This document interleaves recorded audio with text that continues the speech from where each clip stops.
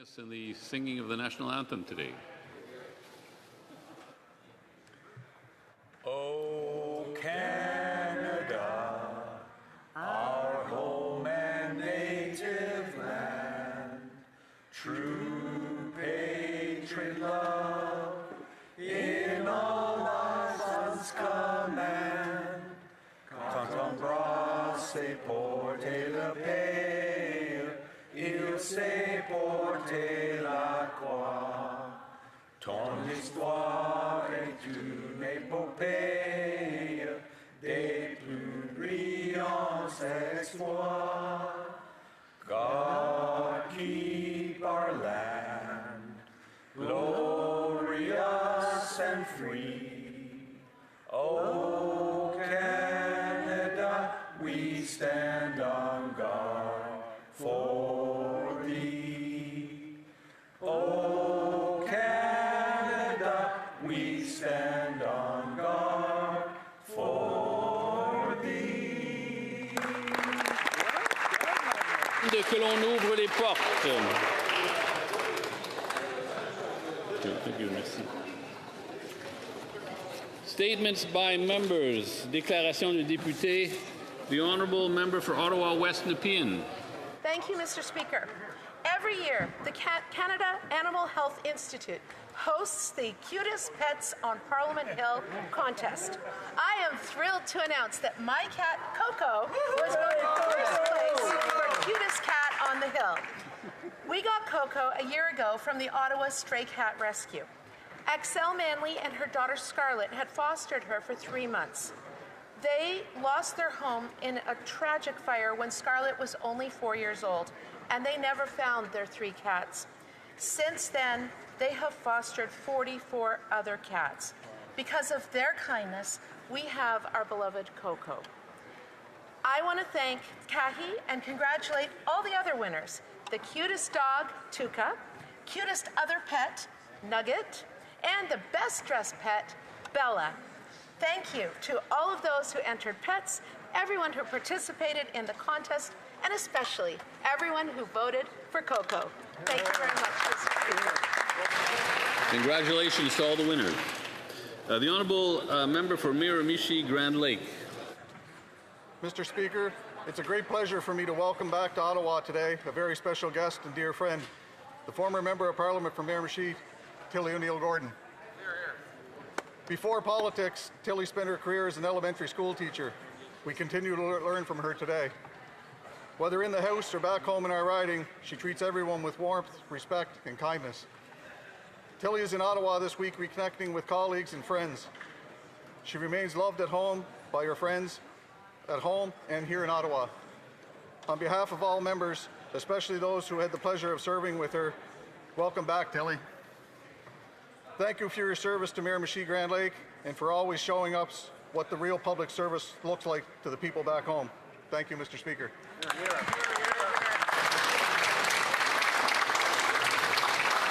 L'honorable député de Trois-Rivières. The honourable member for Trois-Rivières. Mr. Speaker, today I am pleased to welcome a group of young people from Trois-Rivières to Ottawa, accompanied by the Carrefour Jeunesse Emploi de Trois-Rivières. During this visit, the youth have had an opportunity to discover how our democratic institutions work, to learn more about the role of parliamentarians, and to see firsthand how decisions that affect their daily lives are made. The Carrefour Jeunesse Emploi plays an essential role in our community by supporting young people in their projects, their academic journey, their transition into the workforce, and their civic engagement. I would like to thank the entire CGJE team for their dedication, as well as the young people here today for their curiosity and interest in democratic life. I hope this experience will inspire them to get involved and contribute in their own way to building the future of our community and our country. I welcome them to the House of Commons. Thank you. The Honourable Member for Edmonton Northwest. The Older, Bolder, Better event, Alberta's largest Seniors Week event, was recently hosted by the We Seniors at my home, Enoch Cree Nation River Cree Resort. And I am proud that the West End Senior Centre, which is the gathering place for thousands of Edmonton seniors, is located in my community of Edmonton Northwest.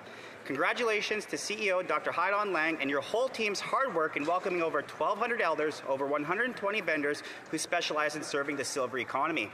As the local Member of Parliament, I had the honour of being the keynote speaker, and I was proud to take our Conservative Party of Canada message back to Edmonton that an empowered Alberta belongs in the United Canada. I encourage all Albertans to remember the sacrifices that our parents, our grandmothers, our grandfathers, and our ancestors made to build our province in our country that we call home. In their honour, take action to keep Alberta in the United Canada this fall. L'honorable député. The honourable member for Sherbrooke. Mr. Speaker, it is with profound sadness that we learn of the passing of Sophie Fauché, one of the leading figures of Quebec's cultural scene. A talented actress, writer, and host, Sophie Fauché left her mark on several generations through her elegance, her strength, her audacity, her folly. Over the course of an exceptional career spanning nearly 5 decades, she brought memorable characters to life, including the unforgettable Cristal in the Cuirassé Raison. The public will also remember her warm voice, where she took on the character of an angel holding a bagel in her hand, saying, "Wow, that's a lot of crumbs." Her very touching interpretation of the singer Maria Callas and her portrayal of Frida Kahlo in La Casa Azul remain some of the defining roles of her career. Mr. Speaker, today Quebec loses an exceptional artist.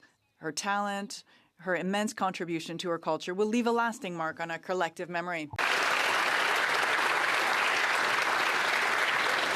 The honourable member for Columbia Kootenay Southern Rockies. Mr. Speaker, Canada has an incredible opportunity to become a global leader in the resources that power modern economies. In Columbia Kootenay Southern Rockies, the communities of Elk Valley and Trail are helping make that possible. Elk Valley is home to a highly skilled mining workforce that produces world-class metallurgical coal, while Trail earned an international reputation for excellence in metal processing, refining, and innovation. Steel is fundamental to energy infrastructure, transportation networks, and national defense. The materials required to produce steel are therefore critical to the economic and industrial security. Met coal, also known as steelmaking coal, is recognized as a critical mineral in the United States, European Union, and India.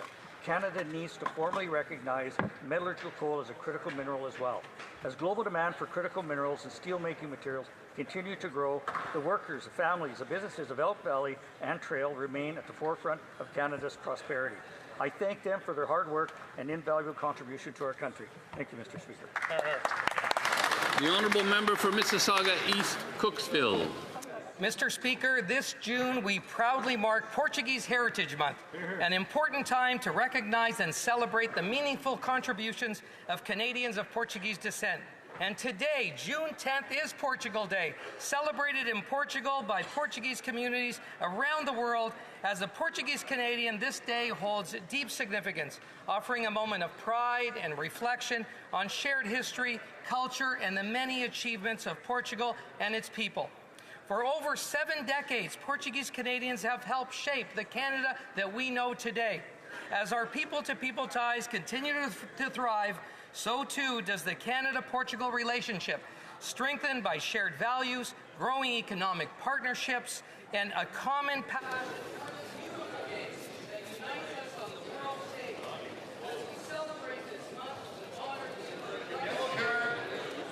Was the clock accurate there? It wasn't working. Excuse me. The honourable member for Vaughan Woodbridge, Eric. In 1952, a courageous 21-year-old woman left her small town in Treviso, Italy, with her father by her side. They boarded a train bound for Genoa. From there, alone, she stepped onto a ship and began that now famous journey across the Atlantic, arriving at Pier 21 in Halifax. She came to Canada alone, speaking no English, carrying little more than hope. That young woman was my grandmother, Olga Guglielmin, who celebrated her 94th birthday this year. Like so many Italian Canadians, Nonna Olga came in search of a dream. The dream of family, of opportunity, and a better life than the one she had left behind. She taught us that the greatest riches in life are not measured in dollars, but in relationships. Around her table, with a simple tablecloth, good food, candlelight, and loved ones gathered close, she showed us what truly mattered. This Italian Heritage Month, I honor all Italian Canadian nonni, and especially my nonna Olga, whose courage, integrity, and love continue to guide us. Thank you. L'honorable député de Bourg. The Honourable Member for Beauharnois, Salaberry, Soulanges, Huntington.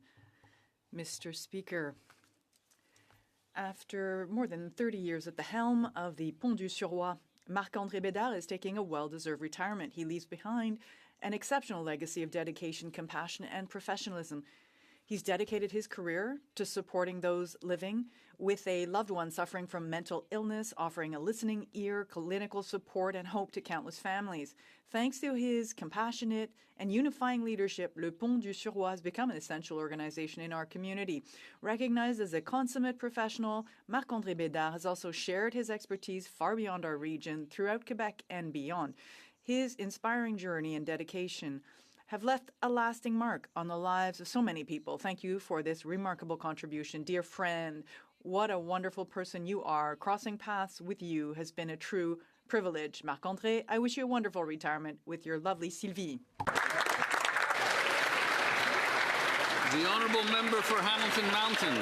Today on Parliament Hill, I would recognize and applaud the leadership of Aboriginal People's Television Network. Bravo to the team for their first Canadian Screen Award for Best National Newscast. Likely not the last such award, given the talent and hard work amongst the journalists and the rest of the news team. In 1999, APTN became the first national Indigenous broadcaster in the world. Since then, APTN has continued to grow, connecting Indigenous and non-Indigenous audiences. These are stories and perspectives that would not be heard if it weren't for the network dedicated to Indigenous peoples and their stories. Given that we are in Indigenous History Month, I would encourage all colleagues to check out all of the APTN offerings, from the award-winning national broadcast to the sports coverage to the brilliant new North of North TV series. Congratulations, APTN, on 10 Canadian Screen Awards this year. The Honourable Member for Chilliwack Hope. After more than a decade of reckless Liberal spending, borrowing, and economic mismanagement, more and more Canadians are suffering. Under this Liberal Prime Minister, Canada is the only G20 country in a recession, and the devastating results can no longer be ignored. Today, the United Way report has painted a grim picture of the impact on Canadians. 60% now feel anxiety about their personal finances. 38% struggle with food insecurity. 40% are losing sleep over how they'll stretch their paycheck to pay their bills. 34% know someone close to them who's experiencing poverty, up 5 points. Global factors didn't cause this. Liberal inflationary spending, red tape, and anti-development laws did. With millions going hungry, stressed about their finances, and fearful for their future, it's high time this Liberal government reverse their disastrous economic policies so that we can finally begin to restore hope for Canadians. The Honourable Member for Mississauga Lakeshore. Mr. Speaker, Portuguese around the world commemorate their rich history and vibrant culture today. June 10th honors the passage of Luís Camões, a national hero and a legend who penned Os Lusíadas. It's a renowned collection of epic poems that capture stories of brave explorers and the Enlightenment during the age of discoveries in the 15th and 16th century. Those mariners were the first to circumnavigate the globe and open trade routes around the world, including the initial mapping of Terra Nova's shores off the Grand Banks. Centuries later, a wave of new Portuguese migration arrived at Pier 21 in 1953. My father, among them, sailed across the Atlantic in search of opportunity in Canada. They opened doors for generations that followed. Today we celebrate a strong and vibrant Portuguese diaspora. Congratulations to them and to the unifying voice of the Alliance of Portuguese Clubs and Associations of Ontario, who showcased the annual Portugal Day Parade in Toronto. Feliz Dia de Portugal, Feliz Dia de Camões, Feliz Dia das Comunidades à Volta do Mundo. Happy Portugal Day.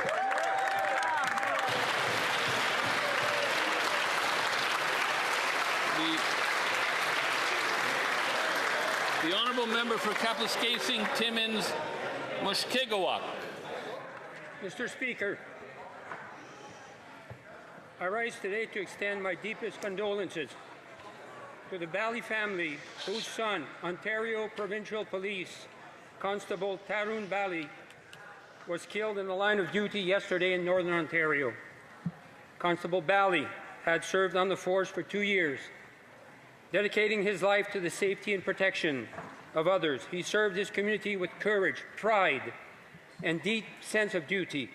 He was a well-respected member of the police service and carried out his responsibilities each day with the utmost integrity. Constable Bally's courage and sacrifice will not be forgotten. His ultimate sacrifice in the service of protecting others will forever be honored and appreciated by his community, his colleagues, and all those whose lives he touched. Let us take this moment to recognize Constable Bally's legacy as one of courage, service, and pride. May his soul rest in peace.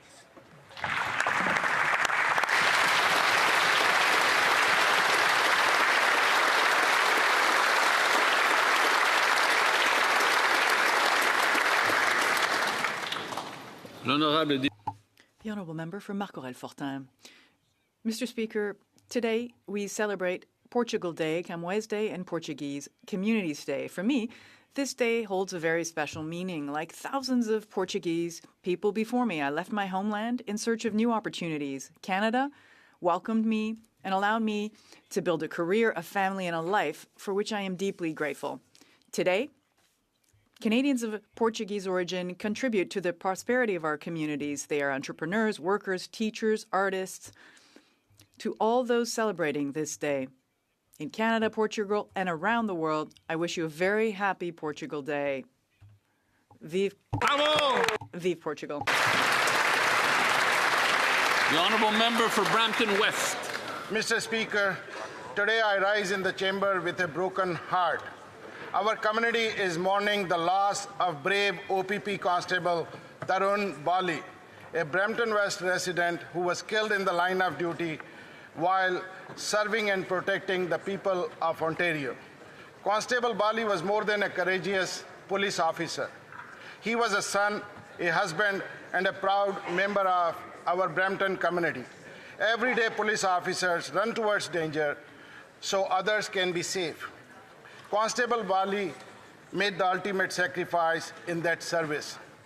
Today, our thoughts and prayers are with his family, his loved ones, and his colleagues at the Ontario Provincial Police and all those grieving this profound loss. May his courage, dedication, and service never be forgotten. He will be remembered. His family will miss him. We will miss him. May God bless his soul rest in peace. Thank you.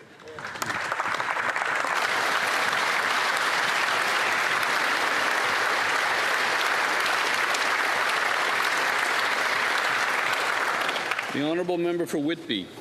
Mr. Speaker, in Whitby, a simple cup of hot cocoa became something much greater. At just 13 years old, Cohen Lane turned gratitude into action with Sick Kids Hospital worked another miracle and saved his cousin's life. What began as a small driveway hot chocolate stand grew into a remarkable effort, including ties and scarves, that has raised over $100,000 to support children and families facing some of the hardest days of their lives so that their kids can access life-saving care that Sick Kids provides every day. This year, as Sick Kids is recognized as the #1 pediatric hospital in the world and marks its 151st anniversary, Cohen's story reminds us all why this matters. Because behind every hospital room is a child, is a family, is a community hoping for health. Whitby and all Canadians are proud of Cohen for his compassion and leadership. Colleagues, please help me in recognizing Sick Kids' first official youth ambassador.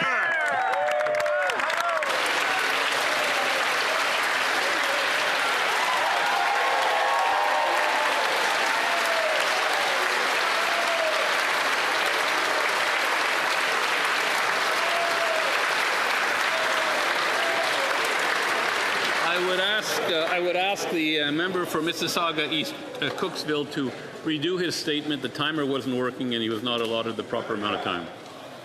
Well, thank you, Mr. Speaker. And Mr. Speaker, this June we proudly mark Portuguese Heritage Month, an important time to recognize and celebrate the meaningful contributions of Canadians of Portuguese descent.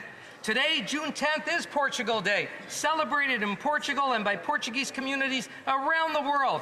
As a Portuguese Canadian, this day holds deep significance, offering a moment of pride and reflection on shared history, culture, and the many achievements of Portugal and its people.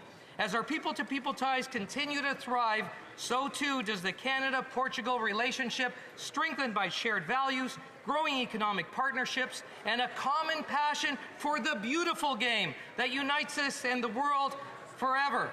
As we celebrate this month, we honor the enduring legacy, resilience, and achievements of the Portuguese-Canadian community. Feliz Dia de Portugal, Viva Canada, Viva Portugal, obrigado, thank you.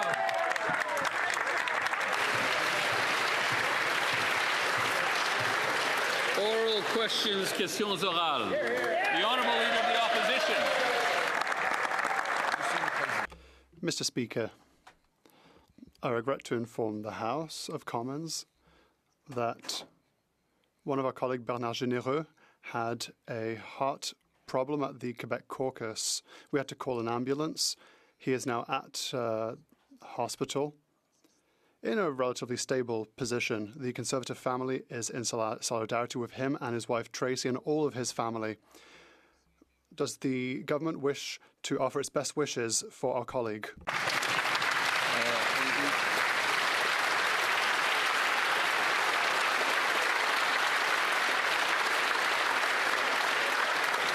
The Honourable Government House Leader. Monsieur le Président, on veut... Mr. Speaker, I would like to add, of course, my solidarity and the solidarity of all colleagues on this side of the House for the member for Côte du Sud, Rivière-du-Loup, Kamoistapik, Témiscouata, a territory I know very well, a member that I know very well. He's rather cheeky from time to time, but we are looking forward to seeing his excellent personality, his excellent spirit of collaboration, his great smile here with his parliamentary family and with his family as well.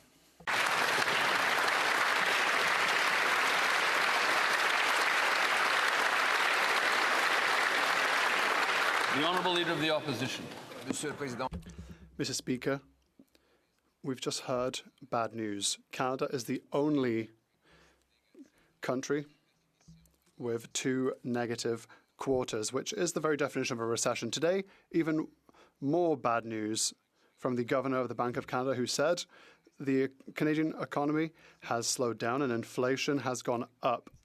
The combination of economic slowdown and an increase in inflation creates a dilemma. He said the economy was weak. He said weak 9 times. Will the Prime Minister reverse the Liberal policies that led to this situation? The Honourable Minister for Finance.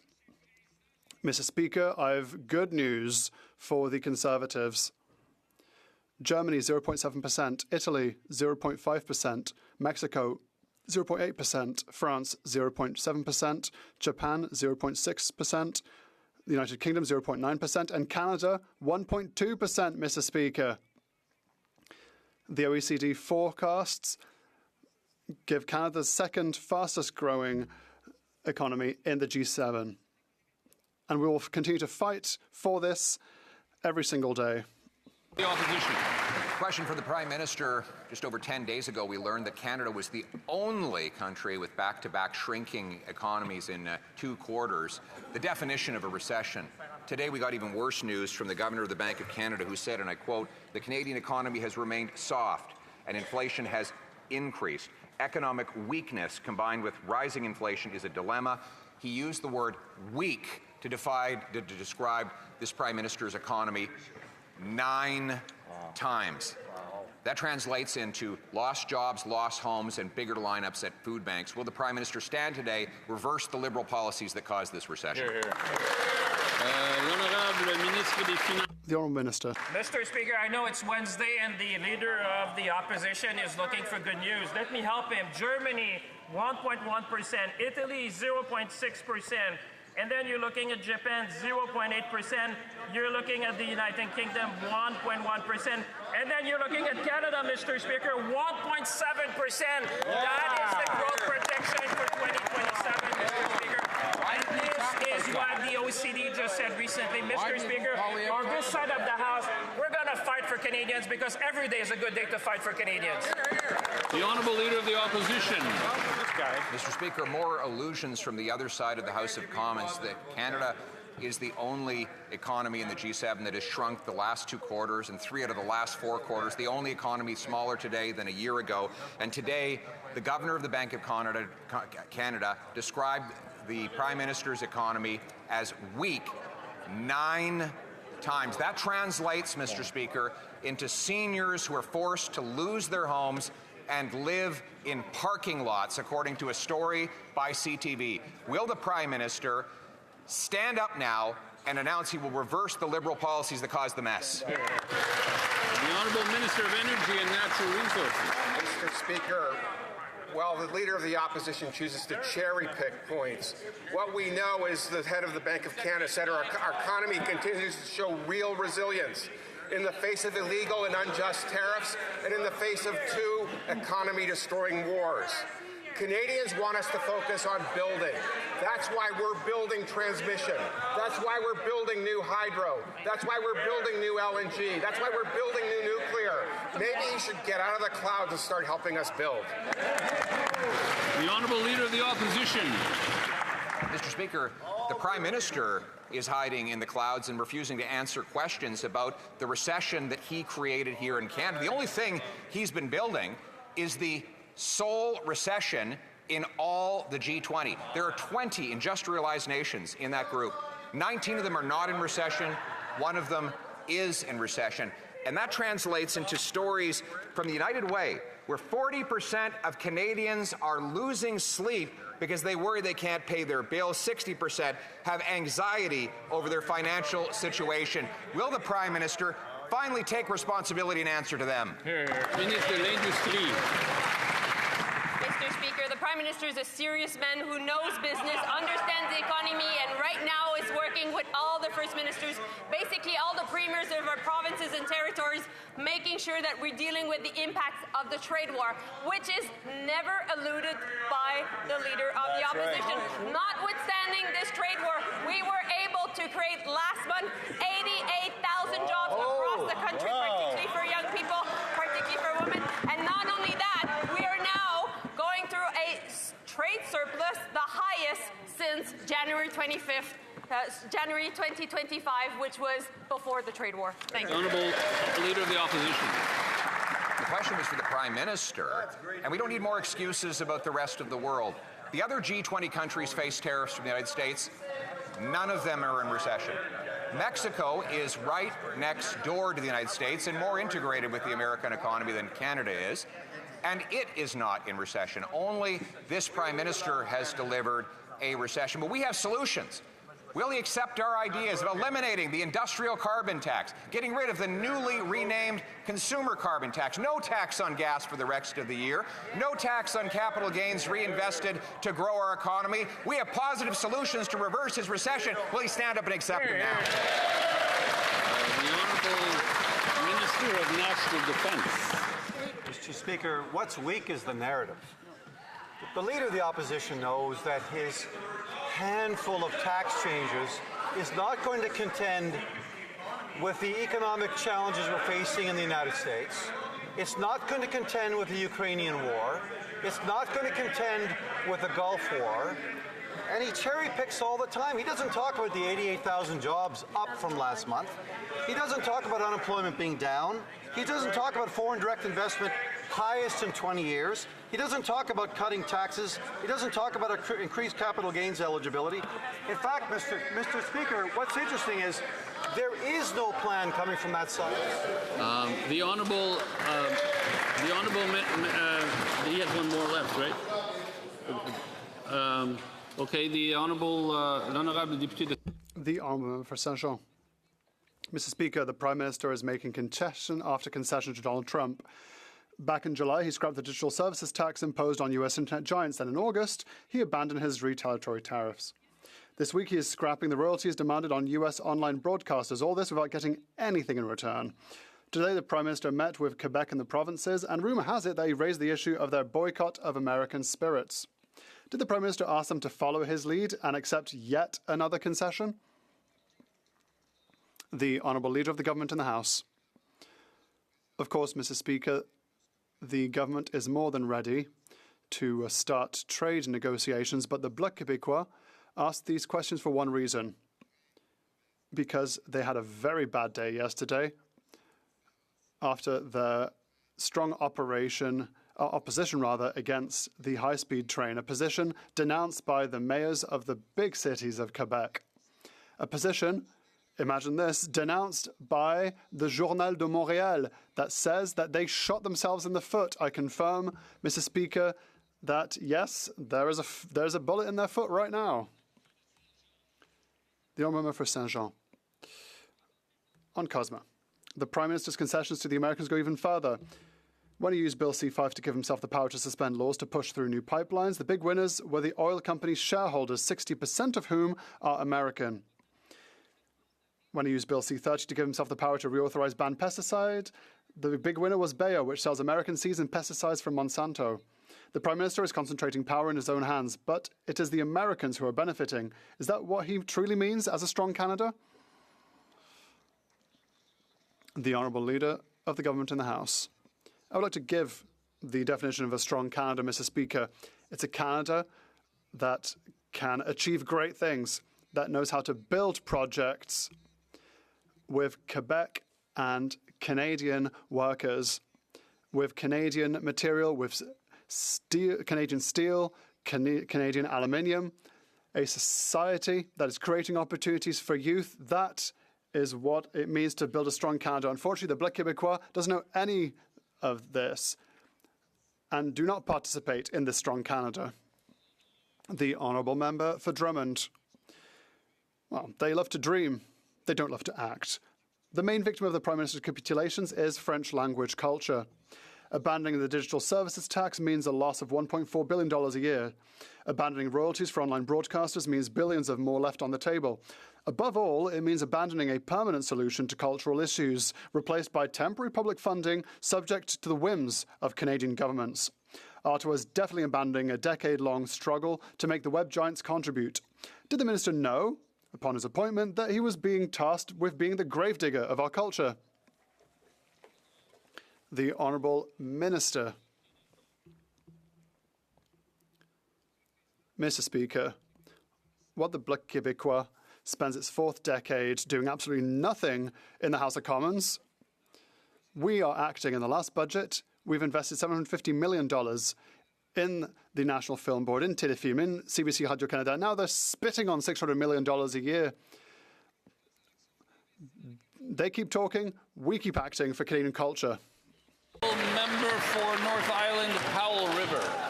There used to be a promise here in Canada, Mr. Speaker, where if you worked hard, paid your taxes, and followed the law, you could afford a home, groceries, and a decent standard of living. Now, after 10 years of Liberal government, for most Canadians, that promise no longer exists. According to a new survey from the United Way, 60% of Canadians now feel anxious about their finances. 38% struggle with food insecurity, and 40% are losing sleep. When will this Prime Minister acknowledge that his policies of more spending, more debt, and jet-setting around the world just aren't delivering real results? Hear, hear. The Honourable Secretary of State for Seniors. Vancouver Islanders in his riding and mine deserve facts, and labeling the economy without context does not help workers or businesses. 22 nation-building projects driving over $125 billion in capital investment, 88,000 new jobs in May, exceeding market expectations. Wages are growing almost twice as fast as in the United States. Disposable income rose 2.3%. Household savings are above historic norms. These are the facts, but I've never met a conservative that didn't let the facts get in the way. The Honourable Member for North Island, Powell River. Well, Mr. Speaker, I can tell you most people on Vancouver Island know one thing, and that's the economic policies of this Liberal government have been hurting young Canadians the most. Young people who can no longer afford homes in the communities that they grew up in, whose jobs have been shipped overseas or taken by temporary foreign workers, whose streets on which they play have been flooded with dangerous drugs, and whose futures have been mortgaged this year alone with $80 billion in new debt. When will this government reverse its policies and stop throwing the next generation under the bus? Hear, hear. The Honourable Secretary of State for Seniors.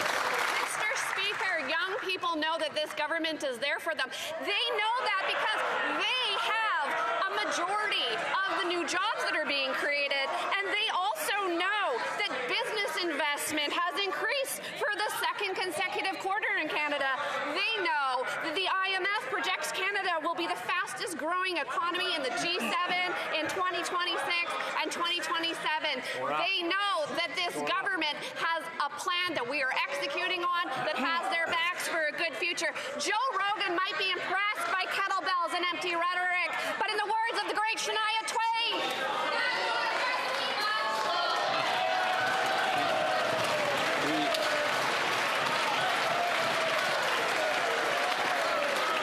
the Honourable Member for York-Durham. The Prime Minister calls it just a little economic weakness, just a settling in period. Well, I'm a little more simple. I'll just call it by what it is, a recession. And today, the United Way quantified for us that feeling that things just aren't very good right now. 9 in 10 Canadians experiencing financial anxiety, and CTV reporting that fully employed Canadians are sleeping in campers to survive. This is a made-in-Canada problem. Mexico, same trade war, no recession. Even Russia, full-scale war, economically sanctioned, no recession. So what's the excuse today? The Honourable Minister of Artificial Intelligence and Digital Innovation. Mr. Speaker, every single day the opposition plays the same song, gleefully running down our economy instead of building it up. That's not leadership. Instead of pointing out 88,000 new jobs created in the May report, trade surplus up 55%, highest in 15 months. Total exports reached a record high. We are building this country. We are investing in this country. We are supporting our workers. Yes. They should give it a try. Member for York-Durham. Mr. Speaker, every day they play the same game, claiming success for any small ray of sunlight, but shirking responsibility for everything else. Canadians don't believe them. The United Way said today 57% of Canadians, all age and gender groups, believe that the public finances are being poorly managed. 2/3 of Canadians are anxious about the future, so they don't believe in the job the Prime Minister is doing today, and they are buying his promises for tomorrow. So will the Prime Minister finally get up, accept responsibility for his choices that are having devastating consequences on Canadians today? The Honourable Minister. Mr. Speaker, it would be a little more plausible that the opposition party cared about workers, cared about investment, if they didn't oppose every investment, every support for workers, for families. Dental care, they oppose. Affordable housing, they oppose. They oppose investment in their own communities. Laval, Tool and Mold, we invest in there, they oppose. Jan Engineering, we invest, they oppose. Post Packaging, they oppose. Mr. Speaker, instead of opposing support, boost, and investment, they should get on board and start building. The Honourable Member for Pitt Meadows, Maple Ridge. Mr. Speaker, after a decade of Liberal inflation and economic mismanagement, Canadians are the ones that are paying the price. A new United Way survey found that 60% are anxious about their finances and 40% are losing sleep trying to make ends meet. More than 2 million Canadians relied on food banks every month last year, and in Maple Ridge, food bank use has doubled in the past 5. How much worse that must it get before this Liberal Prime Minister reverses the costly policies driving Canadians into hardship? Great question. Well done. Honourable Minister of Housing and Infrastructure. Thank you, Mr. Speaker. Well, as a fellow British Columbian, the member opposite, I'll say the people of BC are optimistic about our future, like this side of the House. That's right. We see major projects coming to BC that are going to boost our economy in BC. We see rents coming down. We see affordability coming back to the table. We see benefits to British Columbians that the other side of the House has opposed every step of the way, whether it's to our youth, whether it's to our young workers. We're interested in taking action here right across the country to support Canadians, grow the economy, and deliver affordability, not be stuck in the mud. Thank you. The honourable member for Lethbridge. Under this government, Canada is in a recession, and it's the only G20 country for which that's true. After a decade of reckless Liberal policies and economic mismanagement, Canadians are ultimately having to pay the price. A new United Way poll found that 60% of Canadians now feel anxiety about their personal finances, and 40% struggle with food insecurity. This crisis was not created abroad. It was created because of Liberal policies right here at home. So how much worse does it have to get before this government reverses course and makes life more affordable for Canadians? The Honourable Minister of Fisheries and Oceans. Mr. Speaker, I'd like to take this opportunity to talk about the $8 billion investment in Five-Wing Goose Bay in Labrador in my province. I'll also take the opportunity to talk about the almost $1 billion in small craft harbors. The funding available to help our young people train in red seals industries. We are building this country, we are investing in Canadians, and we are protecting Canadians. I invite this member to stop the nonsense and join us. Honourable member for Lethbridge. The small craft harbor doesn't conquer the food poverty that children across this country are experiencing, and especially those in my riding of Lethbridge. So with all due respect, I would ask the folks across the way, what will you do for Canadians? Because they're struggling. They're struggling. 60% of them are unable to sleep at night because they're not sure how they're going to make ends meet. 40% of Canadians are struggling because of food insecurity. That's the reality. And this government can turn a blind eye and pretend that that's not their reality, but at the end of the day, Canadians tell the truth. Always, because it's their lived experience. To tell them otherwise is blasphemy from this government. What are you going to do about it? Well, first of all, I would just remind the member who knows this to go through the chair, please. The Honourable Minister of Fisheries and Oceans. Thank you, Mr. Speaker. I am proud to stand here today and share with Canadians that 12 million Canadians will benefit from the groceries and essential benefits. I am proud to talk about the benefits associated with $10 a day childcare that allows families to be able to go into the workplace and know their kids are well cared for. I am proud to stand here and talk about the Canadian Child Benefit. I am proud to stand here and talk about the benefits of the school nutrition program. I will talk about the housing initiatives, affordable housing for people who need it the most, and on it goes. This is where the Honourable Member for Mirabel. Mr. Speaker, hundreds of farmers from Mirabel braved the torrential rain today on Parliament Hill. They came to tell the Liberals that Alto's high-speed rail project in its current form is a no for them. It's a shame the minister didn't meet them. He could have answered all their questions, which Alto has refused to answer, by the way, since January.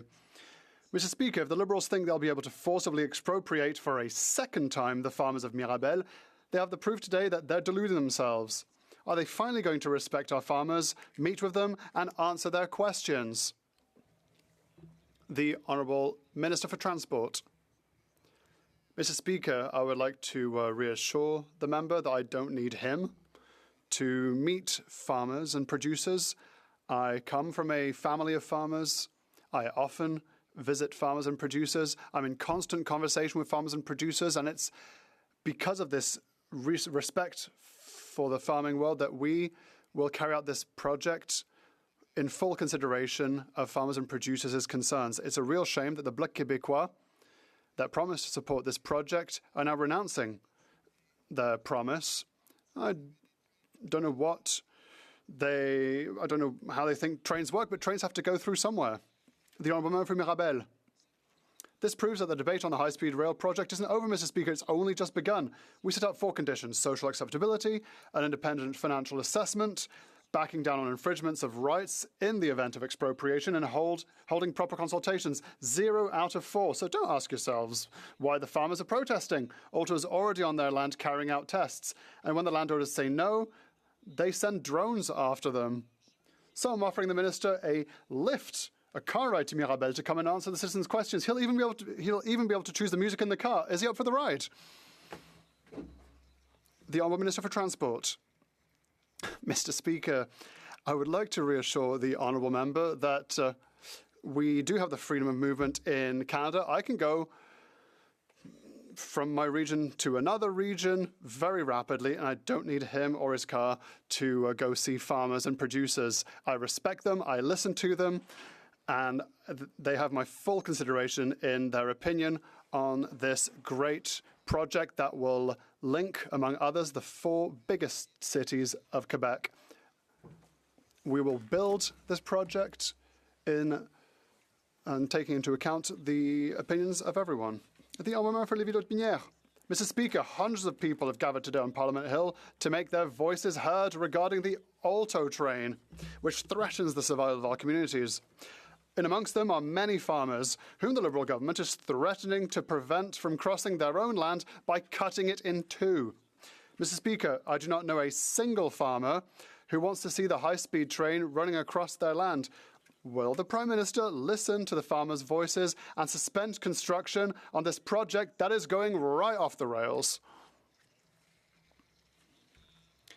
The Honourable Minister. Thank you, Mr. Speaker. We have full respect for farmers and producers with whom we want to work to find a good balance in the project. What is a shame is that the Conservatives on every project want to keep us decades behind the times. In Europe, in France, Spain, the United Kingdom, they have high-speed rail where it works with farmers and producers. It goes through fields, and we can do that well as well in Canada with infrastructure that will revolutionize our country and that will change our way of doing business. It would be good for once for the Conservatives to hop on board. The Honourable Member, if the Minister of Transport thinks it's not a good idea, then he should go speak to farmers that are being threatened with expropriators. The experts are unanimous. This ideological project is completely irresponsible in terms of our public finances, and there is no evidence of its profitability. The Liberals want to leave us with a white elephant that runs on subsidies. Mr. Speaker, with $90 billion, we could renovate almost all of our infrastructure in Canada and become the world's agricultural superpower. What are the Liberals waiting for to invest in projects that will actually create wealth in Canada? The Honourable Minister for Industry. Mr. Speaker, we are the party that wants to create wealth in Canada. What are we doing in this tariff war? We're controlling what we can do here in Canada. We can't control the rest of the world. What we can control is how we build, how we can create 51,000 jobs with the high-speed train. We can create a link between the 4 biggest towns in Quebec: Montreal, Quebec City, Laval, Gatineau, and Trois-Rivières. We can also connect it to Ontario and Toronto. We can do what other great countries are doing in the world. We can build in Canada, and that's what we're doing. The Honourable Member for Charlesbourg, Haute-Saint-Charles. Mr. Speaker, a report published today by Centraide reveals that, or United Way, reveals that Canadians are increasingly concerned by the financial situation. The report reveals that 60% of Canadians are anxious about their finances and 38% are food insecure. Whilst families are struggling to build a future for themselves, the government wants them to fund a high-speed rail project that would cost over $100 billion, and even then they admitted this morning that they have no idea of the cost. If Canadians can no longer afford to buy food, what do the Liberals think they can afford to cough up $100 billion for a train? The Honourable Secretary of State for Nature. Mr. Speaker, that's a very interesting question that's been asked today. Transit that will allow us to have easier ties between our provinces.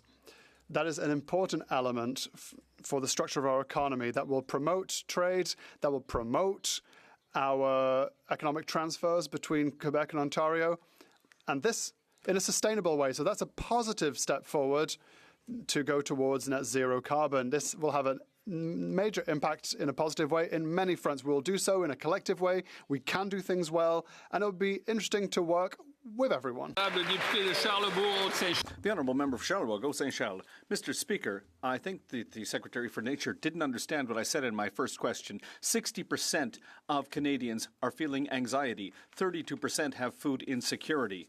The government wants to move forward with a high-speed rail train that's going to cost over $100 billion while people are hungry. How do you think that people are going to be able to buy a ticket for that train when they can't even buy groceries? Can the Secretary answer that? The Honourable Secretary of State.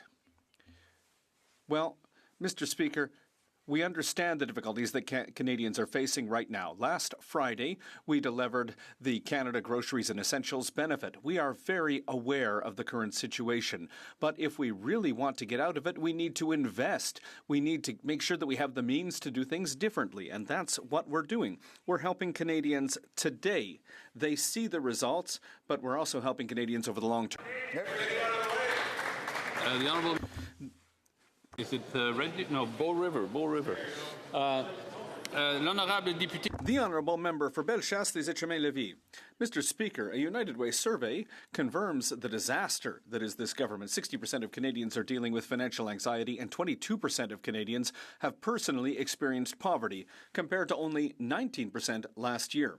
Under this Prime Minister, Canada is the only G20 country in recession, and we've said it many times, it's because of this government's mismanagement. When will the Prime Minister finally scrap his costly policies so that Canadians can finally get back on their feet financially, Mr. Speaker? The Honourable Parliamentary Secretary to the Minister of Canadian Identity and Culture. Mr. Speaker, I don't know where you were last Friday, but I was at the Cercle des Fermiers in Maisonneuve, and I hope everyone can have a similar experience. And what people wanted to talk to me about was the Canada Groceries and Essentials benefit. The Cercle des Fermiers is made up of dozens of women, many of whom are seniors, who are living, many of them, in vulnerable situations. And what we were able to confirm is that this was concrete help. That's what Canadians are looking for right now. It's concrete measures to help them. The Honourable Member for Nunavut. I was raised in a system designed to eradicate my identity as an Inuk. While I've had my struggles, as many Inuit and Indigenous peoples have, we continue to show our strength and practice our traditions.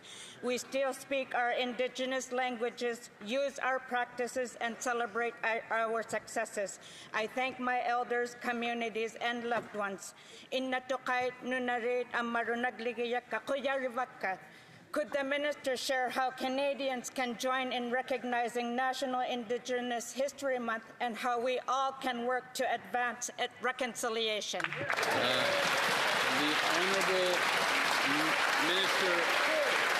Honourable Minister of Indigenous Services. Speaker, I want to thank my honourable colleague for that important question. As the Iosquel from the community of Waswanipi is celebrating their 50th anniversary today, we are taking moments this month to honor who we are as part of National Indigenous History Month. We are here to celebrate our strength, resilience, and culture. I am proud to work with my colleagues who are First Nations, Inuit, Métis, demonstrating the fierce resistance representing every part of this country.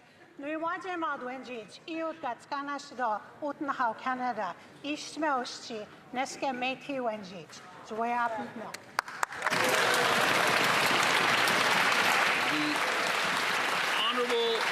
The Honourable Member for Foothills. Canada is the only G20 country in a recession, and the business leaders who actually create the jobs and attract the investment are raising the alarm. The CEO of one of Canada's largest energy companies said the Liberals' industrial carbon tax and anti-development laws make investing in new projects unfinanceable. That's interesting because a year ago the Prime Minister promised Canadians we would build, baby, build. But build, baby, build is now another Liberal broken promise. Will the Prime Minister just admit that his vision for Canada's energy sector is to tax it, regulate it, and eventually kill it? Honourable Minister of Energy and Natural Resources. Mr. Speaker, we don't need any lessons from them about building. We're building transmission lines in New Brunswick. We're building wind farms in Nova Scotia. We're building new nuclear in Ontario. We're building pipelines in British Columbia. We're building pipelines in Alberta. We don't need any lessons from them on how to build. Honourable Member for Foothills. Well, it's clear they're not taking any lessons from the business leaders in this industry. The CEO of Cenovus was crystal clear. Building a new pipeline and expanding oil production to fill it is unfinanceable. That means the Liberals' anti-energy policies and carbon tax make investing in nation-building projects impossible. But the Liberals supporting these anti-energy policies shouldn't be a surprise. When he was Trudeau's fiscal advisor, this Prime Minister endorsed those policies and implemented the carbon tax. So why does this Prime Minister still support these policies that have plunged Canada into a recession? The Honourable Minister. Mr. Speaker, maybe instead of reading headlines, he'd actually come and talk to people like the CEO of Shell, who just invested $20 billion in this country, and is about to invest another $40 billion in LNG Canada too. So why don't they come and actually try and help build? Jobs. The Honourable Member for Dufferin-Caledon. Every month there is a new report that shows how difficult life has become under this Liberal government. Last night it was a damning report from Food Banks Canada, and this month we have a report from the United Way that says 60% of Canadians now have anxiety just thinking about their finances, and it's gotten worse in the last year under this Liberal government. At what point do these Liberals realize their policies are causing all of the problems that Canadians are facing and reverse course? The Honourable Minister for Women and Gender Equality. Mr. Speaker, at the center of everything we're working on as a government, Mr. Speaker, it's affordability. In my riding of Mississauga-Streetsville, it's a worker who can keep more of their money in their pocket, since we are cutting taxes for 22 million Canadians. That's right. And we've also provided Canadians with the Canada Groceries and Essentials benefit, Mr. Speaker.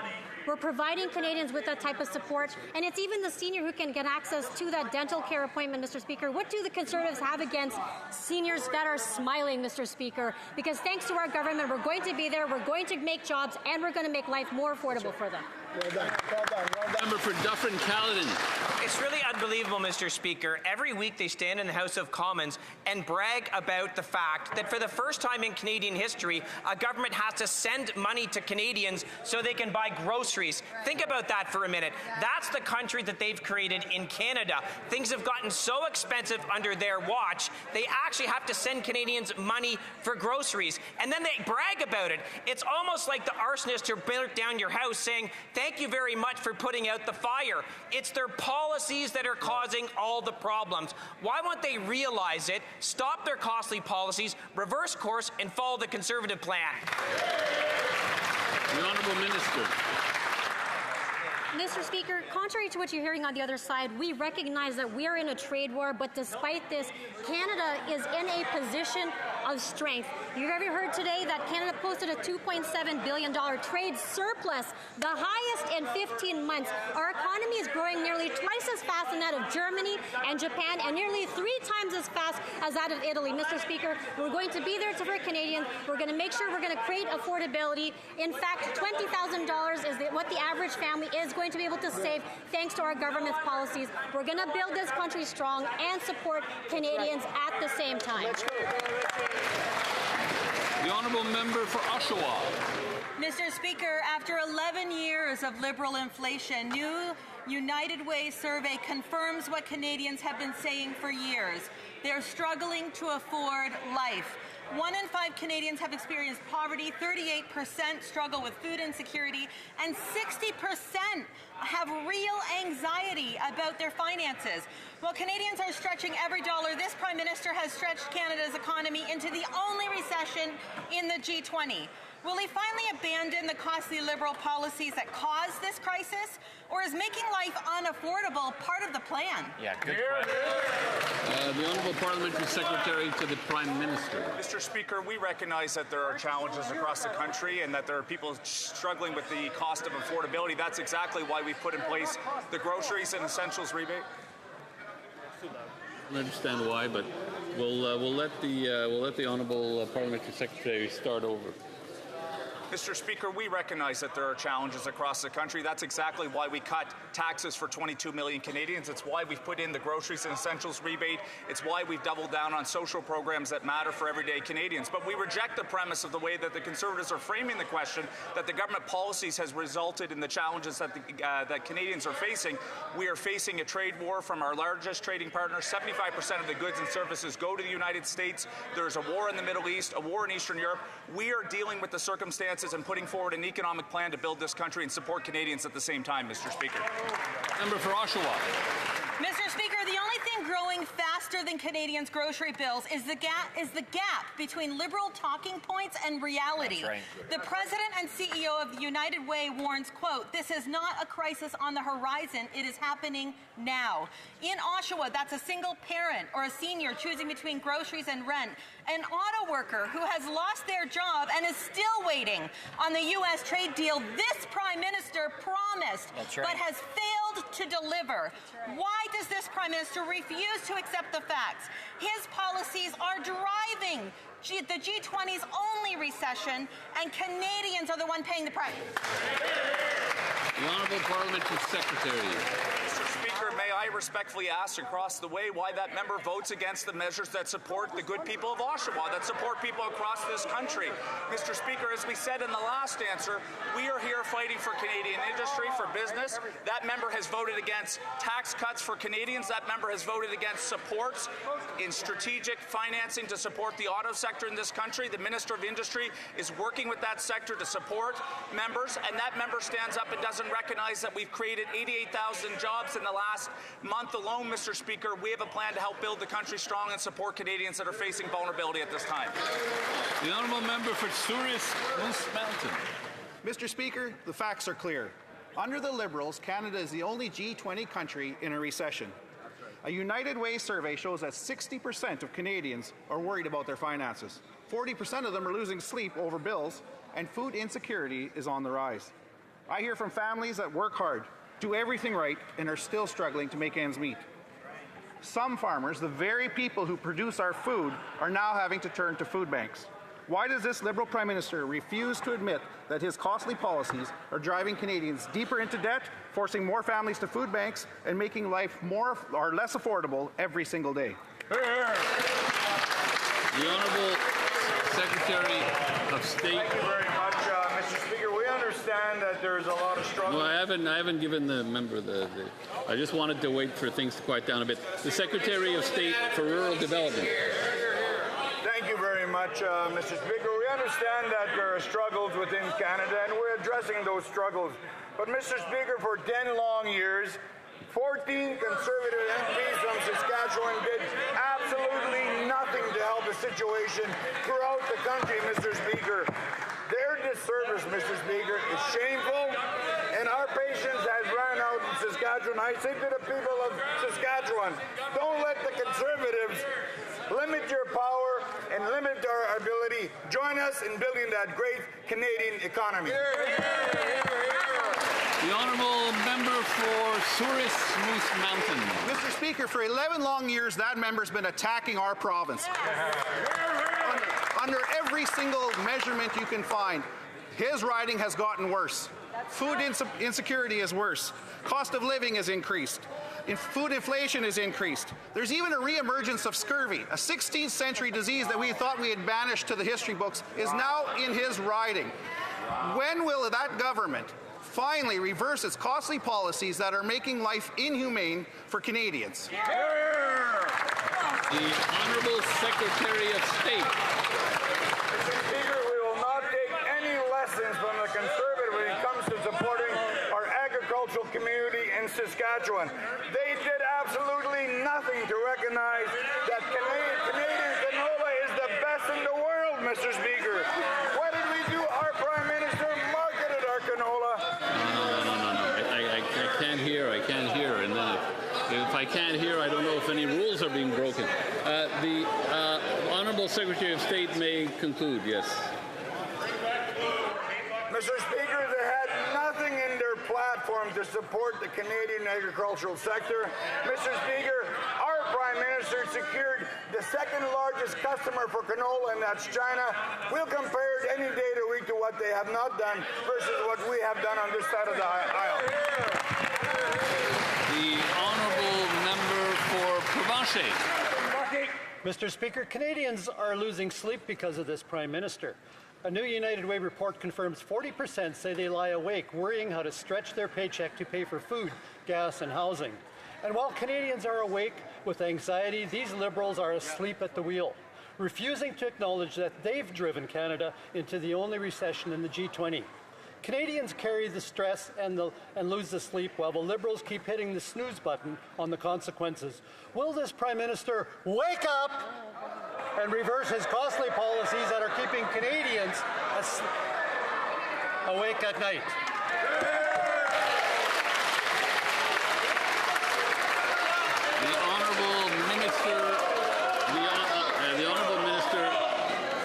The Honourable Minister for Northern and Arctic Affairs. Mr. Speaker, I am so happy to be on this side of the House because Canadians voted for this new government because we have a plan and that plan is working. I don't know why the member opposite has voted against every measure that is supporting Manitobans. Affordable childcare, cutting taxes at the pump, automatic tax filing, groceries and essentials benefit that came out this Friday, that's supporting so many members, so many citizens in his riding. So he needs to get on board and start supporting what we're doing on this side of the House. The Honourable Member for Piedmont-Dollard. Mr. Speaker, our government is taking action to make housing more affordable, and our communities want to see more housing. We are meeting growing demand, and we are supporting their development. Can the Minister please explain how our government is helping communities build more housing faster? The Honourable Minister of Housing and Infrastructure. Thank you, Mr. Speaker, and I'd like to thank my colleague for the question. Thanks to Build Canada Homes, we are putting in place new tools to accelerate housing construction, to mobilize public land, and to support innovative construction methods. And today, the House has the opportunity to support the Build Canada Homes Act. And I encourage all members to vote in favour of this important measure, which will help us deliver more affordable housing to communities across Canada. The Honourable Member for Selkirk, Interlake Eastman. Mr. Speaker, everything these Liberals say about our military is just an illusion. They promised our troop raises, but they never materialized. Retention benefits to reserves are missing in action. The Liberal minister is cutting housing support to our troops by up to $7,000 a year, plus he's hiking housing rents on Canadian Armed Forces members. Our military is short over 8,600 personnel, and over half of our military occupations are suffering critical staff shortages. Why is the Defence Minister making retention worse for our soldiers, sailors, and aviators? The Honourable Minister of National Defence. Thank you, Mr. Speaker. I'm not sure where the member's been, but he hasn't been to any one of our 33 bases lately. He's not seeing the investments that are being made there. He's not seeing the improvements that have been showing up. 61% increase in applications this year, year over year. 13% increase in those accepted into the forces. Reductions in times for training. 8, 13, and 20% increases in salaries. Mr. Speaker, it's so bad, I don't even think, I really just can't figure out how we can make this stuff up. Member for Selkirk, Interlake Eastman. Well, let's separate the fiction and actually have some reality here. Most of our troops aren't seeing a bump in their paychecks because the Liberals continue to claw it back at every opportunity. Rents are up by more than 5% for military housing. Housing support is down in more than 10 of the major housing posting locations. These reckless cuts are making retention and readiness much worse. How can our brave women and men who serve in the Canadian Armed Forces trust these Liberals when they give with one hand and claw it back with the other? Will the Defence Minister reverse these bad policies and actually start improving retention of our brave women and men? The Honourable Minister. It's a good day to answer this question, Mr. Speaker, because in fact, a year ago today we announced that we would achieve 2% of our GDP expenditures for defence. I remember where this member was at the end of the Harper regime when it was less than 1%. I didn't see him fighting then for the money that we needed for our forces. In fact, he's been missing in action. So, Mr. Speaker, on the housing front alone, we're building 7,500 new units. 800 units are under construction now. 3 new apartment buildings have been purchased. We're making progress step by step by step, Mr. Speaker. That's exactly what the women and men of the forces deserve. The honourable member for Algonquin, Renfrew, Pembroke. Mr. Speaker, the Liberals' pay raise for the women and men of the Canadian Armed Forces is a farce. The Liberals are slashing the housing benefit by up to 72% while upping the rent by 5%. CAF members in the National Capital Region will see their housing differential cut by up to $4,200 a year. In Kingston, they'll see their housing differential cut by up to $7,200 a year. When will the Defence Minister reverse these harmful changes? Hear, hear. The Honourable Minister of National Defence. Mr. Speaker, we're going to continue to make thoughtful, systematic and disciplined investments in the Canadian Armed Forces. Applications are up 61% year over year. The number of folks brought into the system is up 13% year over year. We have more women joining us. We're making progress on the cultural challenges inside the Canadian Armed Forces. We're buying weapons systems. We've bought new rifles. We're building new homes. We're building for the future, Mr. Speaker. I know it's hard when you leave a mess like the last regime did under Mr. Harper. It's kind of hard to defend it. The honourable member for Davenport. Mr. Speaker, I have exciting news. June is Portuguese Heritage Month. And today we also celebrate Dia de Portugal de Camões e de Comunidades Portuguesas. Can the Honourable Minister of Canadian Culture and Identity and the Minister responsible for official languages speak to the significance of the Portuguese Canadian community and its contribution to Canada's diversity? Hey, good question. The Honourable Minister of Canadian Culture and Identity. Mr. Speaker, I want to start by wishing a happy Portuguese Heritage Month and a Feliz Dia de Portugal de Camões e das Comunidades Portuguesas to all Luso-Canadians. Since the 1950s, generations of Portuguese immigrants have come to Canada, and today nearly 500,000 Canadians trace their roots to Portugal. Across every sector, Luso-Canadians continue to enrich our society through their hard work, talent, and commitment to their communities, including in this House. It is a chance to reflect on the values that unite us and to celebrate the diversity that makes us strong. Obrigado. The honourable member for Edmonton Southeast. Under Liberal Prime Minister, Canada is the only G20 country in a recession. In Edmonton, families are feeling the effects of Liberal mismanagement. A recent United Way survey found that 60% of Canadians now feel anxiety about their personal finance. Global factors are not to blame. It is liberal inflationary spending and anti-development laws that have... The members in the right corner are drowning out the member's question. So can the member start again? From the top. Under Liberal Prime Minister, Canada is the only G20 country in a recession. In Edmonton, families are feeling the effects of Liberal mismanagement. A recent United Way survey found that 60% of Canadians now feel anxiety about their personal finance. Global factors are not to blame. It is liberal inflationary spending and anti-development laws that have staled our economy. Canadians deserve better. Will this Prime Minister reserve his costly policies causing this crisis so Canadians can afford to live again? The Honourable Minister of Emergency Management and Community Resilience. Mr. Speaker, our government has a clear plan to build Canada strong by creating good careers for workers in Alberta and across the country. Last month, 14,000 new jobs were added to Alberta's economy. We know there's more work to do. That's why we're building big and scaling up efforts to recruit and train and hire up to 100,000 additional skilled trade workers. Mr. Speaker, simple question. Why are the Conservatives so disappointed by positive news? The Honourable Member for Edmonton Strathcona. Mr. Speaker, Doug Ford wants to force through a $5 billion Billy Bishop expansion that the people of Toronto do not want. Good thing the Ontario NDP are fighting back. But where are the Liberal members of Parliament? Nowhere to be found. In fact, they're hiding behind a sham consultation, the community groups say is a waste of time with no business case, no environmental assessment, and no details.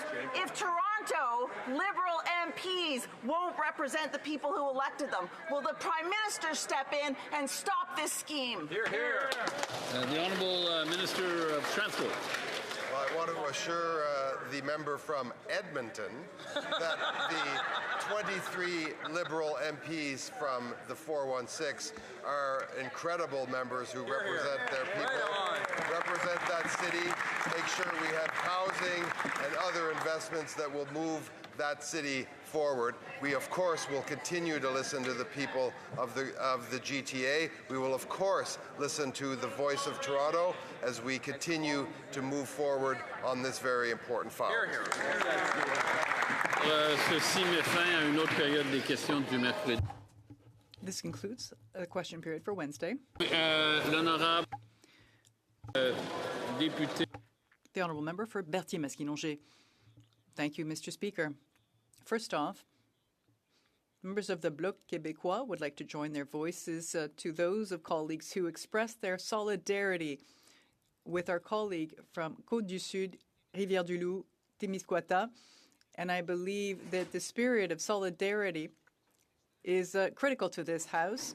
And in the same vein, I'd like to draw your attention to the fact that in response to a question from my colleague for Drummond, the Minister for Identity and Culture claimed in his response that the Bloc Québécois, since the establishment of have been doing nothing. C'est noté. C'est noté.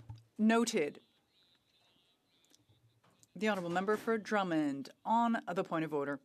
Mr. Speaker, thank you. During the question period, a Conservative member all of a sudden spoke quite loudly in the context of his question. I think this could be risky for interpreters. You've got to remember that interpreters are doing delicate work and that their hearing is a major concern we should all be aware of. I just wanted to mention that again. Thank you, Mr. Speaker. The member has raised a good point. We should always be aware of the effects of our tone, either in committee or here in the House of Commons, on the health and safety at the workplace of our interpreters. It being 3:15, the House will now proceed to the taking of deferred recorded division on the motion to concur in the 6th report of the Standing Committee on Justice and Human Rights concerning the extension of time to consider Bill C-223. Call in the members.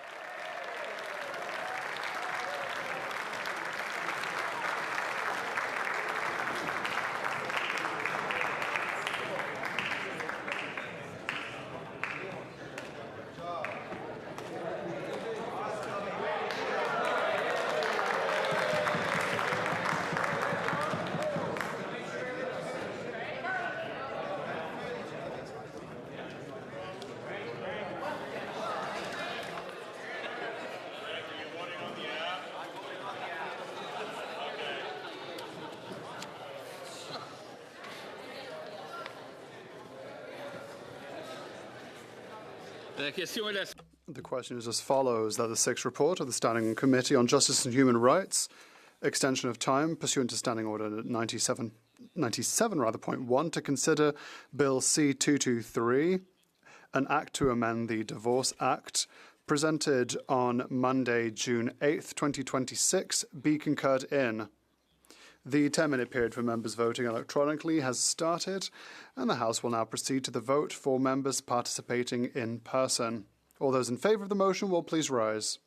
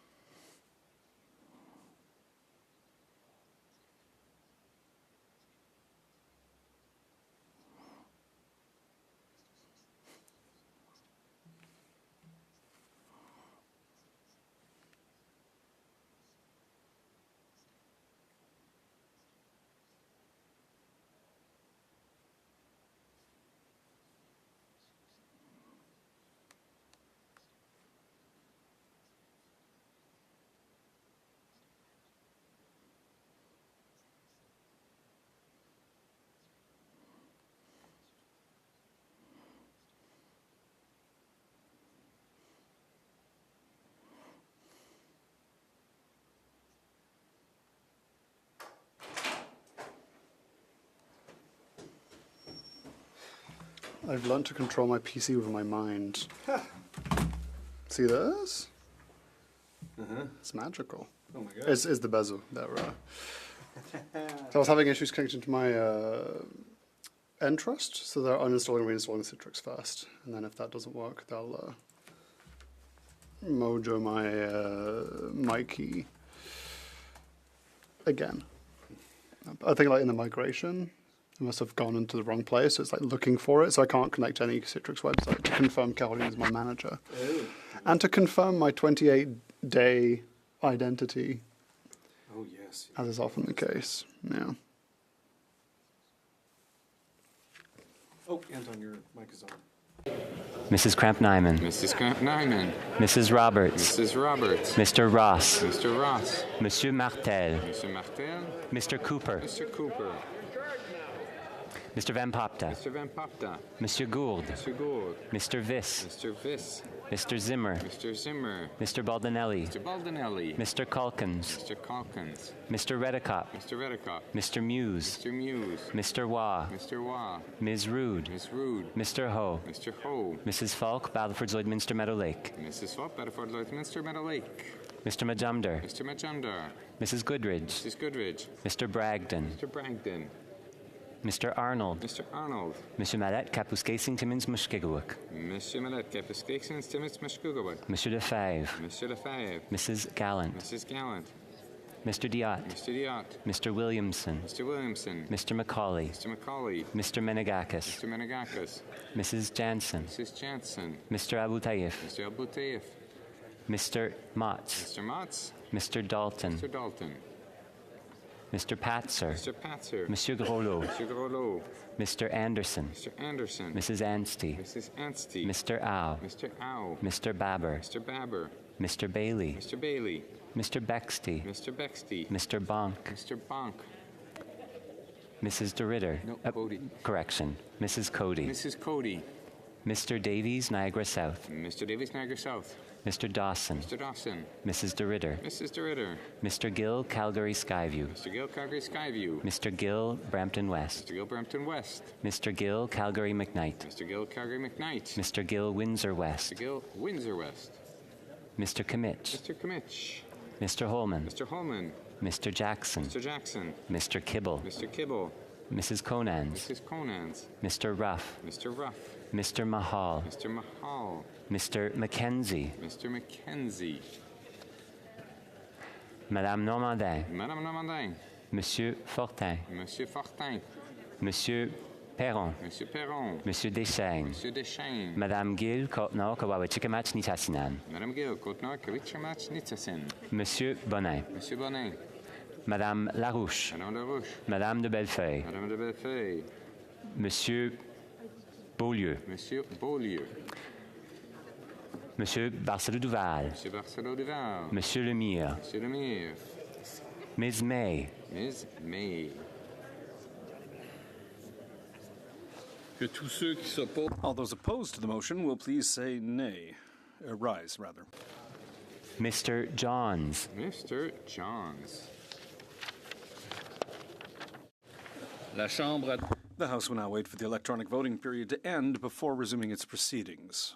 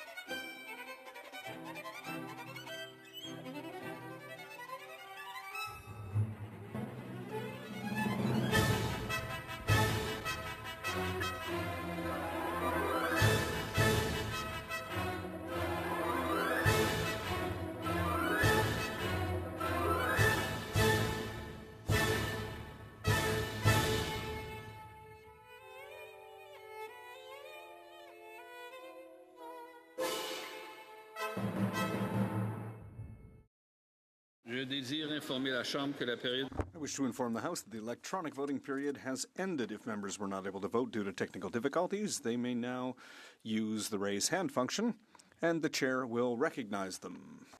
Ne voyant aucune... Seeing no hands raised, I would ask the table to now compile the results of the vote. Yeas pour 317, 317. Nays contre 6, 6.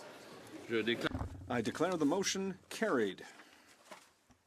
The House will now proceed to the taking of the deferred recorded division on the motion at the third reading stage of Bill C-20.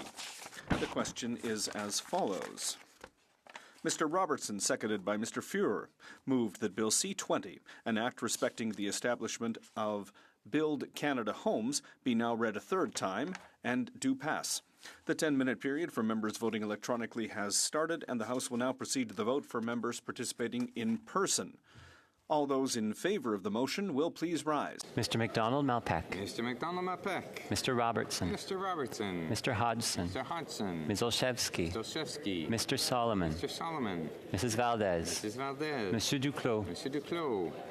Ms. Gould. Ms. Gould. Madame Petitpas-Taylor. Madame Petitpas-Taylor. Ms. Chagger. Ms. Chagger.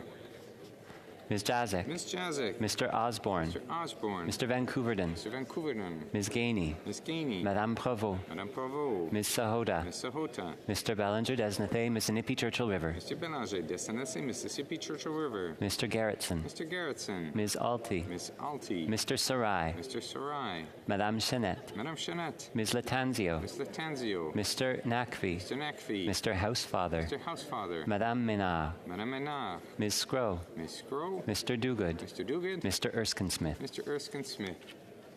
Mr. Fisher. Mr. Fisher. Mrs. Romanado. Mrs. Romanado. Mr. Lewis Kitchener-Conestoga. Mr. Lewis Kitchener-Conestoga. Mr. Grant. Mr. Grant. Mr. Bardisi. Mr. Bardisi. Madame Kayabaga. Madame Kayabaga. Mr. Lamoureux. Mr. Lamoureux. Madame Brière. Madame Brière. Mr. Kellaway. Mr. Kellaway. Ms. Chi. Ms. Chi. Ms. Zarowitz. Ms. Zerowitz. Monsieur El Khoury. Monsieur El Khoury. Monsieur Fergus. Monsieur Fergus. Mr. Fonseca. Mr. Fonseca. Back to Mr. Miles. Mr. Miles. Ms. Gladue. Ms. Gladue. Madame Desrochers. Madame Desrochers. Mrs. McKelvey. Mrs. McKelvey. Mr. Gasparo. Mr. Gasparo. Mr. Hanley. Mr. Hanley. Madame Rochefort. Madame Rochefort. Mr. Casey. Mr. Casey. Mr. Baptiste. Mr. Baptiste. Mr. Clausen. Mr. Clausen. Monsieur Ramsey. Monsieur Ramsey. Mr. Sheehan. Mr. Sheehan. Ms. Cedar Brampton South. Ms. Cedar Brampton South. Mrs. Zaid. Mrs. Zaid. Ms. Yip. Ms. Yip. Monsieur d'Entremont. Monsieur d'Entremont. Madame Lalonde. Madame Lalonde. Mr. Ailson. Mr. Ailson. Madame Lapointe, Rivière-des-Mille-Îles. Madame Lapointe, Rivière-des-Mille-Îles. Ms. Hefner. Ms. Hefner. Ms. Idlaut. Ms. Idlaut. Madame Lapointe, Sudbury. Madame Lapointe, Sudbury. Mr. Sousa. Mr. Sousa. Mr. Carr. Mr. Carr. Ms. Akan. Ms. Akan. Mr. Al Saoud. Mr. Al Saoud. Madame Auguste. Madame Auguste. Mr. Clark. Mr. Clark. Mr. Connors. Mr. Connors. Madame Dandurand. Madame Dandurand. Mr. Danko. Mr. Danko. Monsieur Deschênes-Thériault. Monsieur Deschênes-Thériault. Mr. Earl. Mr. Earl. Ms. Fancy. Ms. Fancy. Mr. Fanjoy. Mr. Fanjoy. Ms. Harrison. Ms. Harrison. Ms. Hurtle. Ms. Hurtle. Monsieur Joseph. Monsieur Joseph. Mr. Ma. Mr. Ma. Ms. Miedema. Ms. Miedema. Madame Mingarelli. Madame Mingarelli. Ms. Nathan. Ms. Nathan. Ms. Huyen. Ms. Huyen. Ms. O'Rourke. Ms. O'Rourke. Mr. Rana. Mr. Rana. Ms. Royer. Ms. Roy. Mr. Saini. Mr. Saini. Monsieur Sari. Monsieur Sari. Ms. Sodi. Ms. Sodi. Ms. Tesser-Dirksen. Tesser Dirksen. Monsieur Villeneuve. Monsieur Villeneuve. Monsieur Watchhorn. Monsieur Watchhorn. Madame Normandin. Madame Normandin. Monsieur Fortin. Monsieur Fortin. Monsieur Perron. Monsieur Perron. Monsieur Deschênes. Monsieur Deschênes. Monsieur Bonin. Monsieur Bonin. Monsieur Beaulieu. Monsieur Beaulieu. Madame Larouche. Madame Larouche. Madame de Bellefeuille. Madame de Bellefeuille. Monsieur Barcelo-Duval. Monsieur Barcelo-Duval. Monsieur Lemire. Monsieur Lemire.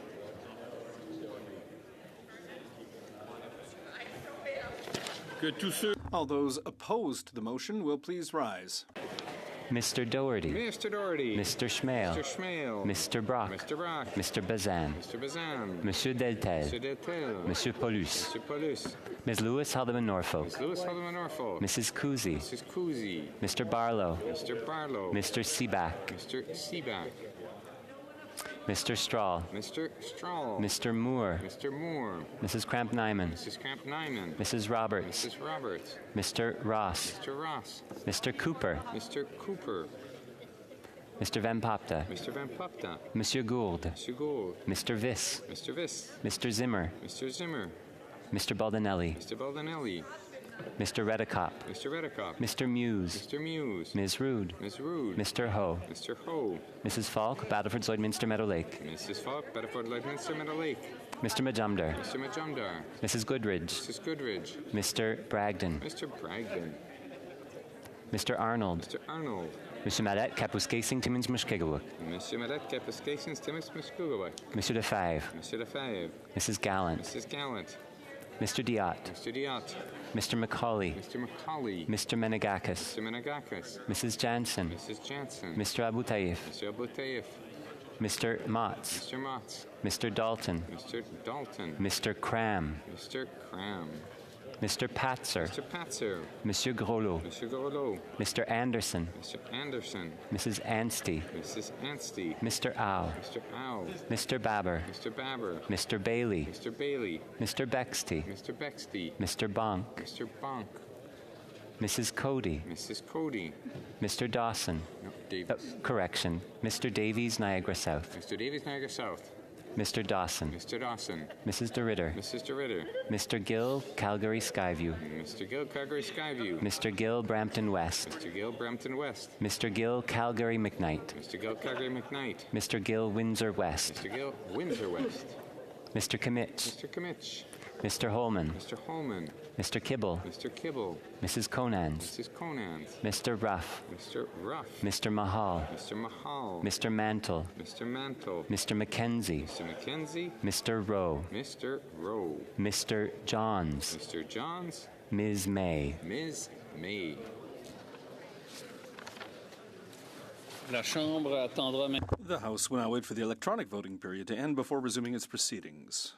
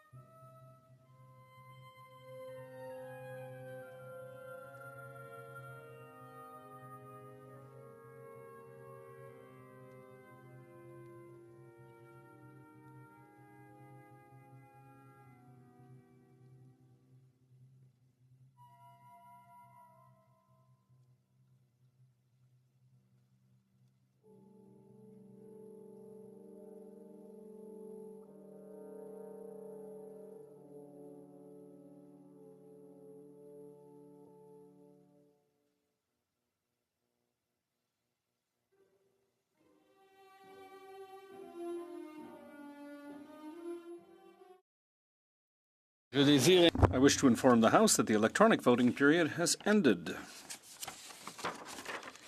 If members were not able to vote due to technical difficulties, they may now use the raise hand function and the chair will recognize them. Not seeing any hands on the screen, I will now ask the table to compile the results of the vote.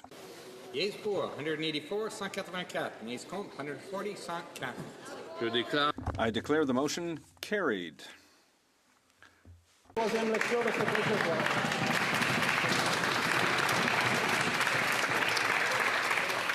The House will now proceed to the taking of the deferred recorded division on the motion at second reading of Bill C-232 under private members' business. The question is as follows. Mr. Baldinelli, seconded by Mr. Caputo, moved that Bill C-232, an act to amend the Corrections and Conditional Release Act, maximum security offenders, be now read a second time and referred to the Standing Committee on Public Safety and National Security. The 10-minute period for members voting electronically has started, and the House will now proceed to the vote. We will start with the sponsor of the item. Mr. Baldinelli.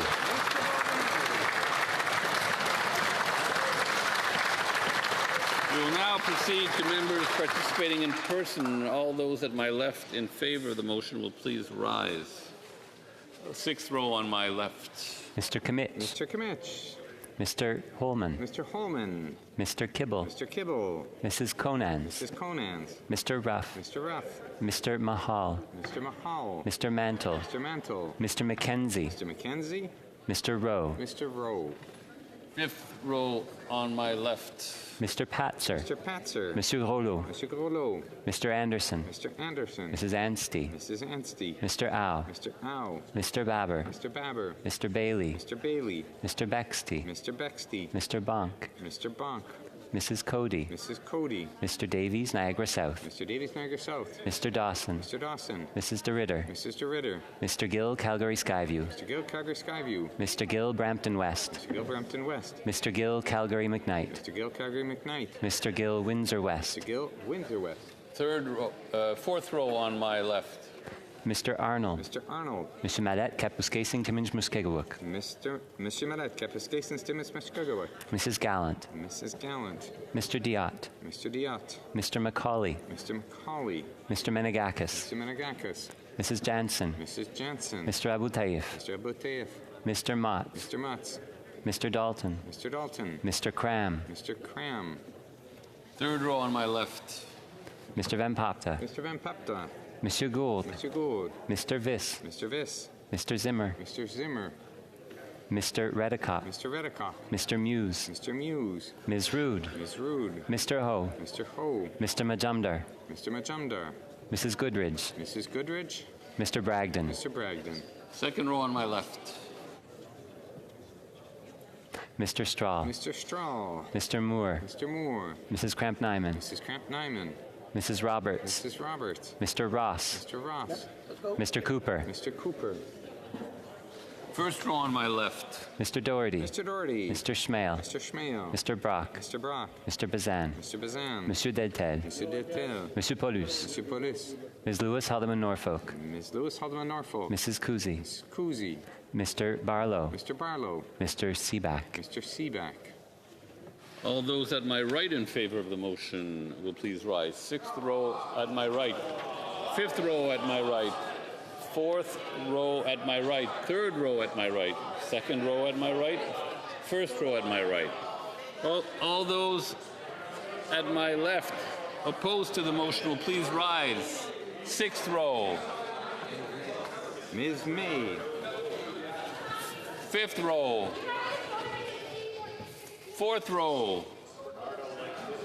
Monsieur Barcelot Duval. Monsieur Barcelot Duval. Monsieur Lemire. Monsieur Lemire. Third row. Monsieur Beaulieu. Monsieur Beaulieu. Madame Larouche. Madame Larouche. Madame de Bellefeuille. Madame de Second row. Monsieur Champoux. Correction. Monsieur Perron. Monsieur Perron. First row. Monsieur Deschaines. Monsieur Oh, sorry. Monsieur Bonin. Monsieur Bonin. First row. Madame Normandin. Madame Normandin. Monsieur Fortin. Monsieur Fortin. All those at my right opposed to the motion, sixth row. Mr. Fanjoy. Mr. Fanjoy. Ms. Harrison. Ms. Harrison. Ms. Hurdle. Ms. Hurdle. Mr. Joseph. Mr. Joseph. Mr. Ma. Mr. Ma. Mr. Millette Bay of Quinty. Mr. Millette Bay of Quinty. Ms. Miedema. Ms. Miedema. Madame Mingarelli. Madame Mingarelli. Ms. Nathan. Ms. Nathan. Mr. Sari. Rana. Mr. Rana. Mr. Rana. Mr. Saini. Mr. Saini. Ms. Sodi. Ms. Sodi. Ms. Tesser Dirksen. Ms. Tesser Dirksen. Monsieur Villeneuve. Monsieur Villeneuve.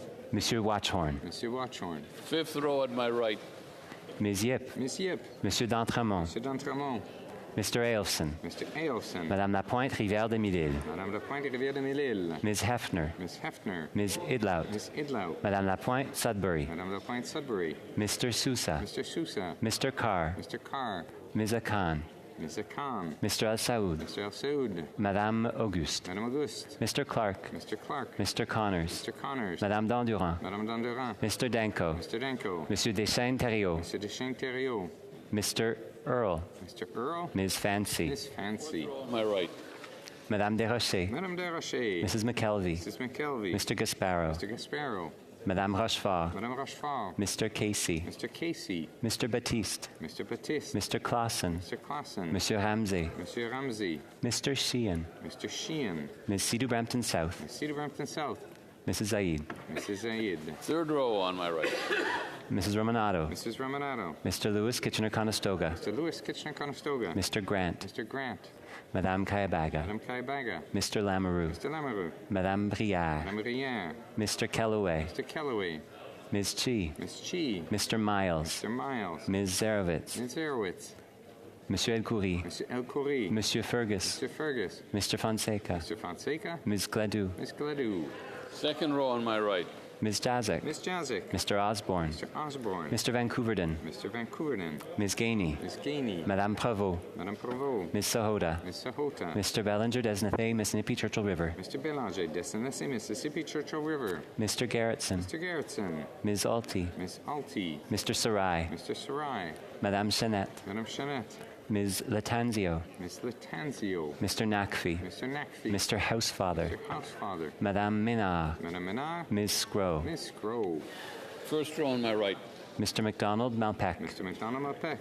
Mr. Robertson. Mr. Robertson. Mr. Hodgson. Mr. Hodgson. Monsieur Miller. Miss Miller. Ms. Olszewski. Ms. Olszewski. Mr. Solomon. Mr. Solomon.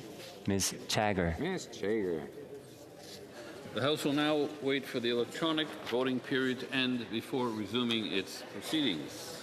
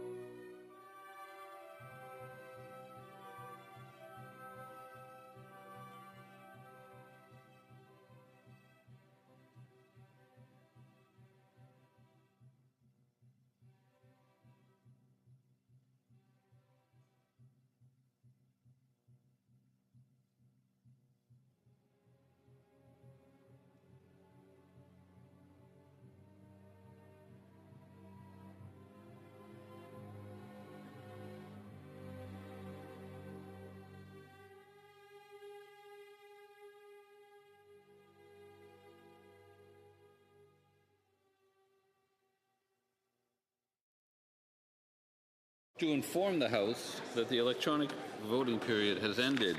If members were not able to vote due to technical difficulties, they may now use the raise hand function and the chair will recognize them.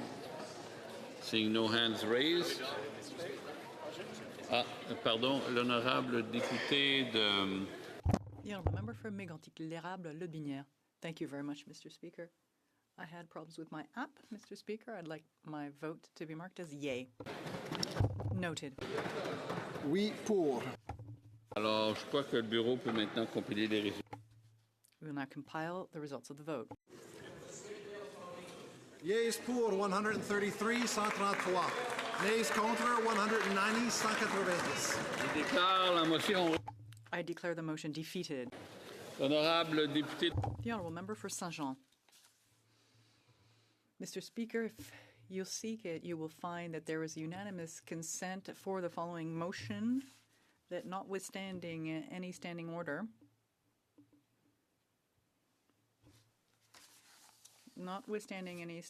or usual usage of the House, a member of the Special Joint Committee, unfortunately, Le député ne semble pas avoir consentement. There does not seem to be unanimous Unanime. Consent. I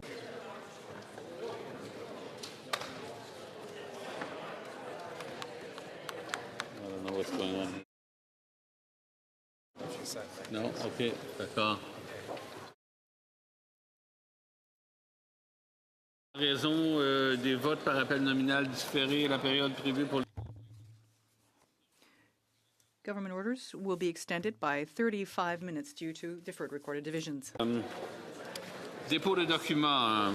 Tabling of documents. The Honourable Parliamentary Secretary to the Leader of the Government, the House of Commons. Mr. Speaker, pursuant to Standing Order 36.8a, I have the honour to table in both official languages the government's responses to 8 petitions. These returns will be tabled in an electronic format. Hear, hear. You go to now? Okay. The Honourable Parliamentary Secretary to the Minister of Justice and Attorney General of Canada. Mr. Speaker, pursuant to Standing Order 32.2, I have the honour to table in both official languages the annual report of the Office of the Federal Ombudsman for Victims of Crime for 2024-25. The Honourable Member for Saint-Jean.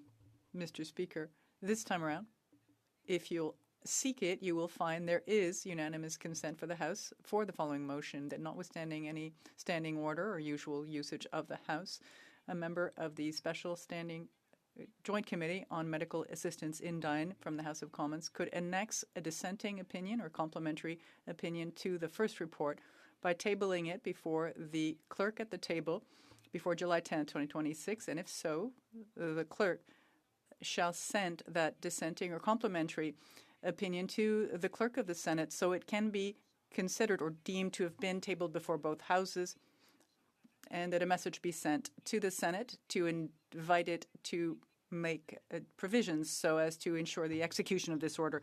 All those opposed to what the member raises, please say nay. D'accord. Very well. The House has heard the motion. All those opposed to the motion, please say nay. Carried. Tabling.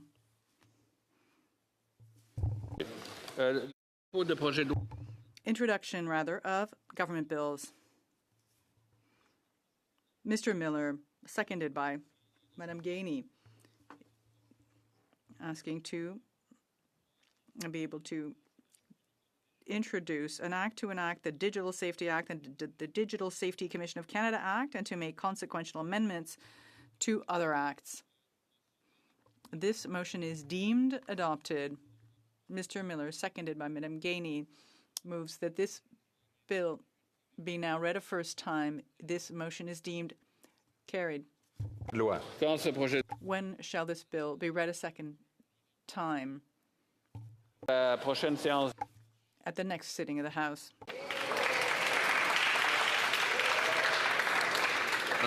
Statements by ministers. Reports from interparliamentary delegations. The Honourable Member for Tobique-Mactaquac. Merci, Monsieur le Président. Thank you, Mr. Speaker. I have the honor of tabling before the House in both official languages 4 reports from the Canada-United States Interparliamentary Group.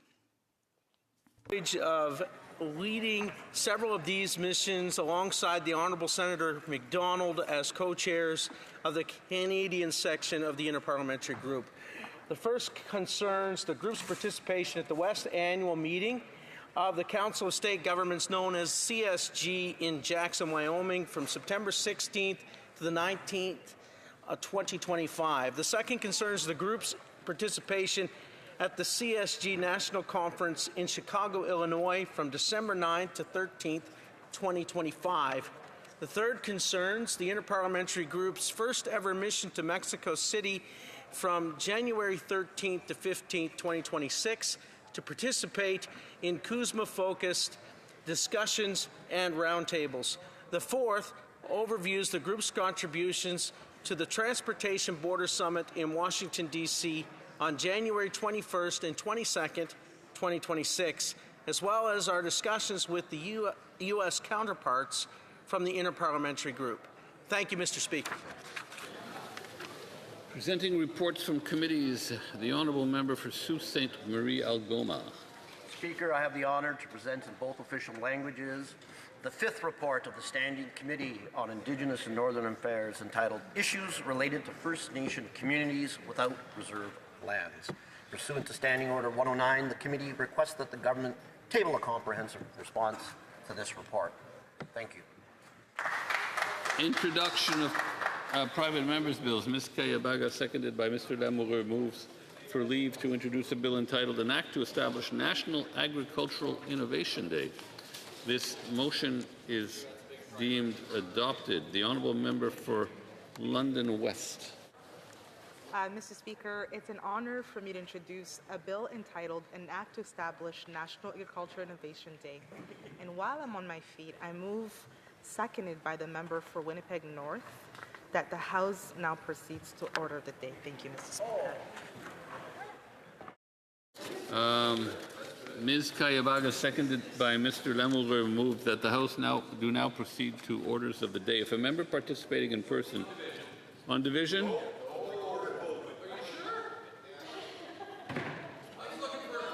okay, if a member participating in person wishes that the motion be carried on division, or if a member of a recognized party participating in person wishes to request a recorded vote division, I would invite them to rise and indicate it to the chair.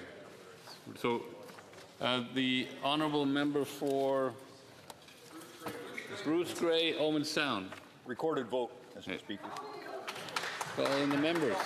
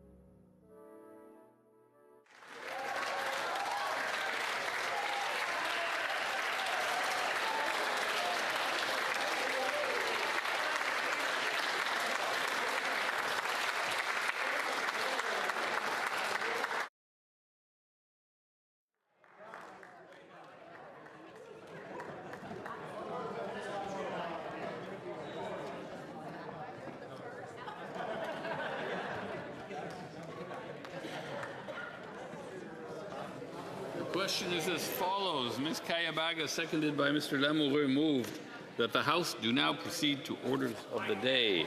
The 10-minute period for members voting electronically has started, and the House will now proceed to the vote for members participating in person. All those in favor of the motion will please rise. Madame Petitpas-Taylor. Madame Petitpas-Taylor. Ms. Jazik. Ms. Jazik. Madame Provost. Madame Provost. Mr. Bellinger Desnethe, Mississippi Churchill River. Mr. Belanger Desnethe, Mississippi Churchill River. Mr. Sarai. Mr. Sarai. Madame Chenette. Madame Chenette. Ms. Latanzio. Ms. Latanzio. Mr. Nakvi. Mr. Nakvi. Mr. Housefather. Mr. Housefather. Ms. Scrow. Ms. Scrow. Mr. Grant. Mr. Grant. Monsieur Leitao. Monsieur Leitao. Madame Kayabaga. Madame Kayabaga. Mr. Lamoureux. Mr. Lamoureux. Madame Briard. Madame Briard. Mr. Kellaway. Mr. Kellaway. Monsieur Gay. Monsieur Gay. Mr. Hogan. Mr. Hogan. Ms. Chi. Ms. Chi. Mr. Miles. Mr. Miles. Ms. Zarowitz. Ms. Zarowitz. Monsieur El Khoury. Monsieur El Khoury. Ms. Gladue. Ms. Gladue. Madame Desrochers. Madame Desrochers. Mrs. McKelvey. Mrs. McKelvey. Mr. Gasparo. Mr. Gasparo. Mr. Casey. Mr. Casey. Mr. Batiste. Mr. Batiste. Monsieur Ramsey. Monsieur Ramsey. Ms. Sidou Brampton South. Ms. Sidou Brampton South. Madame Lapointe, Rivière-des-Mille-Îles. Madame Lapointe, Rivière-des-Mille-Îles. Mr. Coteau. Mr. Coteau. Ms. Hefner. Ms. Hefner. Ms. Idlout. Ms. Idlout. Madame Lapointe, Sudbury. Madame Lapointe, Sudbury. Mr. Sousa. Mr. Sousa. Mr. Carr. Mr. Carr. Mr. Al Saoud. Mr. Al Saoud. Madame Auguste. Madame Auguste. Mr. Clark. Mr. Clark. Mr. Connors. Mr. Connors. Madame Dandurand. Madame Dandurand. Mr. Danko. Mr. Danko. Monsieur Deschênes-Thériault. Monsieur Deschênes-Thériault. Mr. Earl. Mr. Earl. Ms. Fancy. Ms. Fancy. Mr. Fanjoy. Mr. Fanjoy. Monsieur Joseph. Monsieur Joseph. Ms. Miedema. Ms. Miedema. Madame Mingarelli. Madame Mingarelli. Ms. Nathan. Ms. Nathan. Ms. Wien. Ms. Wien. Ms. O'Rourke. Ms. O'Rourke. Mr. Rana. Mr. Rana. Mr. Saini. Mr. Saini. Monsieur Sari. Monsieur Sari. Ms. Sodi. Ms. Sodi. Monsieur Watchhorn. Monsieur Watchhorn. All those opposed to the motion will please rise. Mr. Schmale. Mr. Schmale. Mr. Brock. Mr. Brock. Mr. Bazan. Mr. Bazan. Ms. Lewis Haldeman Norfolk. Ms. Lewis Haldeman Norfolk. Mr. Barlow. Mr. Barlow. Mr. Moore. Mr. Moore. Monsieur Berthold. Monsieur Berthold. Mr. Workington. Mr. Workington. Mr. Ross. Mr. Ross. Mr. Cooper. Mr. Cooper. Mr. Van Popta. Mr. Van Popta. Mr. Tucker. Mr. Tucker. Mr. Zimmer. Mr. Zimmer. Mr. Calkins. Mr. Calkins. Mr. Muse. Mr. Muse. Ms. Rood. Ms. Rood. Mrs. Falk, Battleford, Lloydminster, Meadow Lake. Mrs. Falk, Battleford, Lloydminster, Meadow Lake. Mrs. Goodridge. Mrs. Goodridge. Mrs. Gallant. Mrs. Gallant. Mr. Diot. Mr. Diot. Mr. Macaulay. Mr. Macaulay. Mr. Menegakis. Mr. Menegakis. Mrs. Jansen. Mrs. Jansen. Mr. Patzer. Mr. Patzer. Mr. Anderson. Mr. Anderson. Mr. Au. Mr. Au. Mr. Bailey. Mr. Bailey. Mr. Bexty. Mr. Bexty. Mrs. Borelli. Mrs. Borelli. Mrs. Cody. Mrs. Cody. Mr. Gill, Calgary Skyview. Mr. Gill, Calgary Skyview. Mr. Gill, Brampton West. Mr. Gill, Brampton West. Mr. Gill, Windsor West. Mr. Gill, Windsor West. Mr. Kimmich. Mr. Kimmich. Mr. Holman. Mr. Holman. Mr. Ruff. Mr. Ruff. Mr. Mackenzie. Mr. Mackenzie. Mr. Rowe. Mr. Rowe. Monsieur Perron. Monsieur Perron. Madame Larouche. Madame Larouche. Madame de Bellefeuille. Madame de Bellefeuille. La Chambre. The House will now wait for the electronic voting period to end before resuming its proceedings.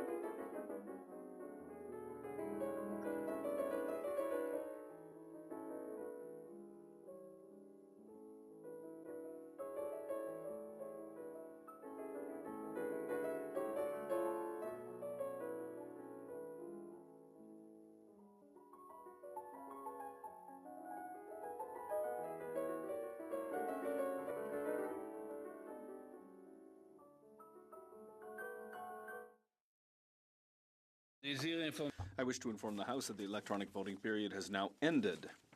If members were not able to vote due to technical difficulties, they may now use the raise hand function, and the chair will recognize them.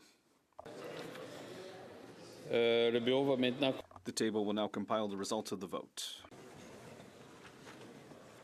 Yeas pour 166, 166. Nays contre 149, 149. I declare the motion carried. It is my duty to, pursuant to Standing Order 38, to inform the House that the questions to be raised tonight at the time of adjournment are as follows. The Honourable Member for Sherwood Park, Fort Saskatchewan, on employment. And the Honourable Member for Elgin, St. Thomas, London South, on the topic of finance. Orders of the day. Government orders, government bills, commons. Studying a motion relative to a Senate amendment on Bill C-14, an act to amend the Criminal Code, the Youth Criminal Justice Act, and the National Defence Act.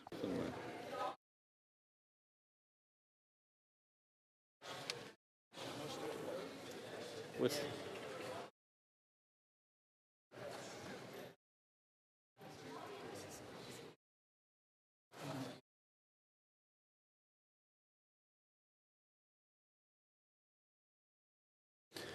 Mr. Sarai for Mr. Fraser, seconded by Mr. Belanger, Disnete, Mississippi Churchill River, moves that a message be sent to the Senate to acquaint their honors that in relation to Bill C-14, an act to amend the Criminal Code, the Youth Criminal Justice Act, and the National Defence Act, bail and sentencing, the House agrees with Amendments 1A, 2A, and 3 made by the Senate. Respectfully disagrees with Amendment 1B because subsection 515.13.1 of the Criminal Code already requires courts to state on the record that they considered section 493.2 in making a bail decision, rendering the additional provision unnecessary. Respectfully disagrees with Amendment 2B because engagement with relevant partners and stakeholders is already permitted, and the additional statutory consultation requirement could limit flexibility in the preparation and tabling of the report. Debate. The Honourable Secretary of State for International Development. Thank you, Mr. Speaker. I seek unanimous consent to share my time with the member for Ajax. Order. Does the Honourable Secretary of State have unanimous consent to split his time? Yes. Agreed and so ordered. The Honourable Member. Thank you, Mr. Speaker. I rise today to speak on the message received from the Senate concerning Bill C-14, the Bail and Sentencing Reform Act. At the outset, I would like to thank senators for their careful study of this legislation. The Senate plays an important role in our parliamentary system. It provides a sober second thought, hears from witnesses, reviews legislation clause by clause, and proposes amendments where it believes improvements can be made. That is precisely what occurred with Bill C-14. After reviewing the bill, the Senate adopted 4 amendments. The motion before the House today proposes that we agree with 2 of those amendments, amend one of them, and respectfully disagree with another. I believe this approach strikes the right balance. It recognizes valuable contributions made through the Senate's review while ensuring that the legislation remains faithful to the objectives that Parliament has pursued throughout its study of the bill.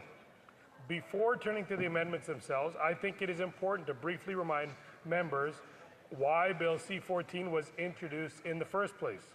Across Canada, communities have been raising concerns about public safety. Premiers, mayors, police leaders, victims, advocates, and frontline organizations have all called for action to address serious violent offending, repeat offending, organized criminal activity, extortion, and human trafficking. Canadians have seen a troubling rise in violent extortion targeting businesses and families. Communities have experienced growing concern about organized crime and repeat violent offenders. Transit workers and other frontline workers have called for stronger protections. Provincial and territorial governments have repeatedly asked the federal government to review the criminal law framework to ensure that our laws respond effectively to evolving public safety challenges. Bill C-14 is that response. The legislation strengthens the bail system for certain serious offenses by expanding reverse onus provisions in carefully defined circumstances. It creates new tools to address violent repeat offending. It strengthens sentencing provisions for serious crimes, including extortion and arson committed for criminal purposes. It responds to the growing threat posed by organized criminal activity and human trafficking. It improves public safety while preserving judicial discretion and maintaining consistency with the Canadian Charter of Rights and Freedoms. The bill has been studied extensively. The House Committee heard testimony from witnesses. Amendments were proposed and debated. Members from all parties contributed to its development.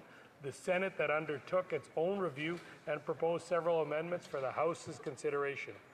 The first amendment before us relates to sureties. As members know, during the House Committee study, an amendment was adopted to prohibit individuals who had been convicted of an indictable offense within the previous 10 years from acting as surety. The Senate amendment would maintain that prohibition while providing limited judicial discretion in circumstances where no other surety is available and where the court determines that allowing the surety would be in the best interests of justice. The government supports this amendment. The amendment maintains the fundamental objective adopted by the House. Individuals convicted of serious offenses would continue to be prohibited from serving as sureties. At the same time, it recognizes that exceptional circumstances may arise. Witnesses who appeared before the Senate raised concerns regarding the practical impact of a complete prohibition in certain remote, rural, and northern communities where the pool of available sureties may be limited. The amendment provides a narrow and carefully structured mechanism that allows courts to address those exceptional circumstances while preserving the overall intent of the provision. For that reason, we believe the Senate amendment represents a reasonable refinement and should be supported. The second amendment concerns the annual reporting requirements related to bail data. Members will recall that the House adopted an amendment requiring the Minister of Justice to table an annual report respecting bail data. The Senate amendment proposes two changes. First, it would require that the information respecting rates of detention before trial be included in that report. Second, it would require the minister to consult individuals and organizations with expertise in data collection and the criminal justice system, including Statistics Canada, when preparing the report. The government supports the first part of this amendment. Information relating to pretrial detention can contribute to a fuller understanding of how the bail system operates across this country. Reliable data is important. Evidence-based policy is important. Parliamentarians would benefit from having access to meaningful information about the operation of the criminal justice system. However, the government does not support the second portion of the Senate amendment. The minister already has the ability to engage with relevant partners, experts, and organizations when preparing reports and evaluating criminal justice data. Creating a specific statutory requirement is unnecessary and could reduce flexibility in how information is gathered and reports are prepared. As a result, the motion proposes an amendment that would retain the reporting component while removing the mandatory consultation requirement. I believe this approach appropriately balances accountability with operational flexibility. The third Senate amendment concerns proposed subsection 515, subsection 13.2 of the Criminal Code. This amendment would require a justice to ask on the record whether section 493.2 applies, even where neither party has raised the issue during the bail hearing. The government respectfully disagrees with this amendment. The reason is straightforward.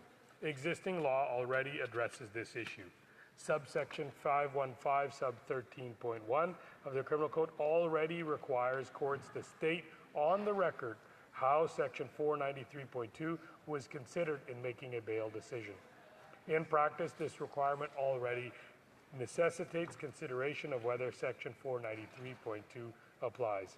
As a result, the proposed amendment would not create a new substantive obligation. Instead, it would duplicate requirements that already exist within the Criminal Code. For that reason, the government believes the amendment is unnecessary.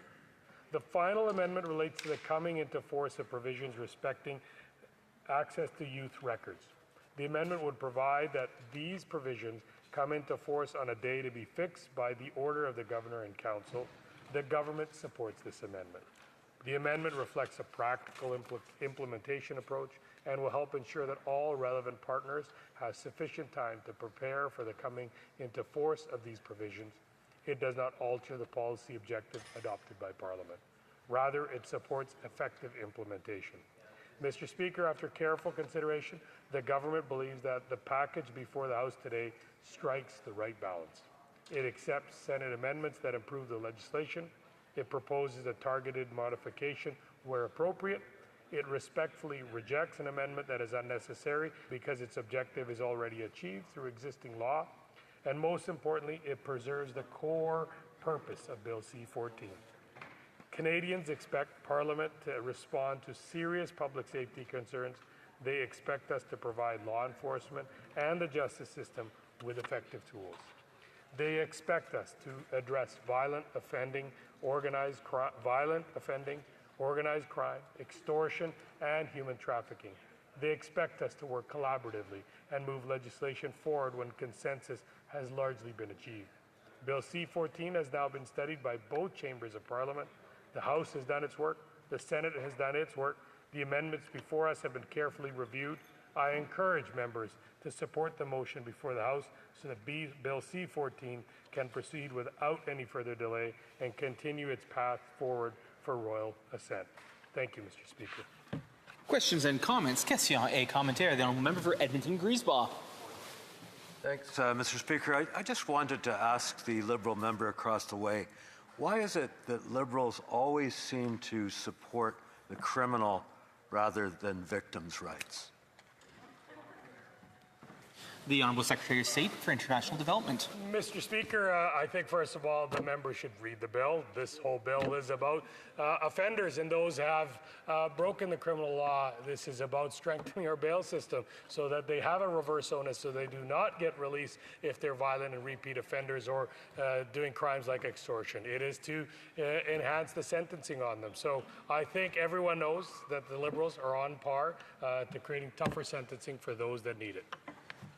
Comments. Question et commentaire. The honourable member for Parliamentary Secretary to the Minister for Northern and Arctic Affairs.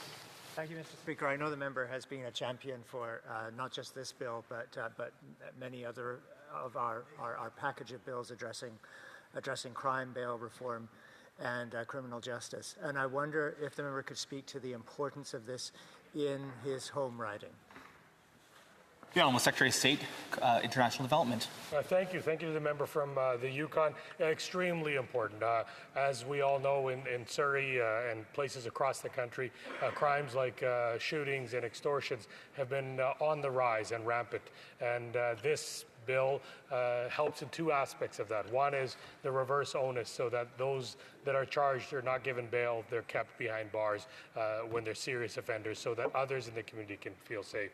The second is that it gives the power to the judge to have consecutive sentences rather than complementary concurrent sentencing, so that if somebody is sentenced for multiple crimes, they will serve on top of each other the cumulative time together. So it's very important. Thank you. Question et commentaire. Questions and comments. The honourable member for Brantford, Brant South, Six Nations.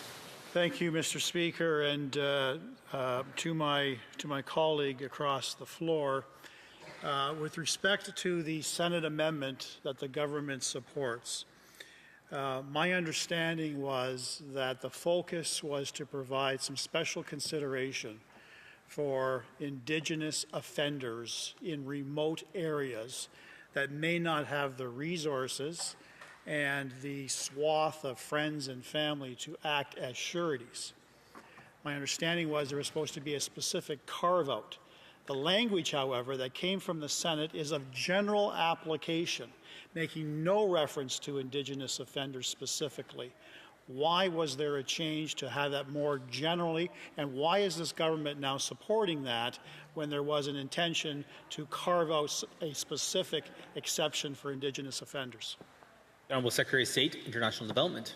Thank you, and to the member opposite, I think the intent is this. It's not about whether you're Indigenous, whether you're not. This is about rural and remote communities where a person seeking to get a surety has very few options, maybe 20, 30, 50, 60 people in those communities. So it's a matter of that small pool, and if there is no available surety for that person and they can prove that, then the judge has that discretion to make that liberty to allow someone with that offense to actually provide surety. So where there are an abundant amount of people that can provide surety, there is no carve-out for them. Time for a brief question. Question and commentaire. The Honourable Member for Hamilton West, Ancaster Dundas, about 40 seconds. Thank you, Mr. Speaker. There is wide support for this bill for strengthening bail reform, for strengthening sentencing across Canada, strong support from communities, but I'm wondering if the member could also talk about how the provinces and municipal police forces would also be involved in doing their part. Good question. Honourable Secretary of State, International Development. Yes, thank you. So this has been very favorable amongst the police forces across the country, law enforcement agencies, virtually every province. I know I spoke with our Solicitor General and Attorney General of British Columbia, both very supportive of this. They gave their consultation and their comments. So I think this is reflective of what Canadian law enforcement, Canadian Crown Councils, and the Canadian legal community has been demanding, and most of all, the Canadian public has been demanding. Thank you. Resuming debate, reprise débat, the Honourable Parliament Secretary, the Minister of Housing and Infrastructure. Thank you, Mr. Speaker. I am pleased to rise today to speak to the message from the Senate concerning Bill C-14, the Bail and Sentencing Reform Act. Today's debate is not about whether Bill C-14 should proceed. Both chambers of Parliament have now spent considerable time studying this legislation. The House of Commons has debated it, the Standing Committee on Justice and Human Rights has studied it, witnesses have testified, amendments have been proposed and considered, and the Senate has now completed its review. The question before us today is how we should respond to the amendments proposed by the Senate. As I will outline, I believe the House is thoughtful, the recommendations from the Senate are thoughtful, they are measured and entirely consistent with the objectives of Bill C-14. Before discussing the specific amendments, however, it is worth reflecting on why Parliament embarked on this work in the first place.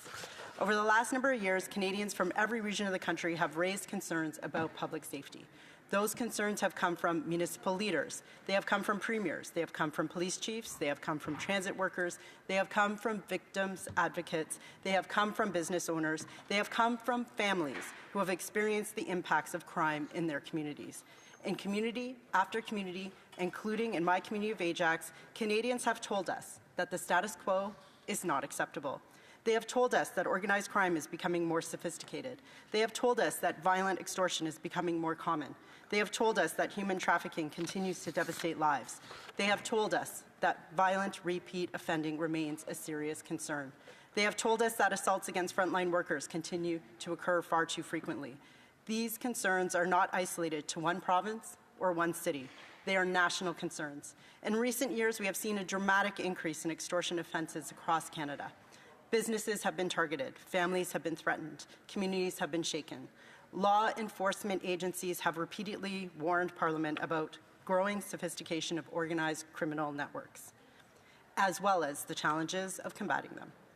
Mr. Speaker, Canadians are calling for bail reform, and with this bill, we will deliver. We have heard concerns from municipal leaders. Mayors across the country have called for stronger tools to address public safety challenges in their communities.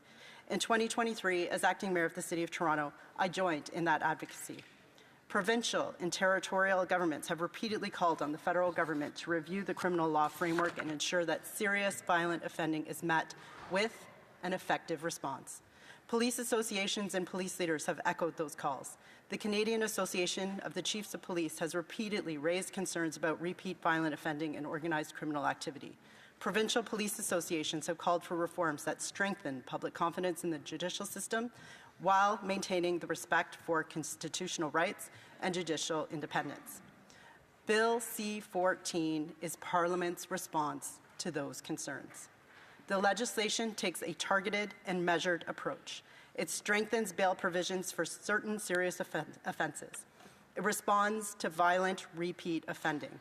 It creates stronger sentencing measures for extortion and arson committed for criminal purposes. It strengthens protections related to human trafficking.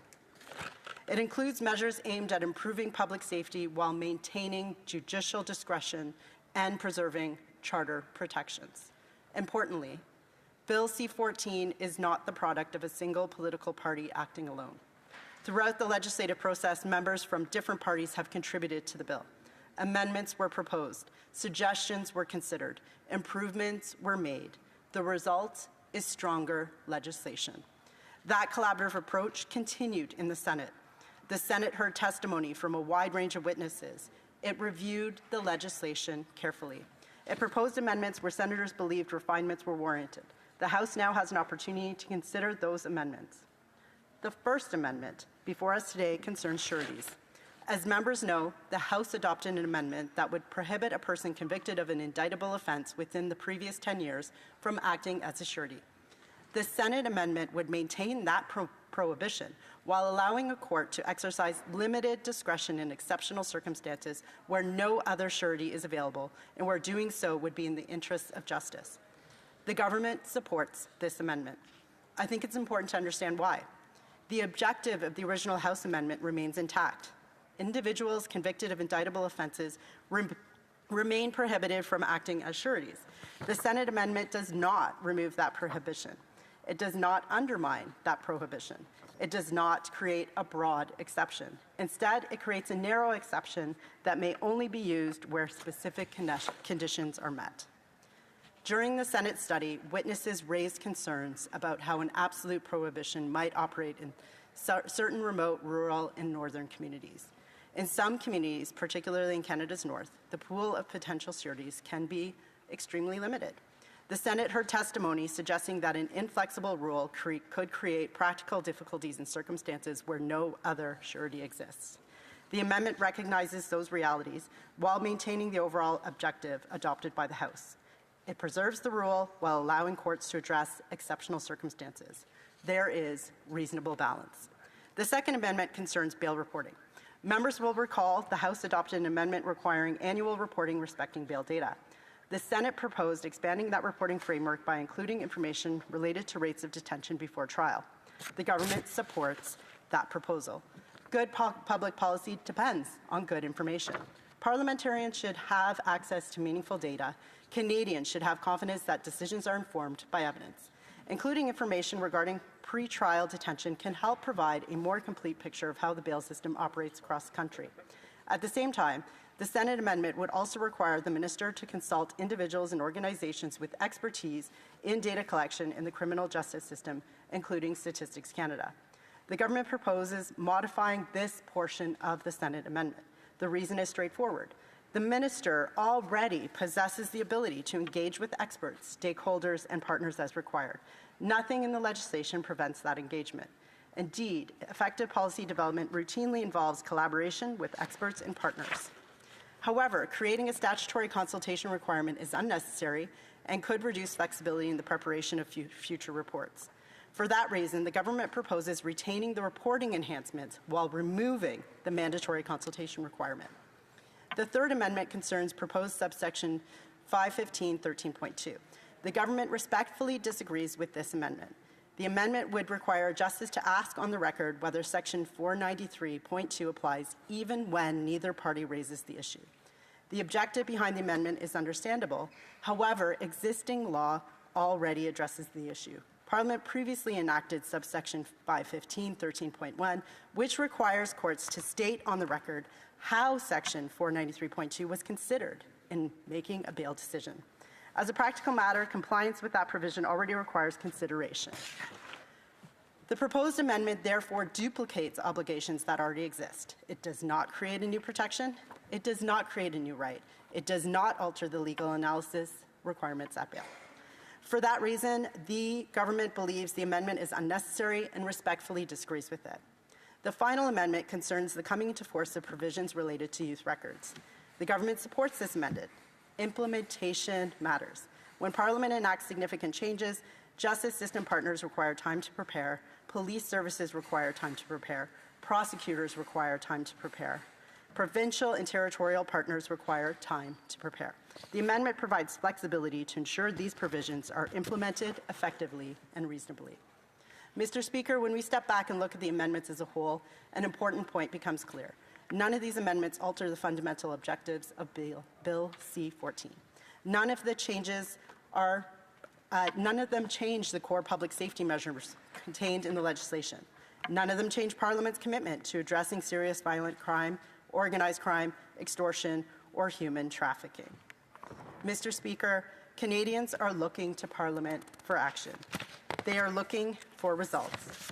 Police leaders have called for action, provincial governments have called for action, municipal leaders have called for action, victims advocates have called for action, community organizations have called for actions. Canadians expect us to respond. Bill C-14 represents an important step forward.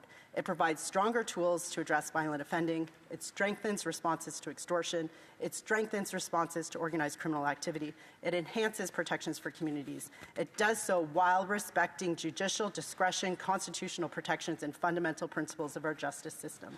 The Senate has completed its work. The House now has the opportunity to complete its work. We can accept some of these amendments and improve this bill. We propose a targeted modification where appropriate. We respectfully reject an amendment that is unnecessary because existing law already accomplishes its objective, and we encourage all members of this House to support the motion before us so that Bill C-14 may proceed without delay and Canadians can benefit from these important reforms. Thank you, Mr. Speaker. Questions and comments. Question and commentary. The member for Brantford, Brant South, Six Nations. Thank you, Mr. Speaker. I can inform the Parliamentary Secretary that Conservatives will never support the government's position in supporting the Senate amendment. I reject the premise of her entire speech with all due respect. She claims that the Senate amendment really does nothing to alter the circumstances by which this government agreed unanimously with the Conservative amendment that a person convicted of an indictable offense within the previous 10 years cannot act as a surety. Now, the Senate wants to give discretion to all the judges without any independent verification that someone, any accused across this country, cannot find someone who does not possess a clean record or something outside of 10 years. So in those circumstances, why is this government backtracking on a position that we all agreed to? Good question. The Parliamentary Secretary. Thank you, Mr. Speaker. The Senate heard from witnesses, and we feel their amendment is reasonable and fair and addresses some of those concerns that they heard. We have heard loud and clear from municipal leaders, police chief, transit workers, victims advocates, business owners, and communities that we need to strengthen Canada's bail system. We need to toughen sentences for serious and violent crimes. We need to modernize the youth criminal justice system, and we need to strengthen military justice. We feel that Bill C-14 does all of that. Questions and comments. Question and commentary. The Honourable Member for Shefford. Thank you very much, Mr. Speaker. I would like to thank my colleague for her speech. I have a question.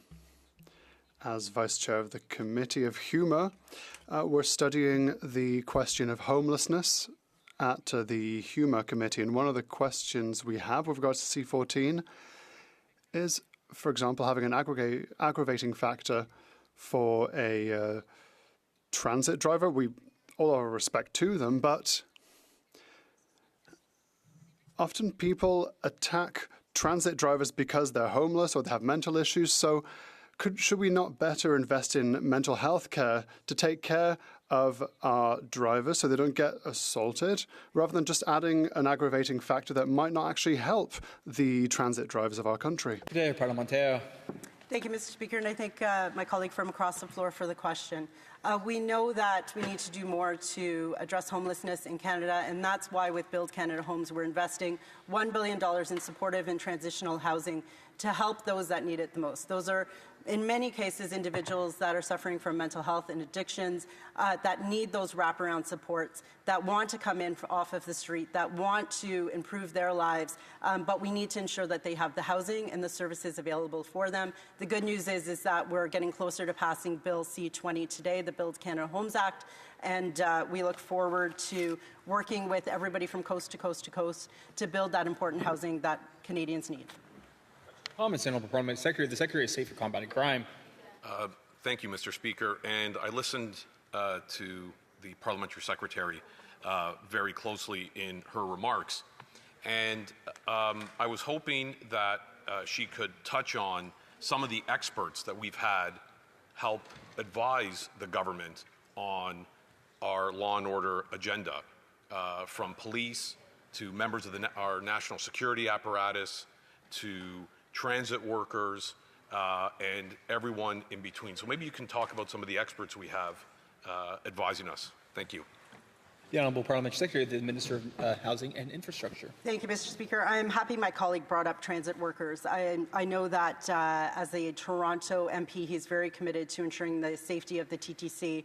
And I would like to point out that as acting mayor in 2023, I worked with Toronto Council to actually call on the federal government to make bail harder to obtain for repeat violent offenders, and we were delivering that today with C-14. In addition, I worked with the Amalgamated Transit Union as a member of the TTC Commission to advocate for stricter sentencing so that when the victim of the offense was a public transit operator and also any other worker of transit, that we consider that an aggravating factor. Bill C-14 expands the federal criminal code to protect transit workers in all different disciplines. And the Amalgamated Transit Union has said that Bill C-14 delivers a long-fought victory for every HU transit worker in Canada. For the first time, the Criminal Code of Canada recognizes that every transit worker, not just operators behind the wheel, deserves full protection. I'm afraid the time has expired. It being 5:30 p.m., the House will now proceed to the consideration of private members' business as listed on today's order paper. Orders of the day. Ordre du jour, private members' business. Resuming debate at second reading of Bill C-265, an act to amend the Food and Drugs Act list of therapeutic products pre-approved for special access. Standing in the name of Mr. Pawlowski. Resuming debate of the prise débat, the honourable member for Nanaimo Ladysmith. Thank you, Mr. Speaker, and I'm grateful for the chance to finish my remarks about Bill C-265, an act to amend the Food and Drugs Act regarding a list of therapeutic products pre-approved for special access.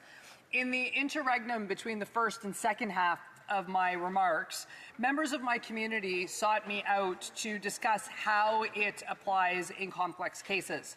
They reminded me of some things that should be considered at committee. First, we should avoid loopholes that could unintentionally weaken Canada's drug approval framework or allow inappropriate products to bypass proper scrutiny. Parliament should closely examine how products would qualify for inclusion on the proposed pre-approved list. And the bill while the bill references foreign approvals and clinical evidence, committee members should ensure that those standards are clearly defined and appropriately rigorous. Committee members should also study how oversight would function once a product is granted special access. If adverse outcomes occur, what reporting mechanisms exist? How would Health Canada monitor safety data? Would there be transparency requirements so Canadians can understand how these decisions are being made? Those are all reasonable questions, Mr. Speaker. Another issue that deserves scrutiny is whether pharmaceutical companies could exploit the system in unintended ways. Compassionate access programs should exist for patients, not as alternative market entry strategies for manufacturers seeking to avoid the normal approval process.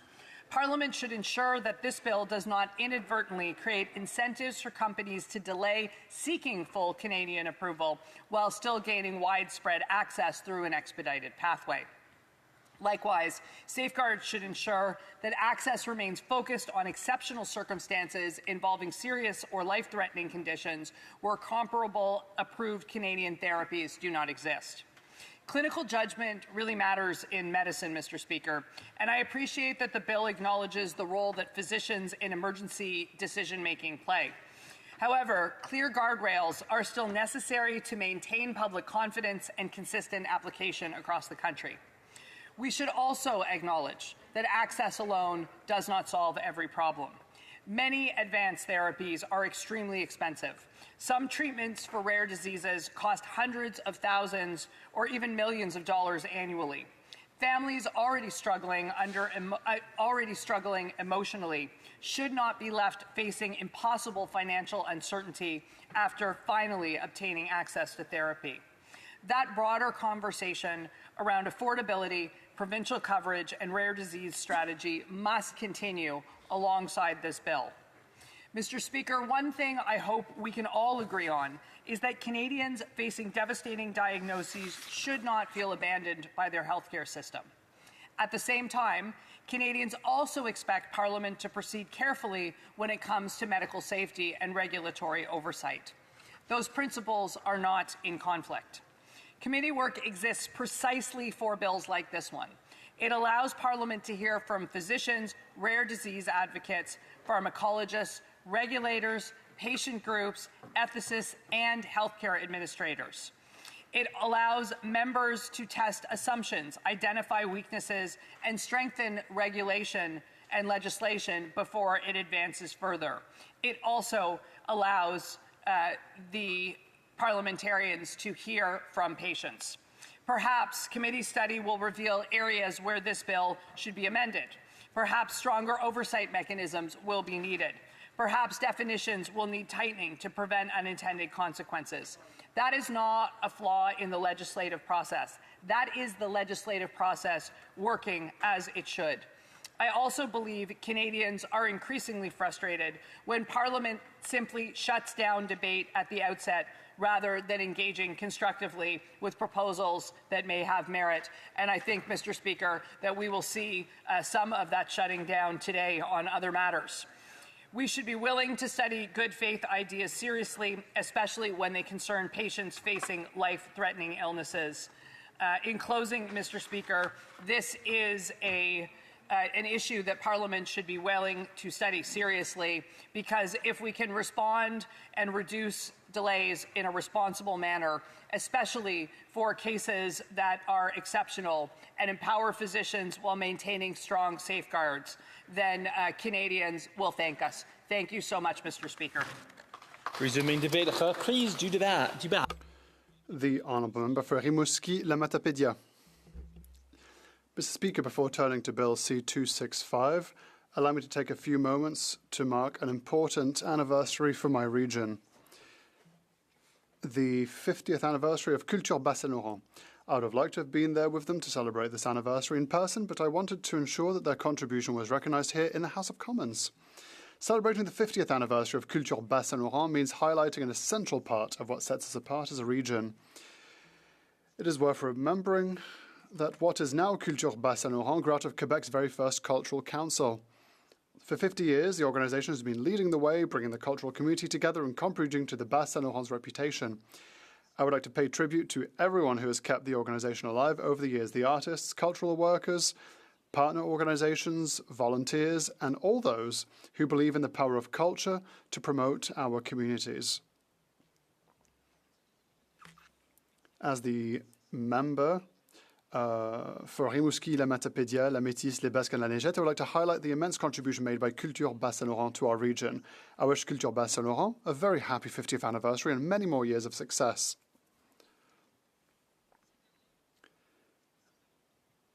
This year, it is your turn to let love speak for itself. And now on to Bill C-265. Since the official first reading of this bill right here in the House on the 11th of March, the Bloc Québécois has done its homework. We've taken the time to carefully analyse all the proposed amendments to the Food and Drugs Act in order to create a list of pre-approved therapeutic products under Health Canada's Special Access Programme. Let me be clear from the outset. The Bloc Québécois will support this bill at second reading. The idea behind this bill is simple: to allow certain seriously ill patients to access treatments more quickly when standard options have been exhausted.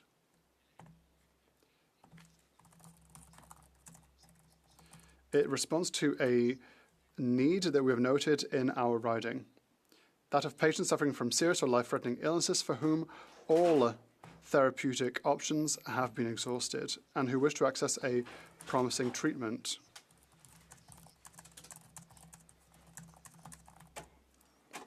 At such times, every day counts and every administrative delay becomes an additional burden for people fighting for their lives. We understand this legitimate desire to have access to alternate treatments when all else has failed. No one wants a patient to be denied a chance of treatment simply because administrative procedures are slower than the progression of their illness.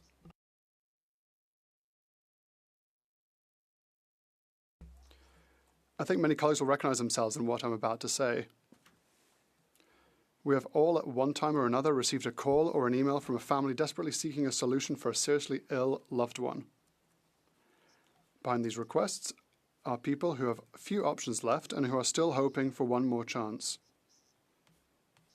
It's to meet this kind of situation that the Special Access Programme exists. It aims to access certain treatments when conventional options are no longer sufficient and when a patient's situation requires it.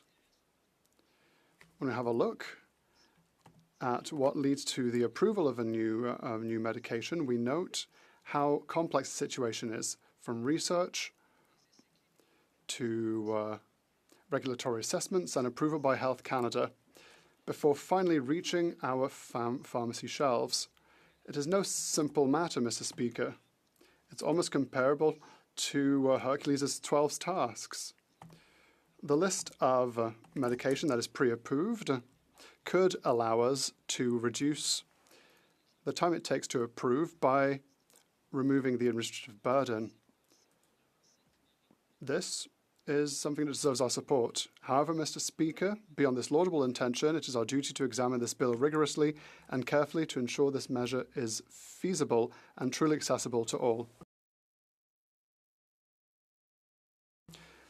Quebec already has its own mechanisms allowing, in certain circumstances, access to exceptional medicines.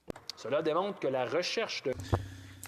This demonstrates that the search for a balance between access to treatments and the responsible management of public resources is already a reality for our healthcare systems. This is why it's essential that Quebec be fully involved in any reform affecting access to treatments.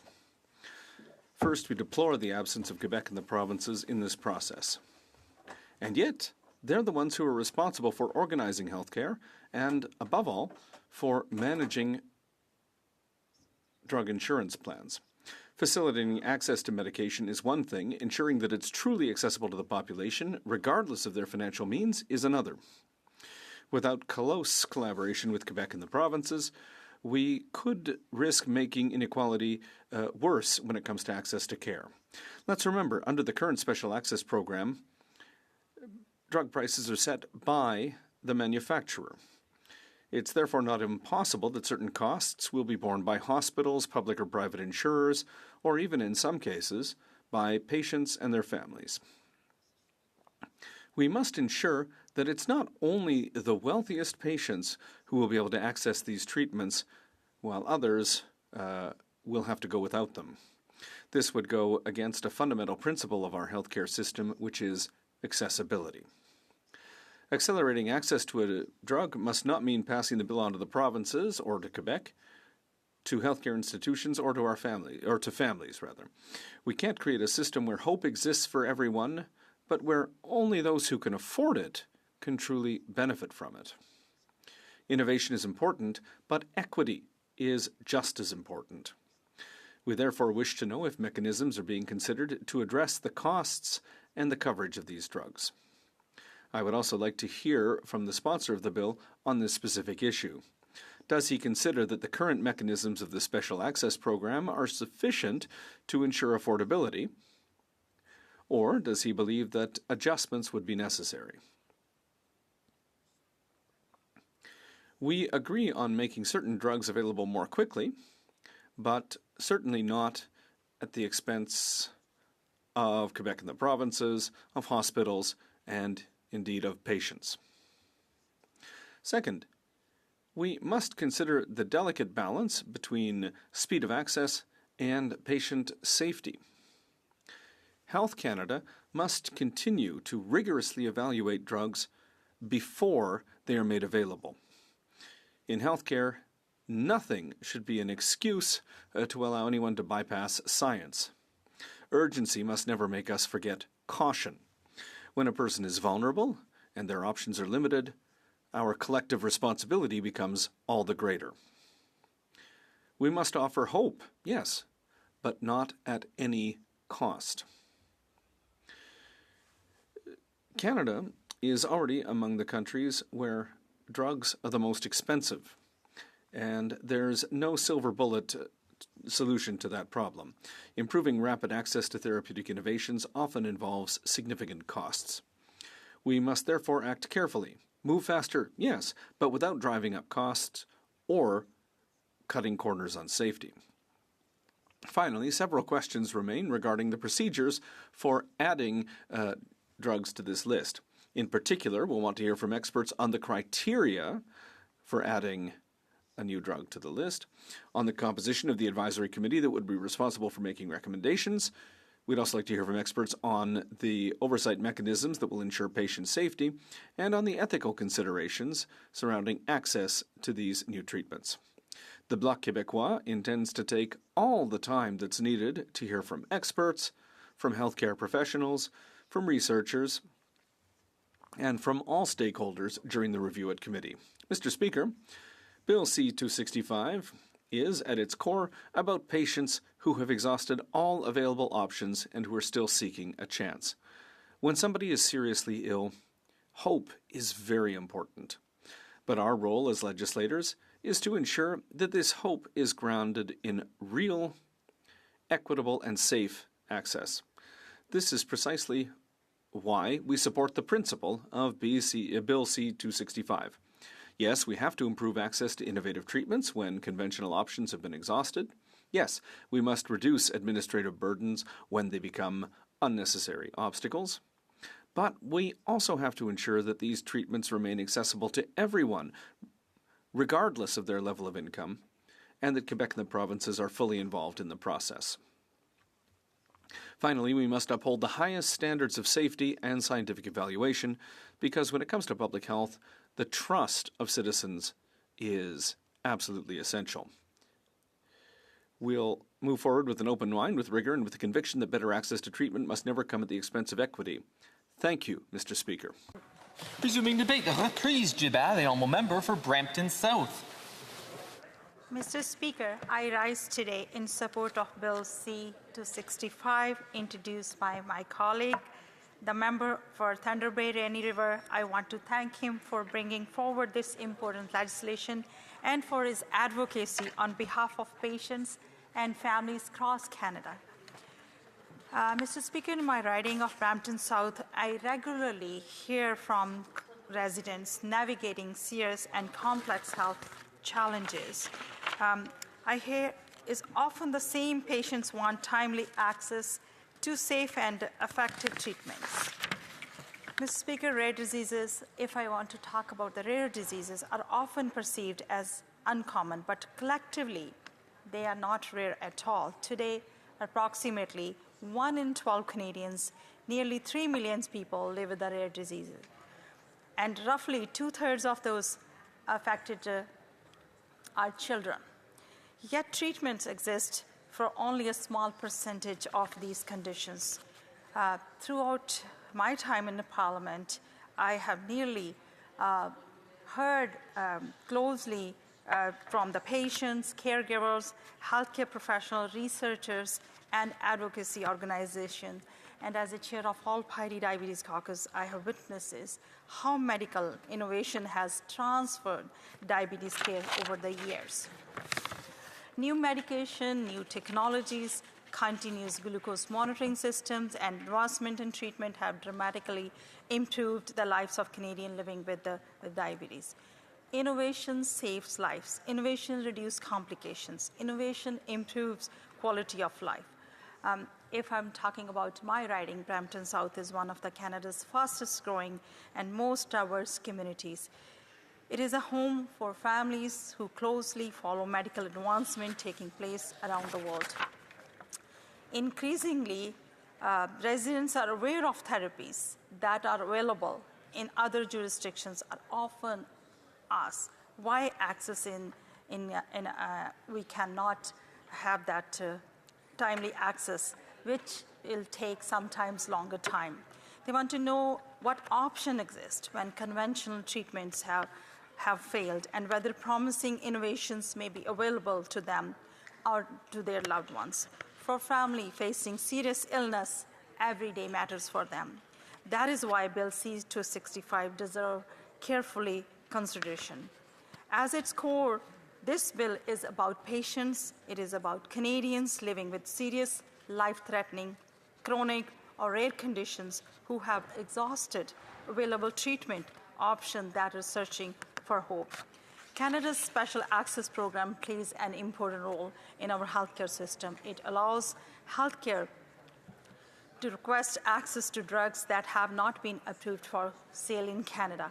When conventional therapies have failed, are unsuitable, or they are unavailable, the program exists because we recognize that there are circumstances where patients require access to treatments that fall outside the traditional approval pathway. However, we know that the current process can be complex and time-consuming. Physicians are often required to submit individuals' requests for each patient, even when the same therapeutical products has already been reviewed numerous times. While these safeguards are important, the administrative burden and red tape can create delays for patients whose conditions continue to progress. Bill C-265 seeks to address this challenge by establishing a list of that products that have been pre-approved for special access. Under this proposal, therapies that meet established criteria could be placed on the national list, allowing healthcare providers to access them more efficiently through the Special Access Program while maintaining appropriate oversight. Importantly, this bill does not remove safeguards. Products would continue to undergo scientific review. Health Canada would retain oversight authority, and expert advisory committee would provide a recommendation regarding addition and removals.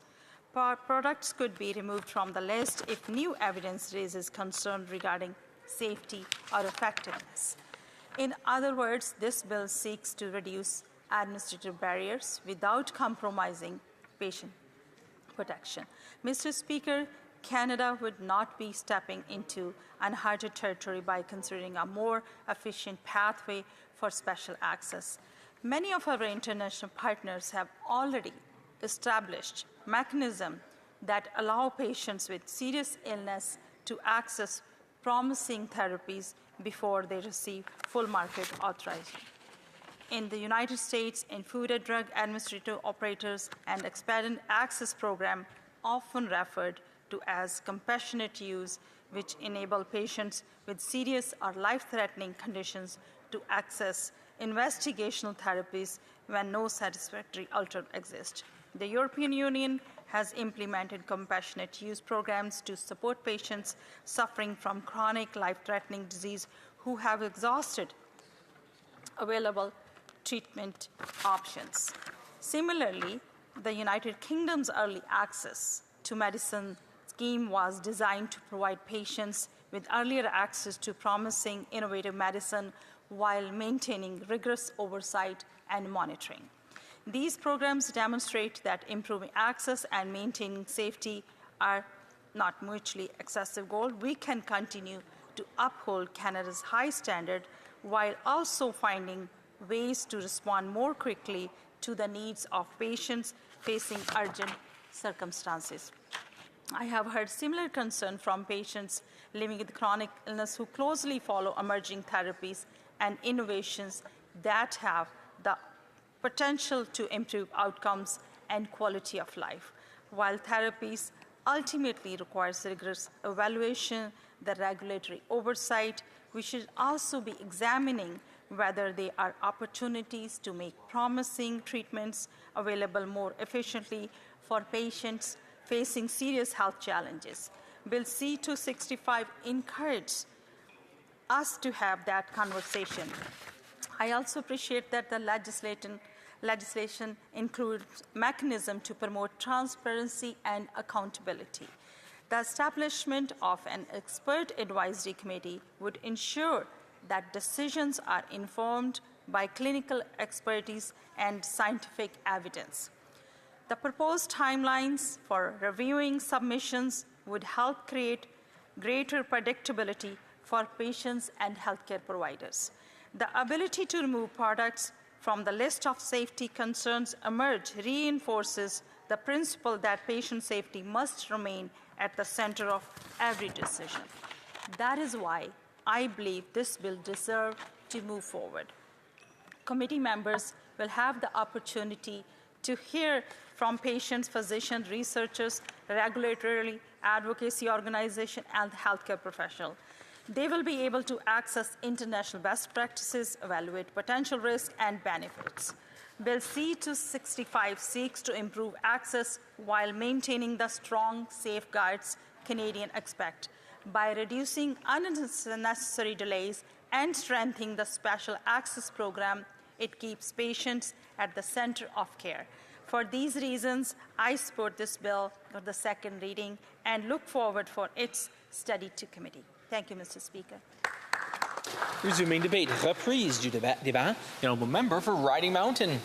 Thank you, Mr. Speaker. Mr. Speaker, in this country, there are important life-saving drugs that Canadians suffering from serious conditions may not be able to access. Not because the science is uncertain or because the risks are unknown, but rather because of the paperwork and the bureaucratic delays. That is the problem before us today. Health Canada's Special Access Program was designed as a lifeline. It was designed for Canadians with serious or rare conditions when no approved treatment existed. The Special Access Program was supposed to open a door to therapies already proven effective elsewhere. The intent was good, but the results have been a failure. Mr. Speaker, in 2025, the Special Access Program processed nearly 12,000 requests. Many of those are for drugs that Canadian physicians have requested before, drugs approved in jurisdictions where we consider regulatory peers, and drugs with years of real-world data behind them. And still, each request is treated as novel. Each application starts from scratch. A physician who has navigated this process a dozen times for a dozen patients with the same drug must continue to go through it again and again. There is no recognition of precedent or streamlining for well-established use cases. Instead, these are just forms and waiting and more forms and more waiting. Part of the reason is structural. For rare conditions affecting small patient populations, Canada's market is sometimes not large enough to justify a full regulatory submission by manufacturers. The Canadian Organization for Rare Disorders has documented what this costs in human terms. Only 60% of rare disease treatments reach Canada at all, and of those that do, arrive up to 6 years after patients in the United States and Europe have access to them. For someone with a progressive, life-threatening illness that can literally be the difference between life and death, allowing a bureaucratic and broken system to withhold life-saving treatment from Canadians does not make drugs safer. The safety record of these therapies is already established by foreign regulators, by years of clinical use, by the same Health Canada reviewers who approved them identical requests last month and the month before. The paperwork does not generate new knowledge, but it does consume time. And for patients with serious conditions, time is one thing they just do not have. And for patients with serious conditions, time is one thing they do not have. I'll explain it again because it's such impactful. For many Canadians, the Special Access Program becomes the only viable pathway to access treatment. And right now, that pathway is hindered by layers of administration that fail to deliver the outcome it was intended to. Mr. Speaker, Bill C-265 intends to address this problem with a straightforward proposal. It directs the Minister of Health to establish a standing, pre-approved list of non-marketed therapeutic products for serious or life-threatening conditions. Physicians would be able to prescribe directly from this list without starting from zero every time a new patient needs what the last patient received. Eligibility for this list is intended to be grounded in existing evidence. A product must have previously received Special Access Program authorization, have held an authorization not withdrawn for safety reasons, or be currently approved by a recognized foreign regulator. Conservatives support advancing this bill to committee. I want to personally thank the member from Thunder Bay Rainy River for his work on this. He has been an open and collaborative throughout this process, and that is really special in these times. I know the sponsor has seen this broken system firsthand and given his work as a doctor. That said, there are provisions in this bill that need to be fixed. First, the bill creates a presumption of approval when two specialist clinicians submit a joint treatment plan.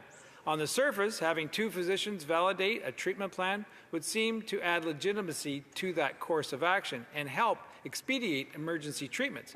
However, there are no provisions in this bill that require those two clinicians to be independent of one another or of the treating physician. This could be very easily led to a situation where a relationship between two physicians, whether that be personal, professional, or commercial, could cause one to pressure or influence the other to support a clinical treatment that in fact goes against their best clinical judgment.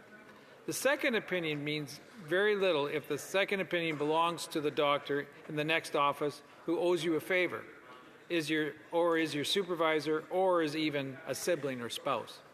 Members should consider an amendment to address the potential abuse and conflicts that could arise from this. Secondly, the bill contains no explicit exclusion of substances from the pre-approved list or the letter of authorization process. If this bill passes as presented, it would open the door for dangerous drugs to make it onto the pre-approved list. This would effectively create a loophole that would make it just as easy for people suffering from drug use to be prescribed methamphetamine as liquid caffeine. This is far from being hypothetical concern. Through the Special Access Program, requests for drugs like LSD and MDMA have, and in fact, been made.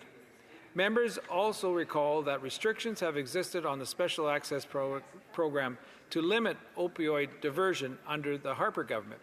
In 2013, the then Minister Rona Ambrose amended the program after learning that Health Canada had approved a request granting 21 patients with chronic addictions access to prescription heroin. However, the Trudeau Liberal government later lifted the restrictions Conservative had imposed on illegal and harmful substances such as heroin and cocaine. Conservatives put those restrictions in place for a reason. We will not support legislation that opens that door, given that this government has approved decriminalization and support taxpayer-funded hard drugs. To ensure this legislation does not become another pathway to decriminalizing hard drugs, we will seek amendments at committee. Given that the sponsor has said, and I quote, that we certainly have to ensure there is no diversion of those drugs. I hope he will support these changes. Thirdly, the bill permits pharmacists, hospitals, and medical non-profit organizations, not just licensed practitioners, to nominate products for this pre-approved list. There is no definition as to what medical non-profit organization is, opening up the potential for major abuse. A large medical corporation could easily set up a non-profit organization to submit a drug approval request for their own product, and I'm sure why the sponsor did not limit this criteria to physicians. And I am unsure why the sponsor did not limit this criteria to physicians. As such, Conservatives will propose amendments to add guardrails on who should be allowed to submit requests for drugs to be added to the pre-approved list. This should not be something every man and his dog can do. We need criteria that has proper limits, so these requests are coming from professionals who use the Special Access Program in their day-to-day work. If not, this proposal risks being abused by activists. And Mr. Speaker, there is a larger point worth making here. The bill exists because Health Canada's bureaucracy has made the existing Special Access Program so difficult to use that Parliament is now being asked to build a separate lane around it. We are not reforming a system. The Health Minister has failed to reform her own department. This bill does offer some relief. However, the deeper problem remains unaddressed. Conservatives will go to committee with important questions questions on the independence between attesting clinicians, questions on the exclusion of substances from the scope of the pre-approved list, and questions on who is permitted to submit products for consideration. These technicalities are the difference between a bill that works and a bill that creates new problems while doing little to solve old ones. Done right, this legislation can reduce the burden on physicians who spend hours on repetitive applications instead of treating patients. It can get proven therapies to Canadians who have no other options. But done wrong, in the hands of drug manufacturers, a backdoor around the rules could fan the flames of opioid crisis and worsen the tragedy that has already been promoted to grow to alarming proportions under this Liberal government. The measure of healthcare system is not how well it protects its own processes, it's whether the people who need care actually get it. On that measure, the Special Access Program has been failing for too long. Doctors should be caring for Canadians and not wasting endless hours a day filling out paperwork for bureaucrats in Ottawa.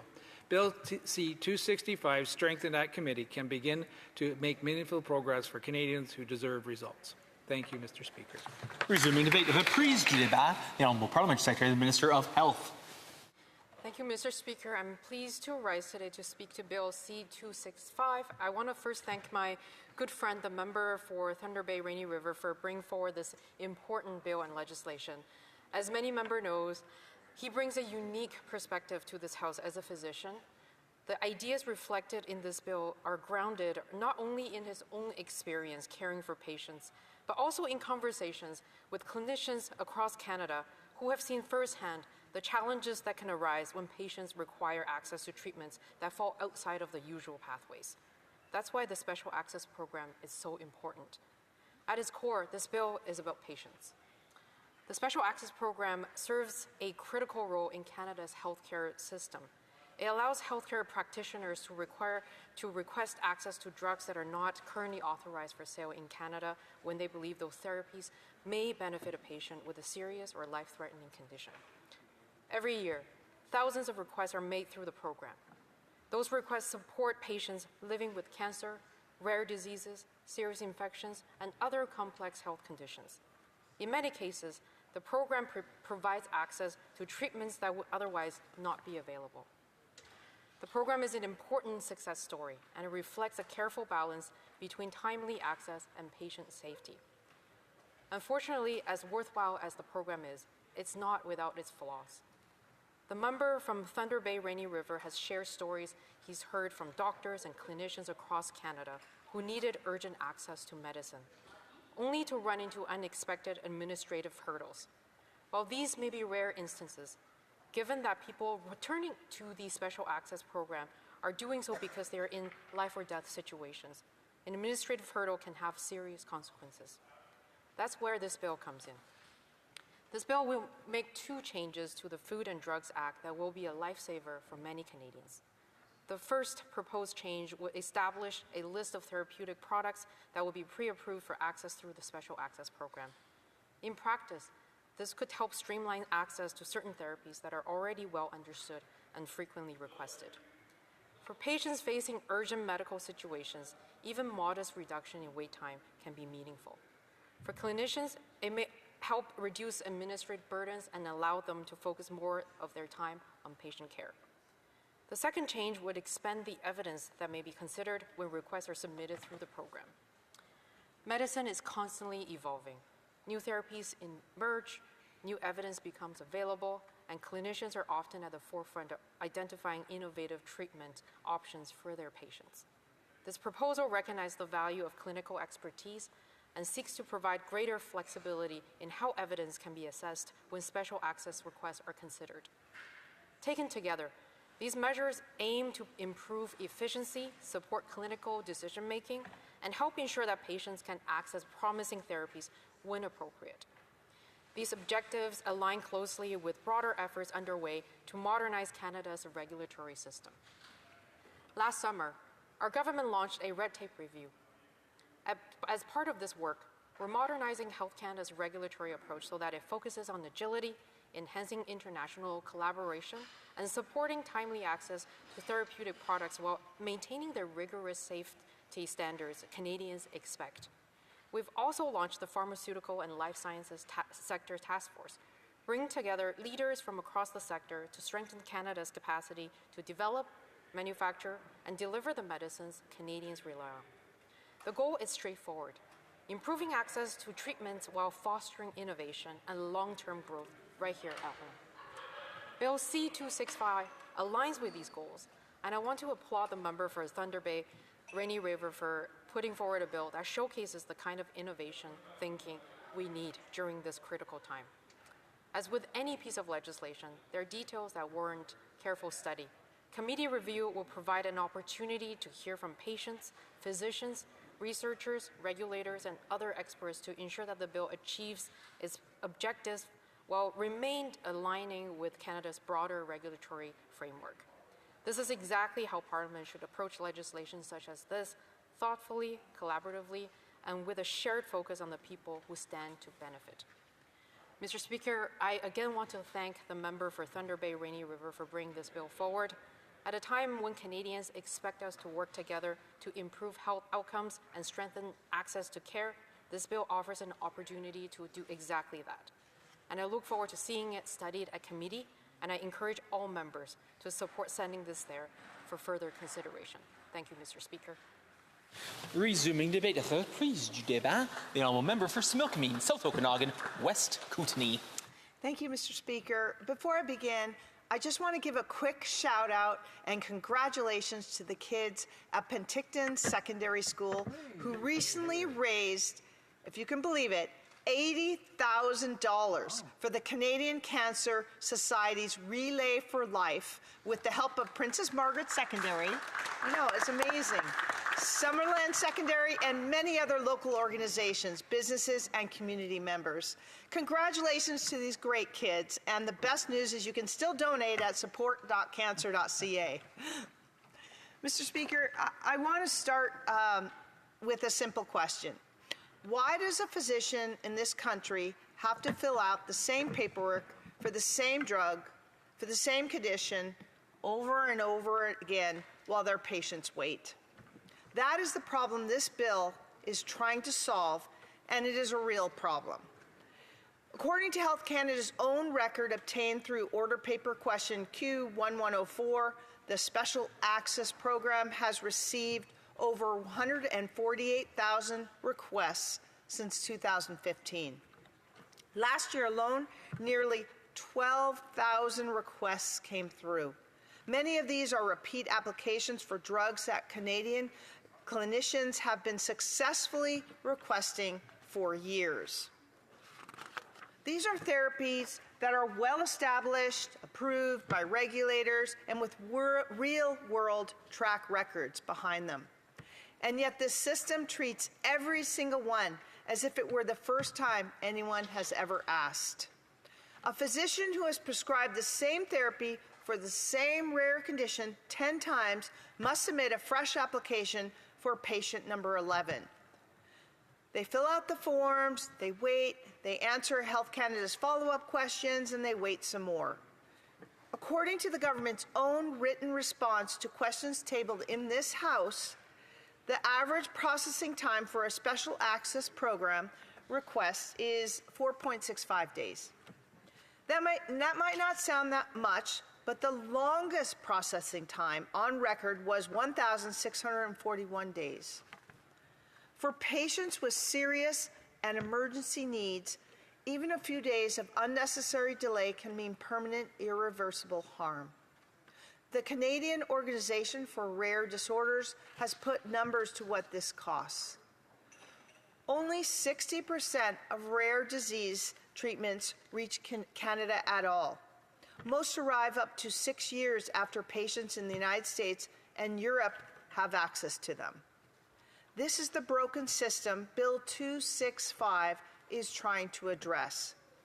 The bill would direct the Minister of Health to establish a standing, pre-approved list of non-marketed therapeutic products for serious or life-threatening conditions. Physicians could prescribe directly from that list without starting from scratch every time.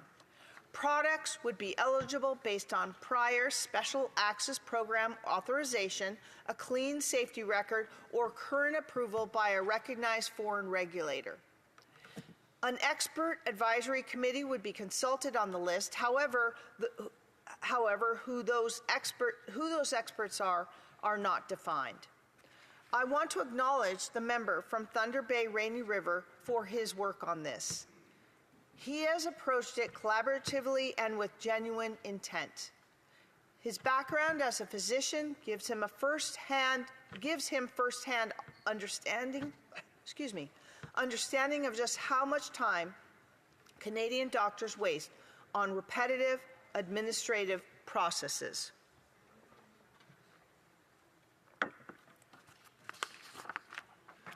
Conservatives will support sending this bill to committee, where we will work to address our concerns. My colleague from Riding Mountain raised these concerns before, but I will raise them again. The first concern is the presumption of approval when two specialist clinicians submit a joint treatment plan. The problem is that the bill places no requirements on these two clinicians to be independent of each other or independent of the treating practitioner. There is nothing in this legislation to prevent the second opinion from coming from a colleague in the same clinic, a supervisor, a business partner, or even a family member.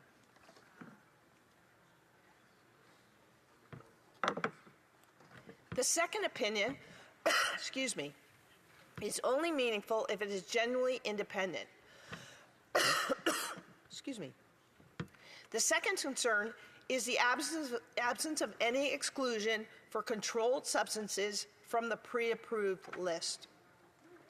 In 2013, Conservative Health Minister Rona Ambrose took special action to restrict the Special Access Program after it was used to approve access to pharmaceutical heroin for patients with chronic addiction.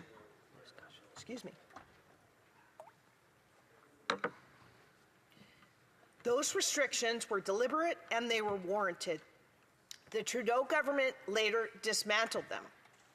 As currently drafted, Bill C-265 would give the Minister of Health the authority to place substances like dangerous, hard drugs directly onto a pre-approved list from which any qualifying practitioner could order them without individual case-by-case review.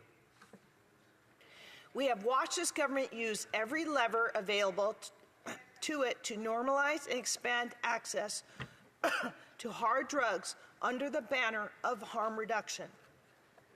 Conservatives are not going to support legislation that creates another pathway for that agenda.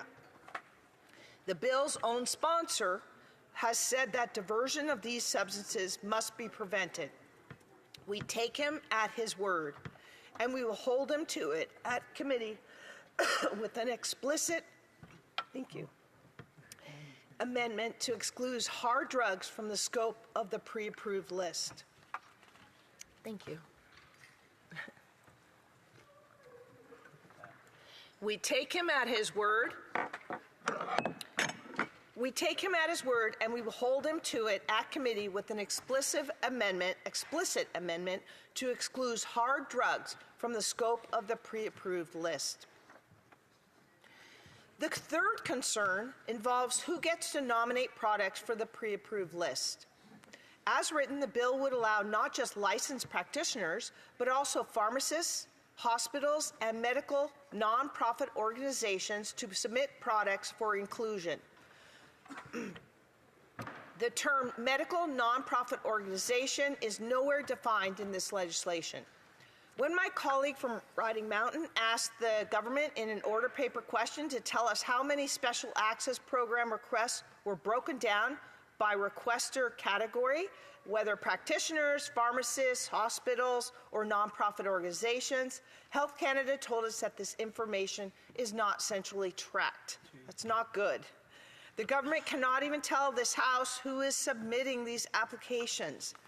And now we are being asked to expand the nomination criteria to include an undefined class of organizations with no meaningful guardrails.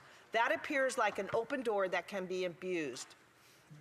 Conservatives will propose amendments to restrict nomination rights to licensed practitioners who use the Special Access Program in their day-to-day clinical work.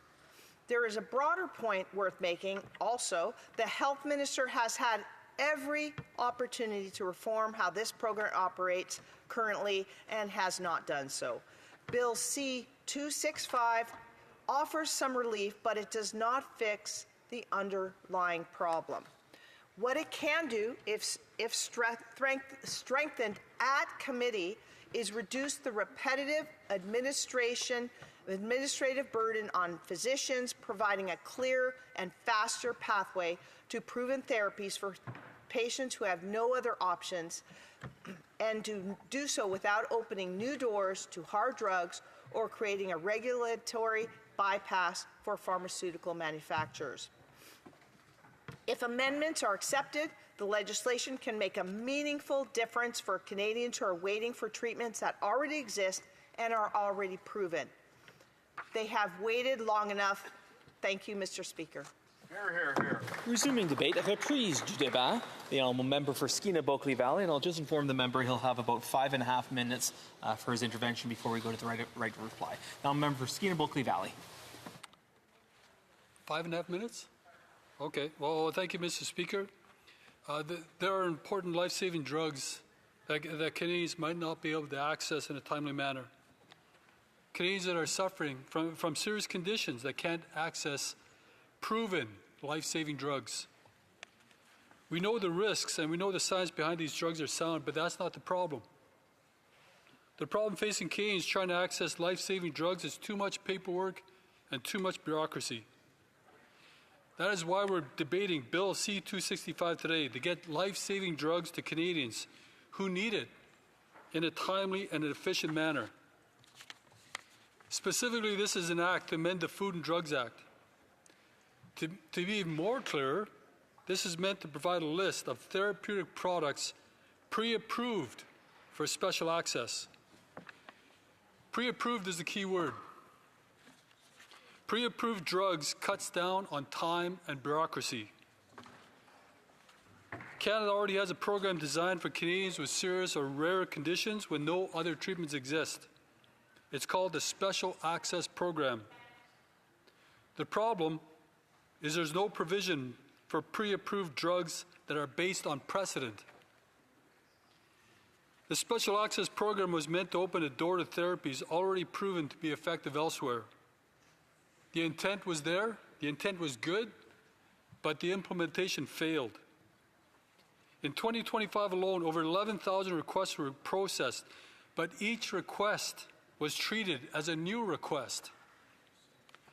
Repeat requests were treated as new requests instead of a consistent and efficient system that recognized the suffering and complications that some Canadians were experiencing.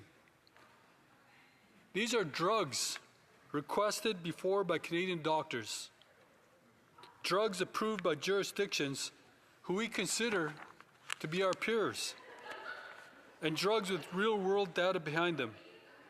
And yet each application was started from scratch. Not only do doctors have to go through this process time and time again, but the patients also have to apply time and time again. My own brother, who suffers from a rare spinal disease, had to go through this for years. And when his medications ran out, he'd have to wait for his application to be approved so he could resume pain management. This left a gap. This left him to self-medicate with non-prescriptive drugs, which he hated to do, but he couldn't bear the pain.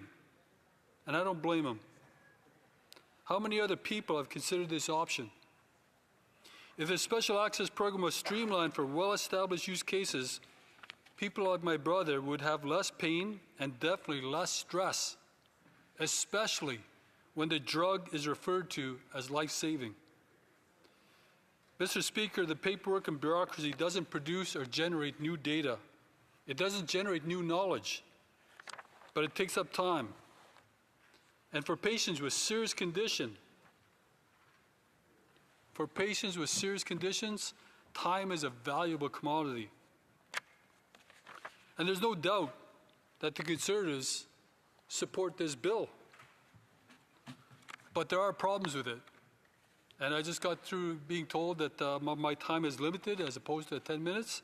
So I won't go through it. And many of my colleagues have pointed out the problems with this bill. And it's our wish that this bill go to committee.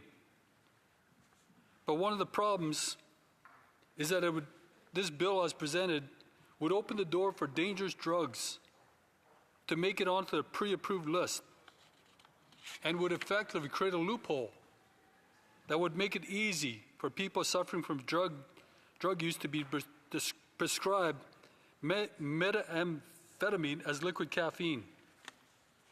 And this is far from being hypothetical. Through the Special Access Program, requests for drugs like LSD and MDMA have in fact been made. Members may also recall that restrictions have existed on the Special Access Program to limit opioid diversion under the Harper government. In 2013, then Health Minister Rona Ambrose amended the program after learning that Health Canada had approved a request granting 21 patients with chronic addictions access to prescription heroin. However, the Trudeau Liberal government later lifted the restrictions Conservatives had imposed on illegal and harmful substances such as LSD, heroin, and cocaine. Conservatives have put those restrictions in there for a reason. Mr. Speaker, thank you, and we look forward for this to go into committee for more amendments. Thank you, Mr. Speaker. Thank you. And the honourable member for Thunder Bay Rainy River now has his right of reply for 5 minutes. Honourable member for Thunder Bay Rainy River.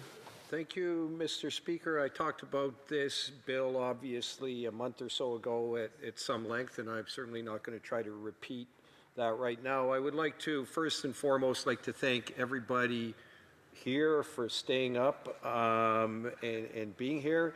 And the many people who actually seem to have read the legislation and understood the legislation.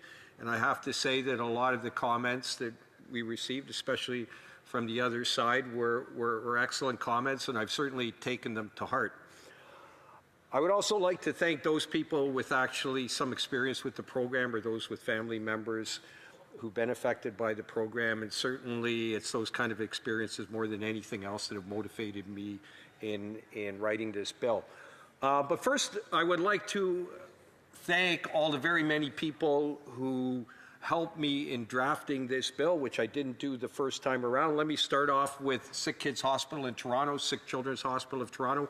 It is the #1 ranked children's hospital in the world.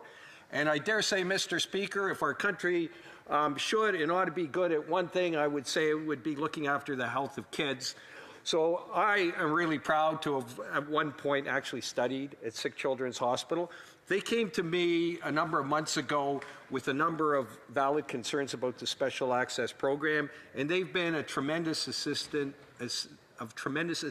to me in drafting this legislation. I know, Mr. Speaker, I can't actually refer to anyone in attendance in the galleries, but if I could, Mr. Speaker, I would refer to some people from Sick Children's, namely Dr. Charlotte Hepburn, Catherine Aldred, and there's a couple of lawyers who I don't think, even if I wasn't supposed to mention them, I don't think they're here. Tamana Hafid and Rita Anal, who are lawyers who work for the hospital. Let me also mention tangentially Rare Kids Can, who worked along with Sick Kids in drafting this bill. Je veux remercier aussi mes... I would also like to thank my colleagues that work at the Sainte-Justine Hospital in Montreal that have provided a lot of help for this bill. I would particularly like to thank the excellent head of the pharmacy at the hospital, Mr. Denis Lebel. I would also like to thank Catherine Latelier and Dr. Nguyen. Thank the doctors and pharmacists at a number of hospitals across Canada, including Princess Margaret Health Science Centre / University of Manitoba, Winnipeg, Alberta Children's Hospital, Manitoba, British Columbia Children's Hospital, Doctors Negro and Del Paggio at Thunder Bay Regional, who contributed in different ways to this, Mrs. Laurie Anderson, and Dr. Phil Curavilla. Let me briefly mention a couple of the concerns that came up both today and the other day in debate. One of them was concerns about the two-doctor override and perhaps having too much faith in two doctors. And from my experience on the MAID committee, I certainly share the concern about having too much faith in doctors. I think part of the answer lies in the regulation of the profession, particularly with specialists. The law requires two people with the requisite knowledge, which I think is specialists. Certainly, if you're going to look and question their behavior and their prescribing of things which may be inappropriate, the appropriate body to bring that to address that issue would be the Royal College of Physicians and Surgeons. I would also point out that the law itself, there's a section which allows the minister to prohibit use of a drug if the minister believes the use poses a risk to health. I have, as a result of the concerns suggested, and would entertain the amendment that it would be 3 physicians rather than two physicians. I would also suggest there is a possibility that the advisory board, which would advise on a pre-approved drug list, would also advise the minister with respect to the special access program, and also have a role in recommending to the minister that perhaps there should be restrictions on the use of a drug under the program. Lastly, the issue of controlled substances is very important to me as well. I'd hate this law to fuel the fires of the drug problem which is ravaging our country. I will work with the members of the opposition on the issue to make sure there is no diversion, and I will work with the members on the opposite side on all the provisions, because certainly there's a lot of work to be done here, and I will do my best to work with everyone towards that end. Thank you very much. Order. The question is as follows. Mr. Pawlowski, seconded by Mr. Turnbull, moved that Bill C-265, enact and amend the Food and Drugs Act, list of therapeutic products pre-approved for special access, be now read a second time and referred to the Standing Committee on Health. If a member participating in person wishes the motion be carried or carried on division, or if a member of a recognized party participating in person wishes to request a recorded division, I invite them to rise and indicate to the chair. Is it agreed that it pass carry on division? Agreed. I therefore declare the motion carried on division. Second reading of this bill. Deuxième lecture de ce projet de loi. Accordingly, this bill stands referred to the Standing Committee on Health.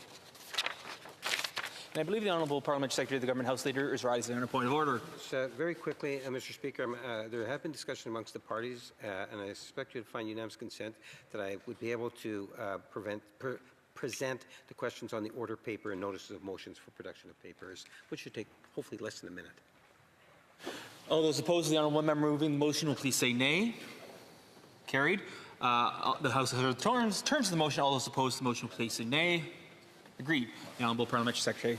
Yes, thank you, Mr. Speaker. If the government's responses to questions number Q1106 to Q1127 be made, orders for return, these returns would be tabled in an electronic format immediately. Is it agreed that the aforementioned questions be made orders for return and be tabled immediately? Agreed and so ordered.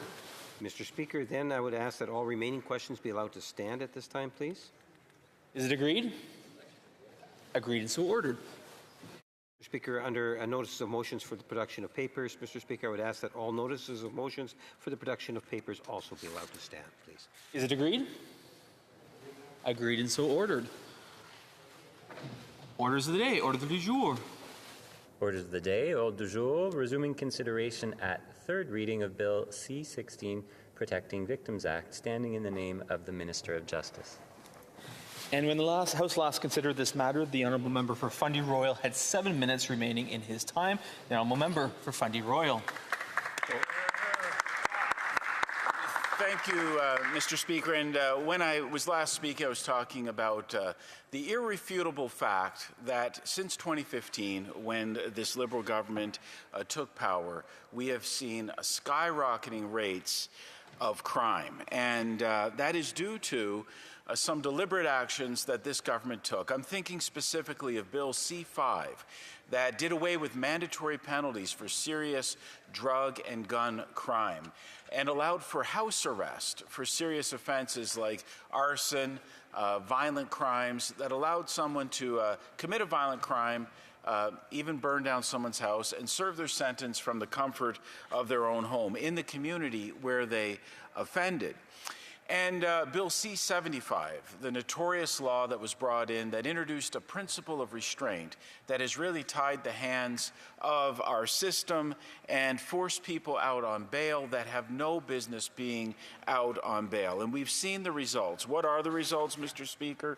Since 2015, human trafficking has increased 84%. Sexual assaults are up 76%. Violent crime is up almost 55%. My home province of New Brunswick is not immune to this skyrocketing crime. When I speak to my constituents, there is concerns about violent crime, property crime, all manner of crime people have seen skyrocket, drug-related crime. And the numbers are staggering. The total number of violent crimes in New Brunswick alone, up over 70%. Total violent firearms offenses. This is a government that talks a talk on firearms. The problem is every measure they take has been completely ineffective because they target law-abiding citizens, the people that I represent in my riding of Fundy Royal, while completely going soft on hardened criminals.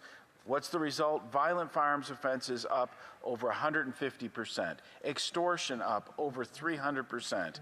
Total theft of motor vehicle offenses up over 150% since that time. So, Mr. Speaker, what they've done with this bill, it's unfortunate because there's something called a mandatory minimum penalty. And what that is, it's a penalty in the criminal code that says we as parliamentarians recognize that sometimes an offense is so grave that it should carry with it a certain minimum time in custody. And there have been mandatory minimum penalties brought in by previous Liberal governments. There's been mandatory minimum penalties that have been brought in by Conservative governments and constitutionally upheld. But because this Liberal government is so ideologically opposed to Parliament having its say, listening to our constituents and saying certain crimes deserve to have a mandatory penalty if someone has committed the offense, they've introduced in this legislation a clause that will allow judges to ignore the mandatory penalty for someone convicted of these serious crimes. Now, you could look up the definition of mandatory in Webster's, but I'm pretty sure that allowing someone to ignore a mandatory penalty means it's no longer a mandatory penalty, Mr. Speaker. So what is the result of that? Certain mandatory penalties for offenses that have been, many of them considered by the courts and constitutionally upheld, now they will be able to be ignored. Offenses like aggravated sexual assault with a gun, human trafficking, multiple violent firearms offenses, extortion with a firearm, weapons trafficking, drive-by shootings with a restricted or prohibited firearms. In the criminal code, there's a mandatory penalty for someone convicted of those offenses. But this bill will allow judges to ignore that mandatory penalty when they're sentencing. And I can tell you, having served on the Justice Committee, we heard many times about how, there's not a huge increase in criminals in Canada. There's very prolific number of criminals that do a great job at what they do. They're committing crimes nonstop because they have a system that once they're caught, once the police have done their job and they've caught someone, they've been tried, they've been convicted, they're out on bail when they're pre-trial, and once convicted, they may be serving their sentence in house arrest. And I will sum up by quoting an individual that appeared at our Justice Committee, and she urged members to restore justice to the justice system. She, as a victim of crime, said, I don't feel we have a justice system anymore in Canada. We have a legal system, not a justice system. And I urge everyone to listen to those words and do our job it is rightfully within the job of parliamentarians to say, we are the ones that draft the criminal codes. We are the ones that set out mandatory penalties. We're the ones that set out maximum sentences, minimum sentences. We distinguish between different offenses. There's a tremendous amount of flexibility in the system when police decide, the police have discretion, prosecutors have discretion, whether to proceed by summary conviction or indictment. But at the end of the day, Mr. Speaker, it's we as parliamentarians that are responsible for the safety of our constituents. We must ensure that our actions illustrate that and that we take strong measures. Mr. Speaker, I would like to, at this time, move that debate now be adjourned.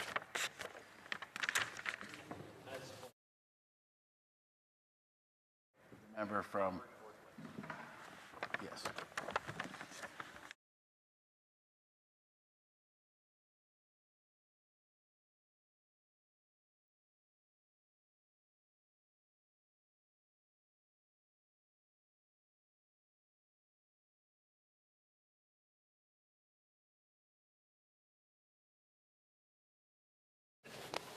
Mr. Moore, seconded by Mr. Schmale, move that the debate be now adjourned. If a member participating in person wishes the motion to be carried or carried on division, or if a member of a recognized party participating person wishes to request a recorded division, I would invite them to rise and indicate it to the chair.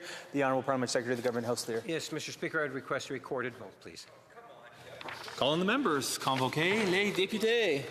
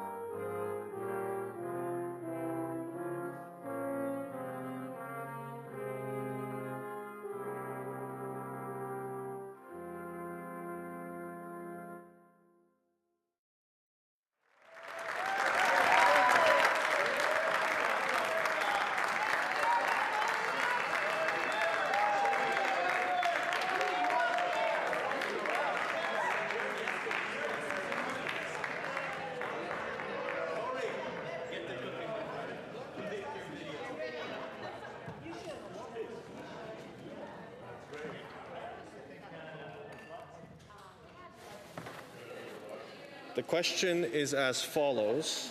Mr. Moore, seconded by Mr. Schmale, moved that the debate be now adjourned. The 10-minute period for members voting electronically has started, and the House will now proceed to the vote for members participating in person. All those in favor of the motion will please rise. Mr. Schmale. Ms. Lewis Haldeman Norfolk. Ms. Lewis Haldeman Norfolk. Mr. Albus. Mr. Albus. Mr. Lake. Mr. Lake. Mr. Mazur. Mr. Major. Monsieur Berthold. Monsieur Berthold. Mr. Workington. Mr. Workington. Mr. Kelly. Mr. Kelly. Monsieur Gould. Monsieur Gould. Mr. Baldinelli. Mr. Baldinelli. Ms. Rood. Ms. Rood. Mrs. Goodridge. Mrs. Goodridge. Mr. Morrison. Mr. Morrison. Monsieur Mallet Kapuskasing Timmins Muskegawuk. Monsieur Mallet Kapuskasing Timmins Muskegawuk. Mrs. Gallant. Mrs. Gallant. Mr. Reed. Mr. Reed. Mr. McCauley. Mr. McCauley. Mr. Menegakis. Mr. Menegakis. Mrs. Jansen. Mrs. Jansen. Mr. Motts. Mr. Motts. Mr. Tolmie. Mr. Tolmie. Mr. Patzer. Mr. Patzer. Mr. Anderson. Mr. Anderson. Mr. Au. Mr. Au. Ms. Cronus. Ms. Cronus. Mr. Ruff. Mr. Ruff.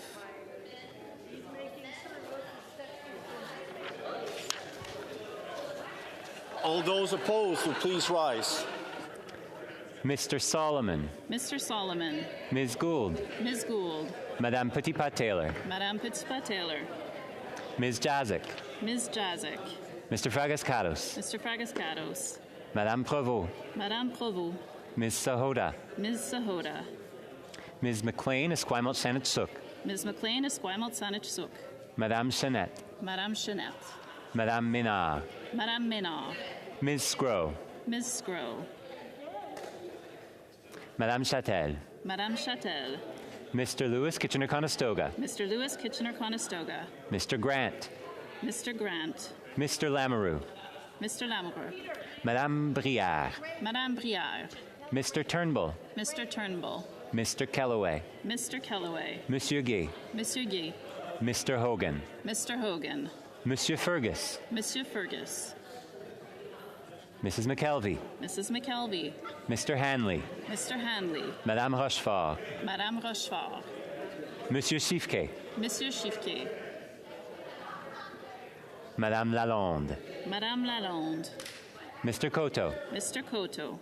Ms. Hefner. Ms. Hefner. Madame Lapointe Sudbury. Madame Lapointe Sudbury. Mr. Carr. Mr. Carr.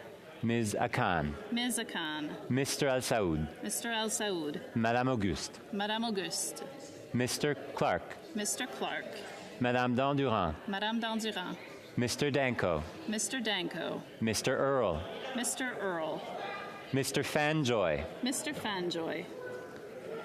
Ms. Hurdle. Ms. Hurdle. Ms. Navin. Ms. Navin. Ms. Tesser-Dirksen. Ms. Tesser-Dirksen. Monsieur Watchorn. Monsieur Watchorn. Monsieur Champoux. Monsieur Champoux. Monsieur Perron. Monsieur Perron. Madame Larouche. Madame Larouche. Madame de Bellefeuille. Madame de Bellefeuille. Monsieur Lemire. Monsieur Lemire. The House will now wait for the electronic voting period to end before resuming its proceedings.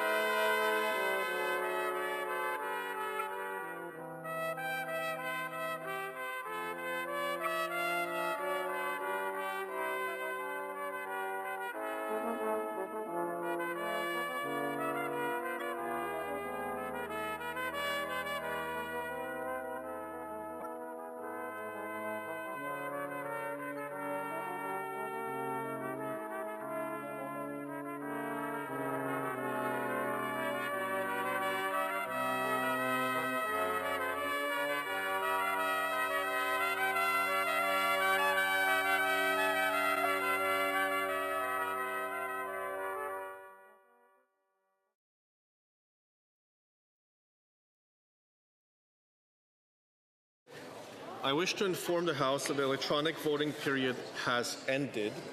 Si des députés... If members were not able to vote due to technical difficulties, they may now use the raise hand function and the chair will recognize them. Deschênes-Thériault. Monsieur Deschênes-Thériault, vous avez la main levée. Oui, désolé, j'ai eu un problème technique. Je voulais seulement confirmer que mon vote avait bel et bien été enregistré comme non. Merci. Alors, Monsieur Deschênes-Thériault, vote. Mr. Deschênes-Thériault, your vote has been confirmed. You voted nay. Just to confirm.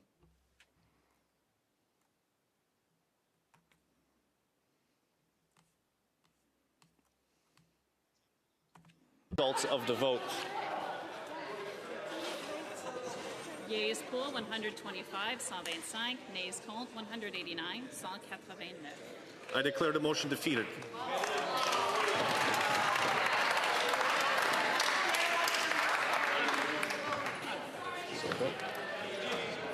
Resuming debate, reprise de débat.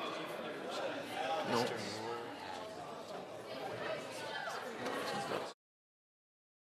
Reprise de débat, resuming debate. Je vois beaucoup de députés qui se... I see a lot of members walking around, but the work of the House must continue because the motion was defeated. Reprise de débat.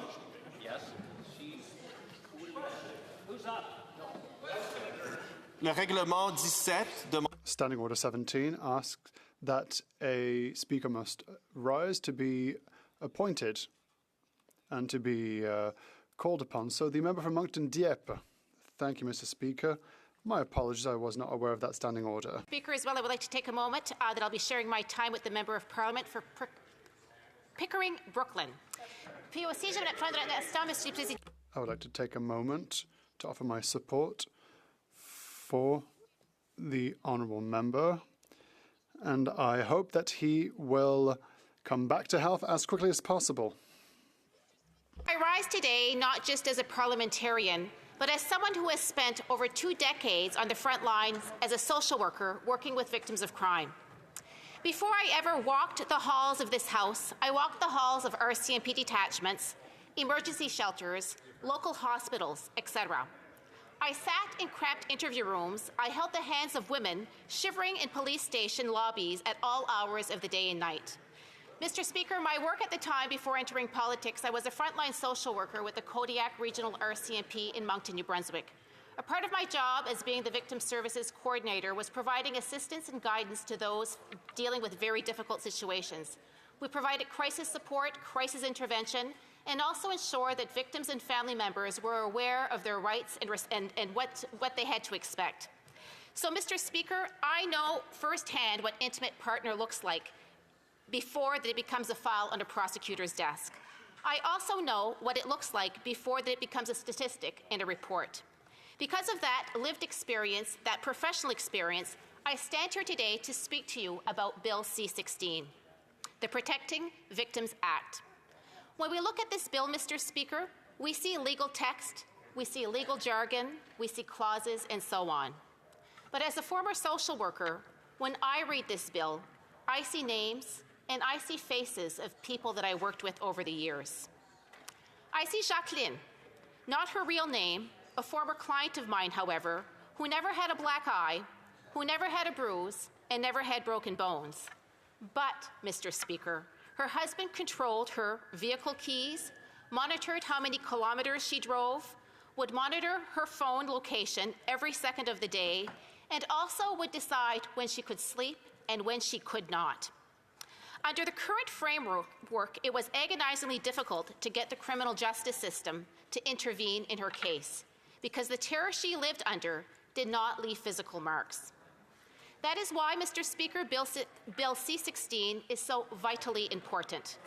The first pillar of Bill C-16 is the criminalization of coercive control.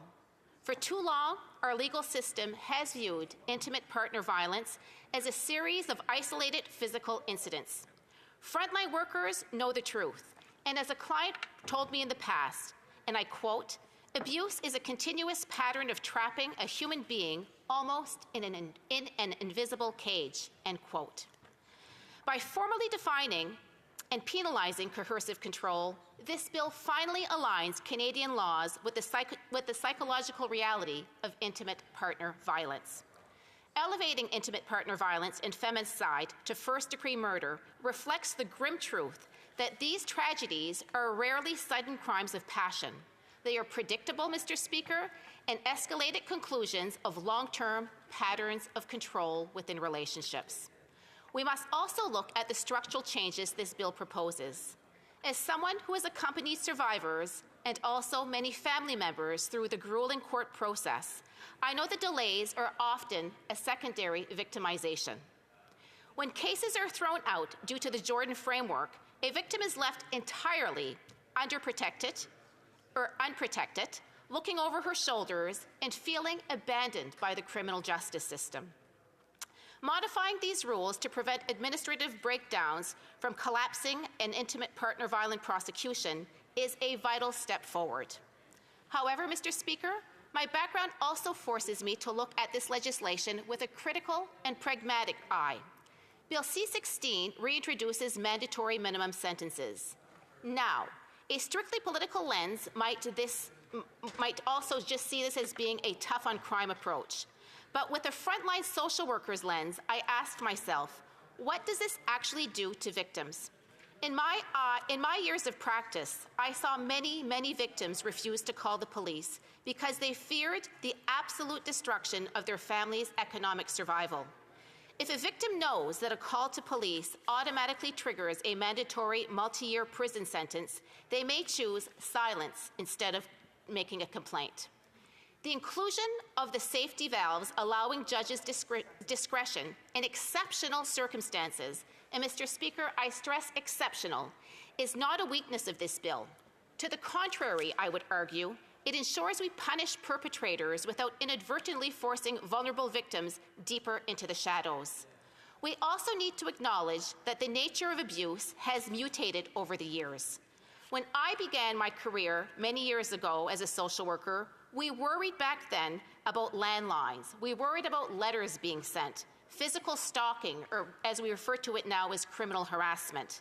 Today, however, abusers use technology as a weapon of absolute humiliation with their victims. Provisions in Bill C-16 addressing AI-generated deepfakes and digital exploitation of minors are not a futuristic hypothetical. They are happening right now, Mr. Speaker. Abusers are creating non-consensual, synthetically generated explicit images to ruin a victim's career, destroy their custody cases, and shatter their mental health. Our laws must evolve as fast as technology used to inflict this cruelty. Madam Speaker, Bill C-16 is a powerful, overdue evolution of our justice system. It validates what social workers, what shelter staff, what victims have been saying for decades, that abuse is systematic, that psychological abuse is dangerous, and that our courts must be modern, efficient, and also they must be compassionate. In closing, Madam Speaker, I would also like to take a moment. I would be remiss if I didn't highlight the wonderful services that exist within my community in Moncton, New Brunswick. First and foremost, I have to give a shout out to our local shelter called Crossroads for Women and Renee and all of her team there. Crossroads for Women has been in operation for more than 4 decades now, and they provide emergency shelter for victims that are fleeing domestic violence. They also provide a 24-hours-a-day crisis line for those that need support. They also provide supportive housing and also provide services for those that are facing not only intimate partner violence, but also sexual violence. And let's not forget our youth in these situations. The shelter also provides child and youth support services, as if we want this intergenerational cycle to cease, we have to make sure that we provide services to the young that are exposed to this. So again, a big shout out to our local shelter. Finally, as well, Madam Speaker, we have another great organization that started off just a few years ago called Shelter Movers in my town. And Shelter Movers is just that. When victims are fleeing domestic violence and if they need someone to be able to go into homes and to provide them with moving and storage services for their furniture and whatever they need, we have volunteers that are called within our community and will be called out at any hour during the day and night and provide that service free of charge. So again, hats off to them. And finally, I would be remiss if I didn't speak about the Beausejour Family Crisis Centre. Again, this is a wonderful organization that provides shelters to those in need, that provides counseling services, and as well, within our province of New Brunswick, they provide justice facility dogs for those that have to appear in court or those that have to meet perhaps with a police officer and are feeling that anxiety. And these facility dogs will accompany them either in courts or in interview rooms. It has made a huge difference for many, many victims within my community. And again, I have to say a shout out to them and their team at the Beausejour Family Crisis Centre. Crystal, Chantal, and all of the team provide tremendous work, and for that, I am very, very grateful.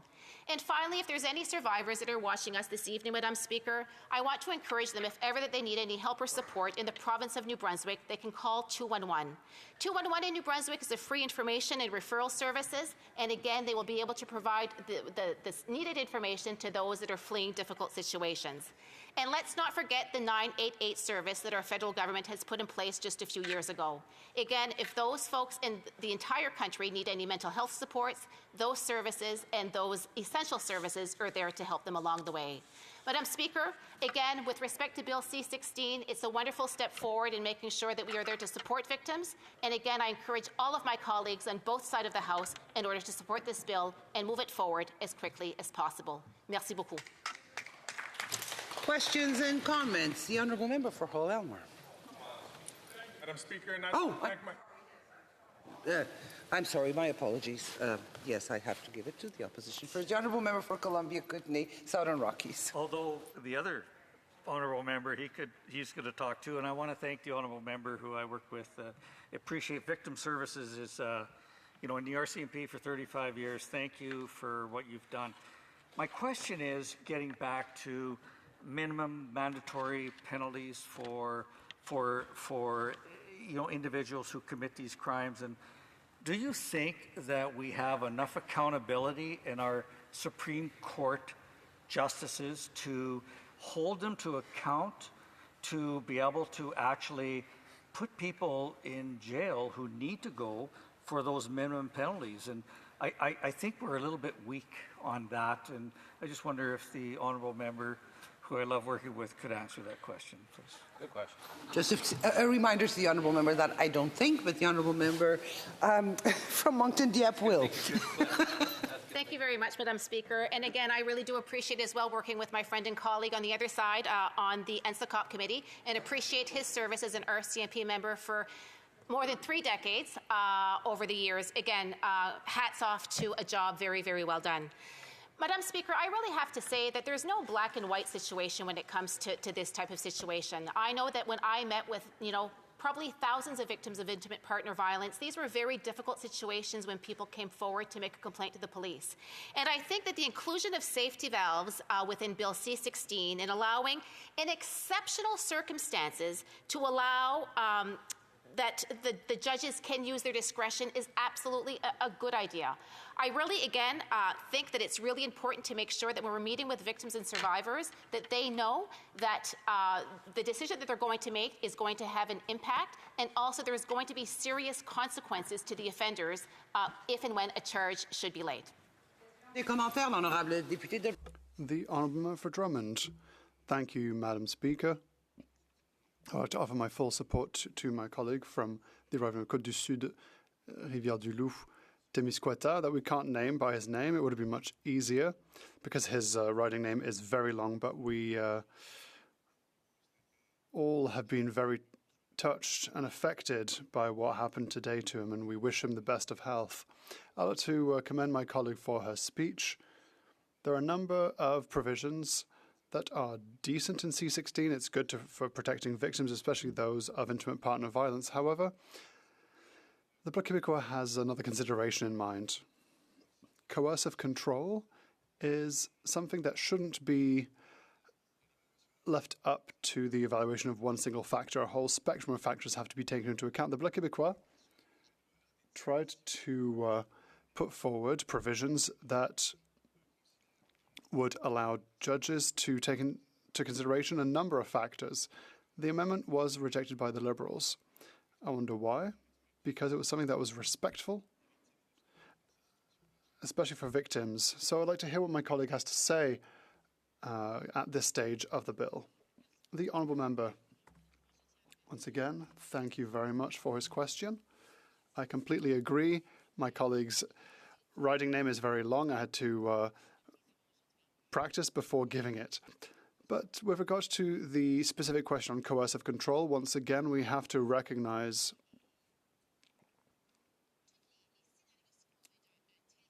all possible scenarios of intimate partner violence.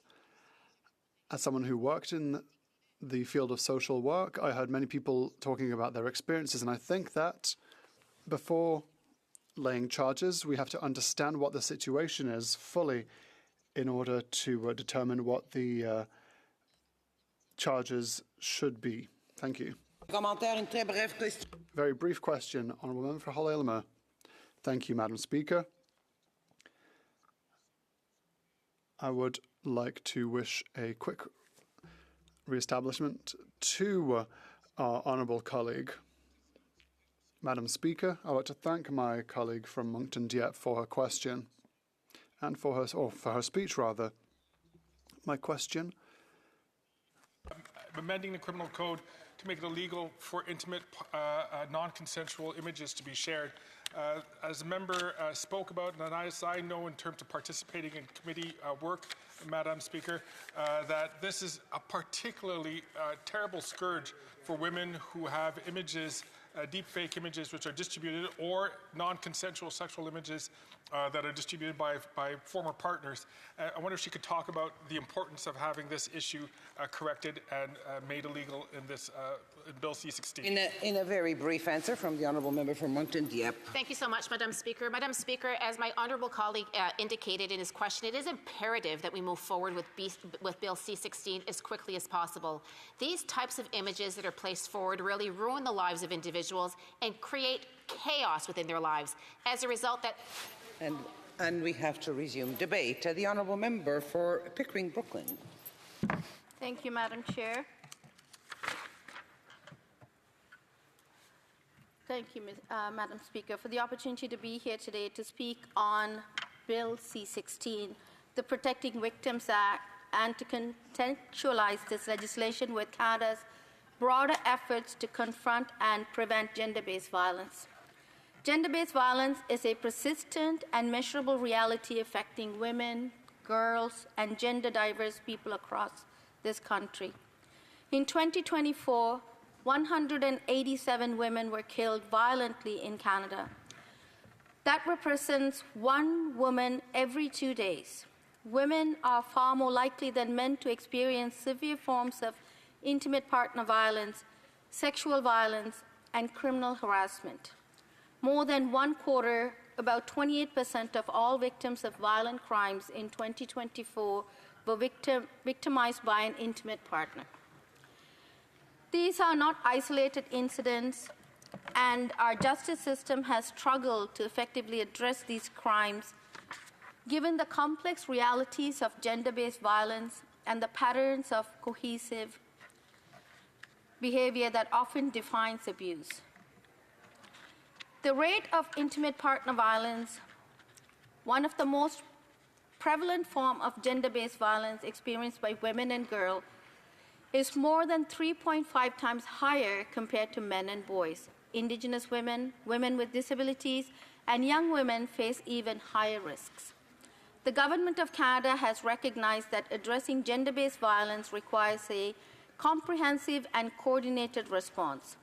In 2017, the federal government released a federal gender-based violence strategy and has since invested over $800 million, about $44 million per year, to coordinate federal actions under 3 pillars: preventing gender-based violence, supporting survivors and their families, and promoting a responsive justice system. Since 2022, the federal government has invested in a national action plan to end gender-based violence, a 10-year framework aiming to end gender-based violence in Canada by supporting victims and survivors of crime and their families, and improving their experiences with the criminal justice system. Significant efforts have been undertaken in this area. For example, the Federal Victim Strategy works to give victims a more effective voice in the criminal justice system and increases their access to justice. Through the Victims Fund, which is part of the Federal Victim Strategy, resources are made available to the province and territories for the implementation of Canadian Victims' Bill of Rights, including for the development of public legal education and information material, and the provision of training on the legislation for criminal justice professionals. Considerable efforts have also been made to strengthen the criminal justice system's response to gender-based violence. Canada's Criminal Code provides a broad-based response to all forms of violence, exploitation, and abuse against all persons in Canada. Over the past year, legislative amendments in former bills C-51 and C-75 clarified and strengthened sexual assault laws and the criminal justice system's response to intimate partner violence, and imposed stricter conditions for those charged with an offense involving intimate partner violence through former Bill C-233. In addition, former Bill S-205, which came into force last April 2025, created a new peace bond designed specifically to provide better protection for victims of intimate partner violence and children, including by allowing conditions such as electronic monitoring to be imposed on the defendant. All of these efforts reflect an understanding that provision, protection, accountability, and survivor support must work together. Today, Bill C-16 is a critical part of that continuum. It strengthens the criminal law in ways that respond directly to what survivors, advocates, and frontline professionals have long told us about how gender-based violence actually occurs. Bill C-16 creates a new offense, criminalizing a pattern of cohesive or controlling conduct in intimate partner relationships. This addresses the reality this abuse takes place over time. It aligns the law with the lived reality of survivors and allows for earlier intervention before cohesive or controlling conduct turns into serious physical harm or death. It also supports more accurate police and prosecutorial responses by requiring a contextual assessment of power and exploitation. Bill C-16 also addresses the most extreme manifestation of gender-based violence, the killing of women because they are women.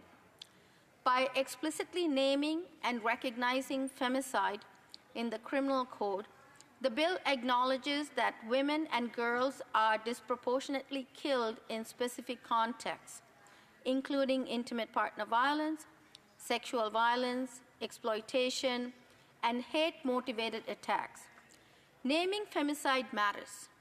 It makes visible a reality that has too often been obscured and affirms that these killings are not random tragedies, but systemic failures that demand accountability. The bill would ensure that murders occurring in these circumstances are treated as first-degree murder. It would also require judges, when sentencing for manslaughter in the same context, to consider penalties equivalent to second-degree murder, including life imprisonment and parole ineligibility for 10 to 25 years. Importantly, Bill C-16 also recognizes that gender-based violence increasingly occurs through technology. The rise of sexual explicit deepfakes, sextortion, and online harassment has created new avenues for abuse, particularly targeting women and girls. These forms of violence can destroy reputations, livelihoods, and mental health, and they often silence victims through shame and fear. The bill addresses these gaps by clarifying that non-consensual distribution of intimate images includes realistic deepfakes, as well as criminalizing threats to distribute such materials and increasing penalties for these offenses. These measures complement existing Government of Canada initiatives aimed at addressing online harms and protecting digital safety, particularly for young people. The bill also modernizes the offense of criminal harassment. Data shows that striking and harassment are common precursors to serious violence. Yet, the current requirement to provide a victim's subjective fear has made early intervention difficult. Further, Bill C-16 proposes reforms to the Canadian Victims' Bill of Rights to better protect victims and expand access to testimonial aids for adult victims of intimate partner violence, sexual offenses, and criminal harassment. Offenses that disproportionately affect women and girls.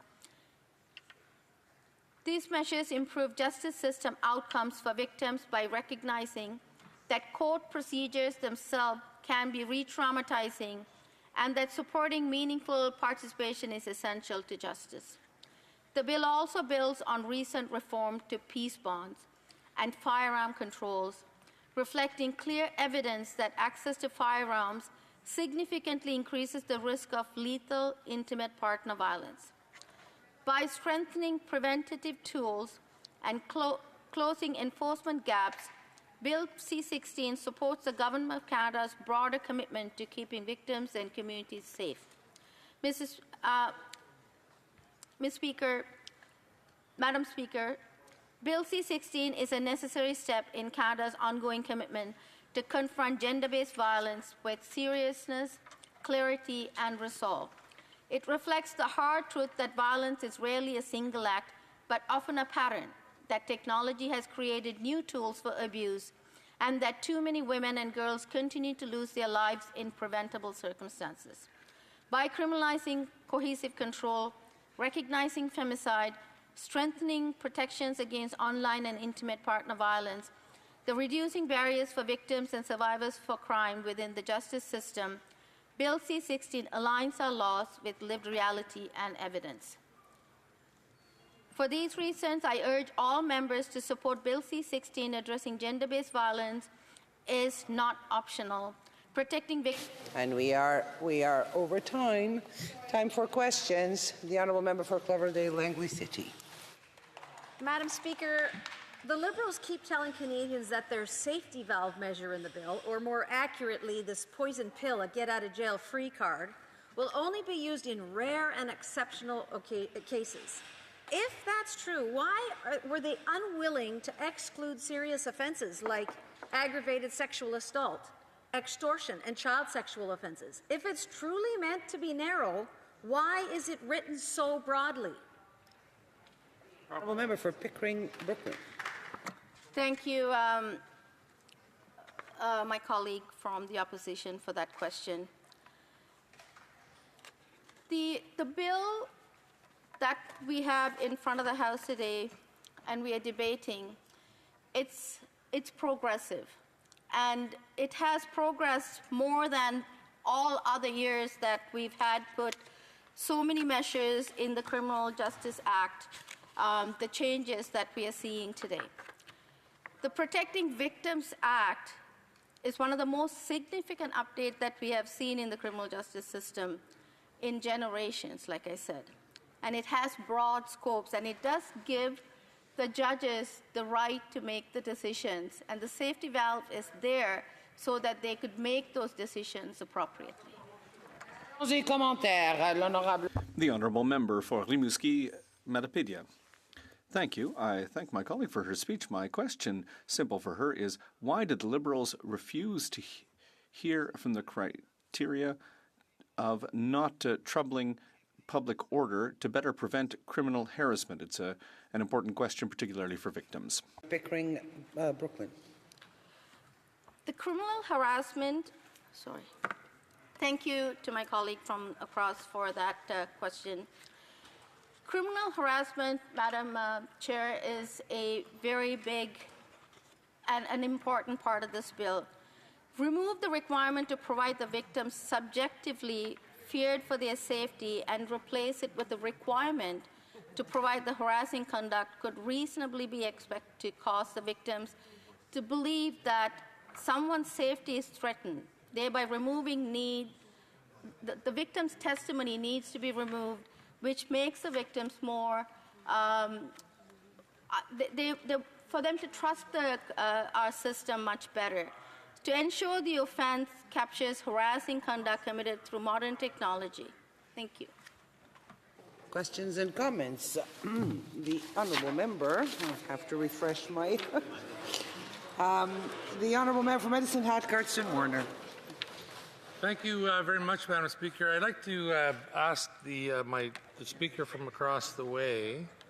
The Liberals tell us that the justice system, the safety valve, judicial safety valve, it's necessary to ensure flexibility. However, the criminal justice system already has safety valves in it. The police officers exercise discretion and lay the charges. The prosecutor has discretion on whether they're going to pursue and how they're going to handle a case and what that all looks like for them. And this to me, this judicial safety valve creates an additional layer of discretion that allows courts to effectively override Parliament's decision, and Parliament's supposed to be the one to make these decisions. So my question to the member across the way is, we know that Clause 63 in this bill goes much further by allowing judges to disregard completely mandatory minimums except for treason and murder. Why? The Honourable Member for Pickering, Brooklyn. So, with the mandatory minimums, to strengthen the mandatory minimums for predators who possess or access, mostly for the child sexual abuse and exploitation materials, restoring more than, so far, 12 mandatory minimums for a range of child sexual offenses that were previously struck down by the court. The valve is there so that the judges could make their own discretion and to give them that leeway to make the right decisions when it's necessary. A very brief question from the Honourable Parliamentary Secretary to the Government House Leader. Thank you, Madam Speaker. I'm wondering if the member could provide her thoughts into why it is the Conservative former critic of justice seemed to be of the opinion that a safety valve was necessary because we had a number of mandatory minimums that were ruled unconstitutional. So by having the safety valve, we were able to reinstate mandatory minimums. That's a good thing. The Conservative former critic agreed to that. The Honourable Member for Pickering, Brooklyn, very brief answer. One of the reasons is when this bill came to the Status of Women's Committee, that was one of the requirements for us that so that you have that option in cases. Resuming debate, the Honourable Member for Swiftcurrent, Grassland, Skindersley. Well, thank you very much, Madam Speaker. It's always a privilege to be able to rise on behalf of the great people of Southwest and West Central Saskatchewan, and to be able to do so here in the month of June. We know that June is the graduation season for all the kids who are in elementary school moving up to high school, and the kids who are in high school and who have the whole world in front of them, who are graduating and looking to either start their first job or look to go on to the university or whatever the next step of their life is. You know, June's an exciting time for them. There's a lot of exciting things happening in their life, and we also do know that for many of us here in the House of Commons, it is that generation of people that why we are here, why we do what we do. And I think that that is also very relevant when we talk about Bill C-16. As we were talking about the victims bill here. And I want to just start with a couple things, and that is that there is a bit of a scourge happening with society, and that is that there are many people who are victims of sexual assault and violence, and it's getting out of hand. And I'm sure that my colleague I'm going to split my time with from Mégantic, L'Arabe, Lotbinière is going to be able to elaborate on that a little bit more, right? And so I look forward to hearing what he has to say. But, you know, Saskatchewan in particular has some of the highest rates in the country per capita of domestic violence, for example. And so we know that this is a scourge on society. And so I do applaud the government's attempts to try to take a few steps and measures that would rein some of this in and get things under control. But at the same time, what we are seeing with this bill, Madam Speaker, is that the government has put forward a measure in around the inclusion of Clause 63, which will essentially allow mandatory minimums to be ignored. And I find that to be very, very egregious. And here's why. I'm just going to read you just got to Google it just really quickly. You look at, I just typed in, man caught with child sexual exploitation and assault material. And it's just a plethora of headlines come up. But just even today, 47 minutes ago, man arrested in sexual assault investigation. 6 hours ago, Niagara Falls man accused of breaching order to stay away from children. Markham man arrested for using social media to sexually lure and extort youth. That was 5 hours ago. 1 day ago, male arrested following child luring and sexual exploitation investigation. And on and on and on. An Alberta man, for example, last week was just recently caught with over 500,000 images of child sexual abuse and exploitation material. 23 men in Quebec had over 4 million files of sexual exploitation and abuse material of children. This is disgusting. It is ridiculous. And the fact that there's now a provision that would allow somebody to escape a mandatory minimum, and let me be clear, there's actually part of the reason why this bill came forward is because the Supreme Court struck down a mandatory minimum for child sexual abuse and exploitation material, which is absolutely disgusting as well that happened. And so when you see this in the news, the volume of files that are out there and just how many people continue to access it, and you see that there's the ability for a soft on crime approach to be taken because of this clause. It is just absolutely disgusting.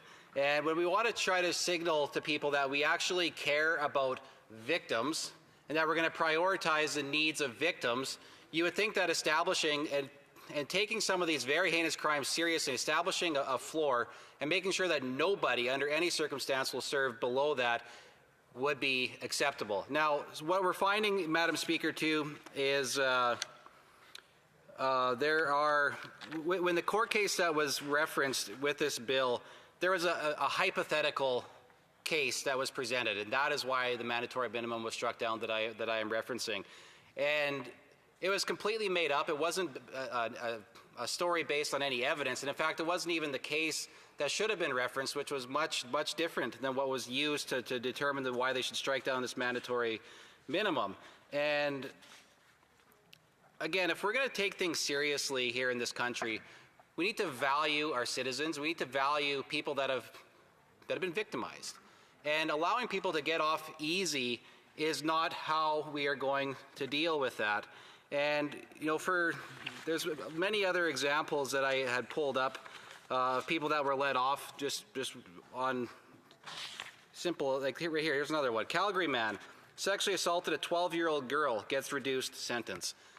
I'm sick and tired of seeing headlines like that. Canadians are sick and tired of seeing headlines like that. Okay? We don't want to see that anymore. And by establishing mandatory minimums and having them in place, it shows that we take these kind of crimes very seriously.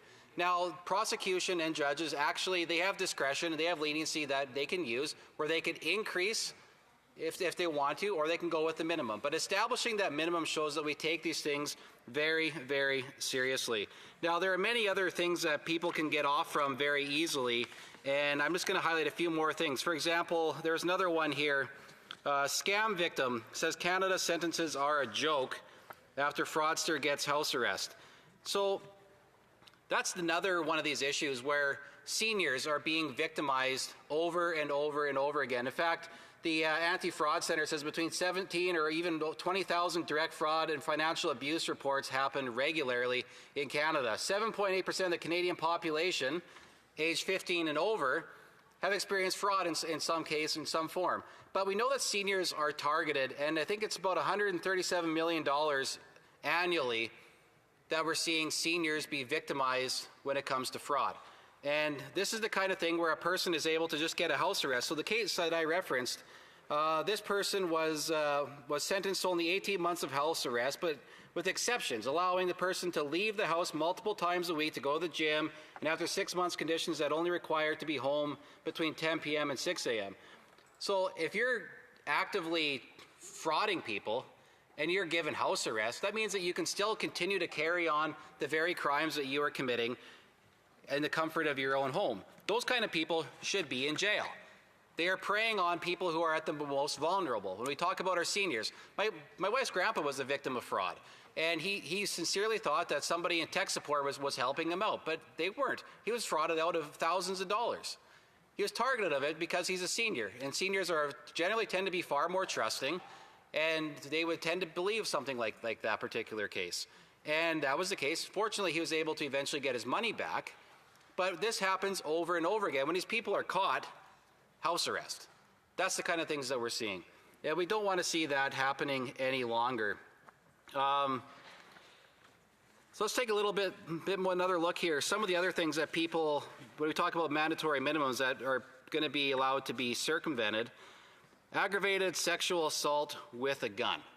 It's bad enough that people that are accessing and selling and recording and making child sexual abuse and exploitation material are now going to be able to avoid a mandatory minimum, but people who are aggravated sexual assault with a gun, human trafficking, multiple violent firearms offenses, extortion with the firearm, weapons trafficking, drive-by shootings. These are the kind of things that are going to be able to be, the mandatory minimum will be able to just be looked over and discarded because of Clause 63. So if we're going to have a serious discussion, Madam Speaker, on dealing with the issue of crime and the fact that so many people end up with bail instead of jail, establishing and reestablishing some basic mandatory minimums with this bill as well would have been great, but also not providing a clause that will allow mandatory minimums to be completely disregarded. That just shows that we are not taking victims' concerns seriously. And I get lots of emails in my constituency office and in my Hill office here, Madam Speaker, about wanting to see a tough on crime approach. People want to see that the mandatory minimums are a thing because it sets the tone. It lets these criminals know that we take it seriously, that there's going to be a punishment if they are caught. And when they can find out that, oh, I can just get house arrest or I can get reduced sentencing, they're just going to keep doing what they're doing.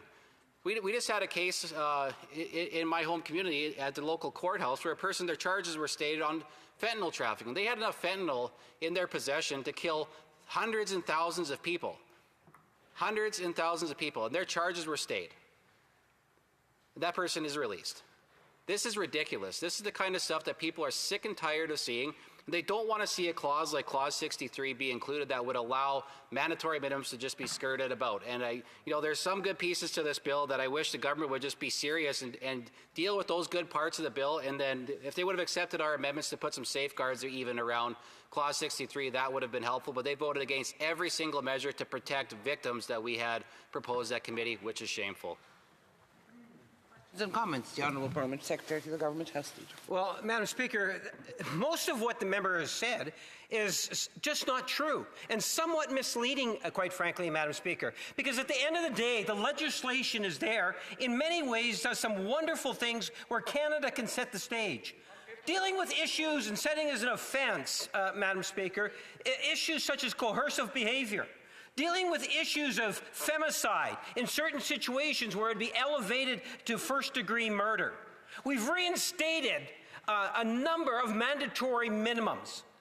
Now the Conservatives, quite frankly, only because they don't want to support the legislation, they come up with some bogus excuse, quite frankly, because they used to support the issue of a safety valve. The former critic for the Conservative Party did. Why is the Conservative Party so much against making our communities safer by not allowing legislation of this nature pass? Well, member for Swift Current, Grasslands, Kindersley. Well, that member says all kinds of ridiculous things, and as he was referring to yesterday, and all the language that the Speaker let him use, that was a dumb question from that member. It was. The Speaker allowed him to use that word, so I'm going to use it. That was a dumb question. And here's why. If they actually truly cared about crime, if they truly cared about victims, they would not allow people to be able to have the mandatory minimums be circumvented with Clause 63. That should not have been allowed to happen. At the very least, that member should have said, you know what, some of the safeguards that the Conservatives are proposing to make sure that victims are actually going to be respected and that criminals will actually go to jail, he should have supported some of the safeguards that Conservatives proposed, but they weren't allowed to happen because Liberals voted them down. Honourable Député de Drummond. The Honourable Member for Drummond. So I'm not sure, Madam Speaker, that it's very parliamentary to say that a question is dumb. I'm actually wondering whether it is parliamentary or not. It's rare that I agree with the member for Winnipeg North, but I must say that I am also somewhat perplexed because the Conservatives are finding reasons not to support this bill that has been requested by the representatives of victims of criminal acts and of victims of intimate partner violence. So I hear the Conservatives keep talking about mandatory minimums in a system that is not perfect, but it's probably the least imperfect of all of the legal systems that exist. And I don't think there is any study that shows that harsher sentences are more beneficial for society than rehabilitation programs for criminals. I'm sorry. What is happening? Inaudible to the interpreter. The Honourable Member for Drummond. So I will ask my colleague if he has any scientific arguments and data to state that mandatory minimums are a better system than rehabilitation for criminals. For Swift Current, Grasslands, Kindersley. Well, yeah, I want to thank the member for his question. And I'll start by saying in my speech, I referenced the fact that there was 23 men in Quebec that were in possession of over 4 million files of child sexual assault and exploitation material. Now, the reason why Bill C-16 is here, one of the reasons why Bill C-16 is here, is because the Supreme Court struck down the mandatory minimum for the possession and distribution of this type of material. And if the Liberals are serious about restoring mandatory minimums, they would have restored that mandatory minimum to make sure that our children are protected. And the last thing that I want to see is those 23 men in Quebec be put back out on the street next week so that they can continue to create, distribute, and monetize child sexual abuse and exploitation material. I do not want to see those kind of people on the streets ever again. They belong in jail. For Edmonton Southwest. Thank you, Madam Speaker. Madam Speaker, I want to thank my colleague member for opposing this bill with the valid and right reasons. I do have a question and I kind of agree with him, and I want to ask the member if he can shed more light on it. He quoted a few recent decisions where the courts have turned the minimum mandatory sentences down.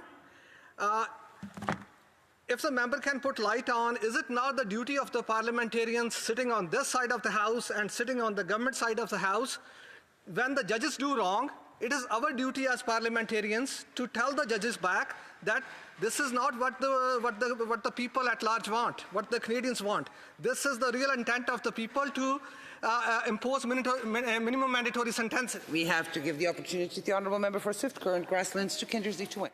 Yeah, I want to thank my colleague for that great question because, we are seeing so many different types of crimes that are becoming more and more prominent in our communities and on our streets. And one that I referenced in my speech, for example, was extortion with a firearm. This is the kind of thing that a person can serve house arrest for, and the mandatory minimum can be circumvented because of that. So, because of this bill, because of Clause 63, people who are terrorizing our streets should not be allowed to serve house arrest. They should not be given lenient sentences, and a mandatory minimum with a high threshold would make sure that those people and that victims get justice.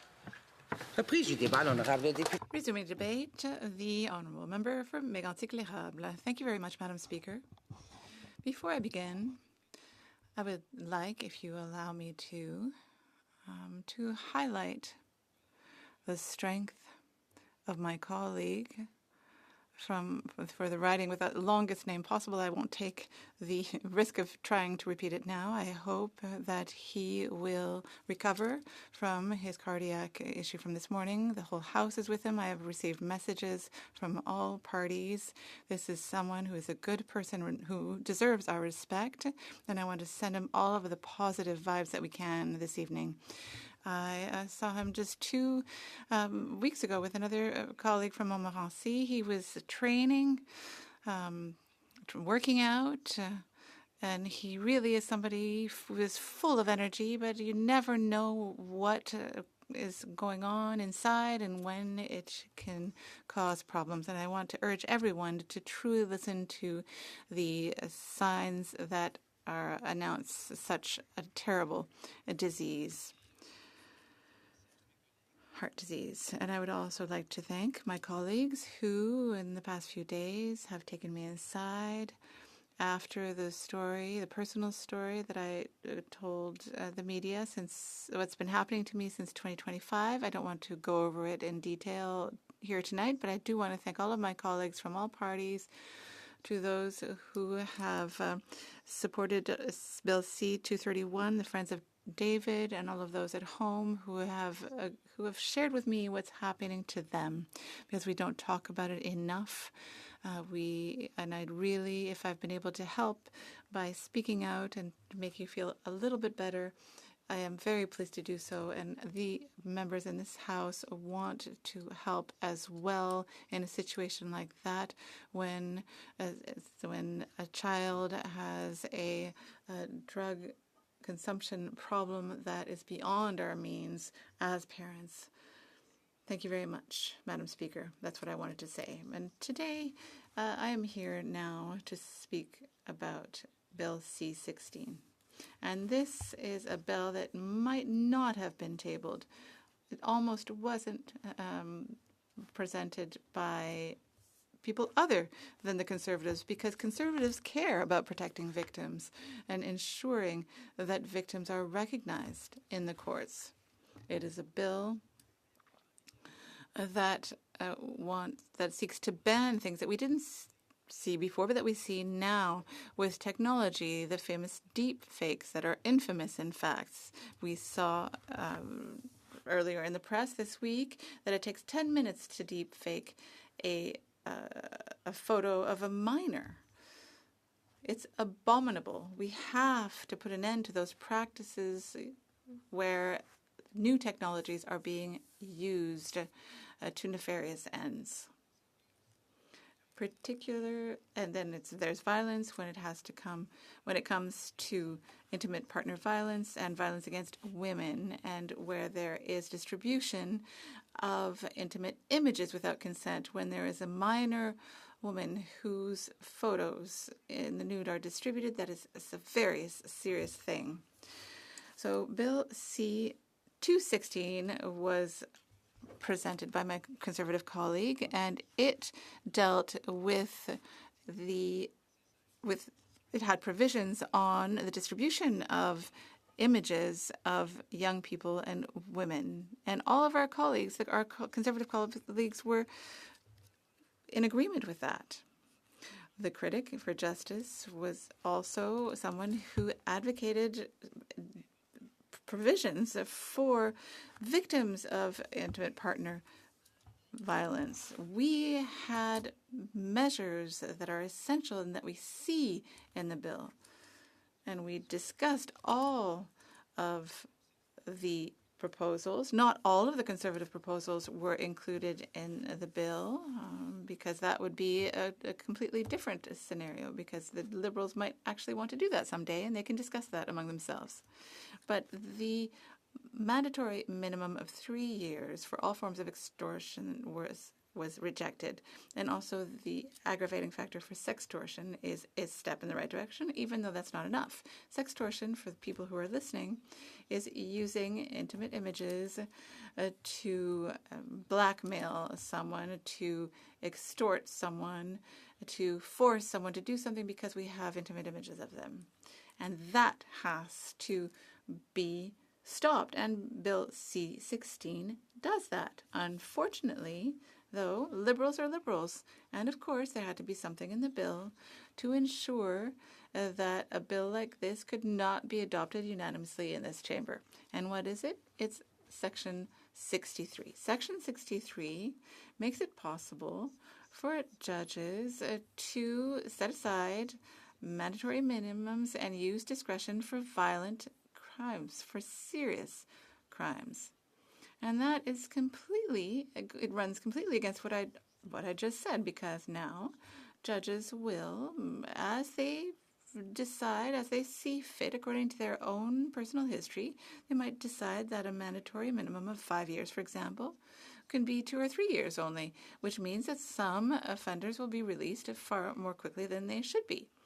And I would like my Liberal colleagues to think about this, because I think that we are very close to an agreement, and together we could do something very good. We could pass C-16 if the Liberals removed that section. We agree on all of the measures that are contained in Bill C-16, but we do not want the Liberals to do what they've been doing for 11 years, which is to make criminals' lives easier and to lead to a higher frequency of these terrible crimes, because the criminals will commit more and more crimes because they're less and less afraid of the weight of justice, Madam Speaker.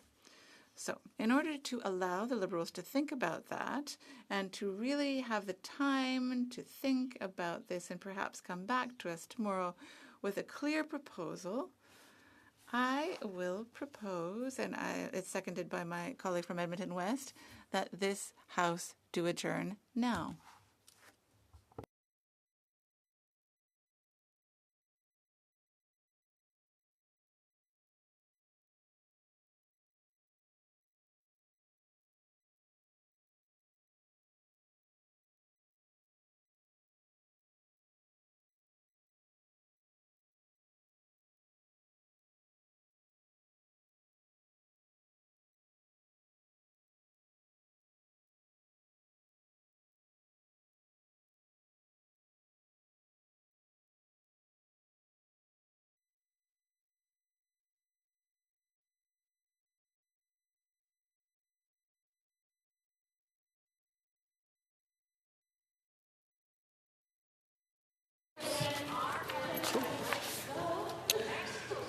Monsieur Berthold. Mr. Bali, seconded by Mr. McCauley, proposes that the House do adjourn now. If any member participating in person would like this motion to be adopted or adopted on dissent, please, the Honourable Parliamentary Secretary. Recorded vote, please. Call in the members.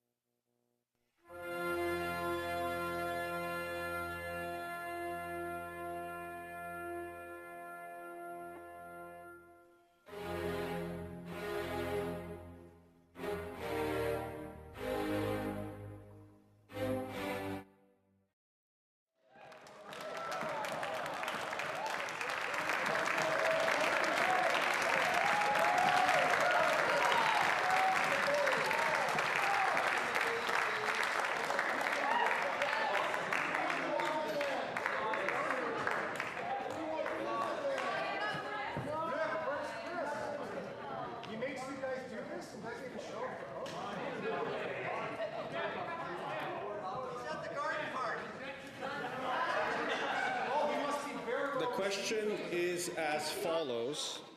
Mr. Berthold, seconded by Mr. McCauley, moved that the House do now adjourn. The 10-minute period for members voting electronically has started, and the House will now proceed to the vote for members participating in person. All those in favor of the motion will please rise.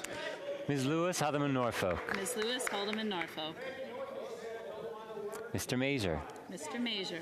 Mr. Jennis. Mr. Jennis. Mr. Moore. Mr. Moore. Monsieur Berthold. Monsieur Berthold. Mr. Cooper. Mr. Cooper. Monsieur Gould. Monsieur Gould. Mr. Workington. Correction. Mr. Redicott. Mr. Redicott. Mr. Muse. Mr. Muse. Ms. Rood. Ms. Rood. Mrs. Goodridge. Mrs. Goodridge. Mr. Arnold. Correction. Mr. Morrison. Mr. Morrison. Mr. Arnold. Mr. Arnold.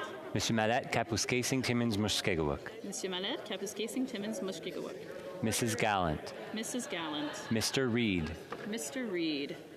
Mr. McCauley. Mr. McCauley. Mr. Menegakis. Mr. Menegakis. Mrs. Jansen. Mrs. Jansen. Mr. Motts. Mr. Motts. Mr. Tolmie. Mr. Tolmie. Mr. Patzer. Mr. Patzer. Mr. Au. Mr. Au. Ms. Cronus. Ms. Cronus. Mr. Lawton. Mr. Lawton. Mr. Mahal. Mr. Mahal. Mr. Mackenzie. Mr. Mackenzie. Que tous ceux qui s'opposent à la motion. Will all those opposed to the motion please rise? Tino. Monsieur McKinnon Gatineau. Madame Joly. Madame Joly. Mr. Solomon. Mr. Solomon. Madame Petitpas Taylor. Madame Petitpas Taylor. Ms. Jazik. Ms. Jazik. Madame Provost. Madame Provost.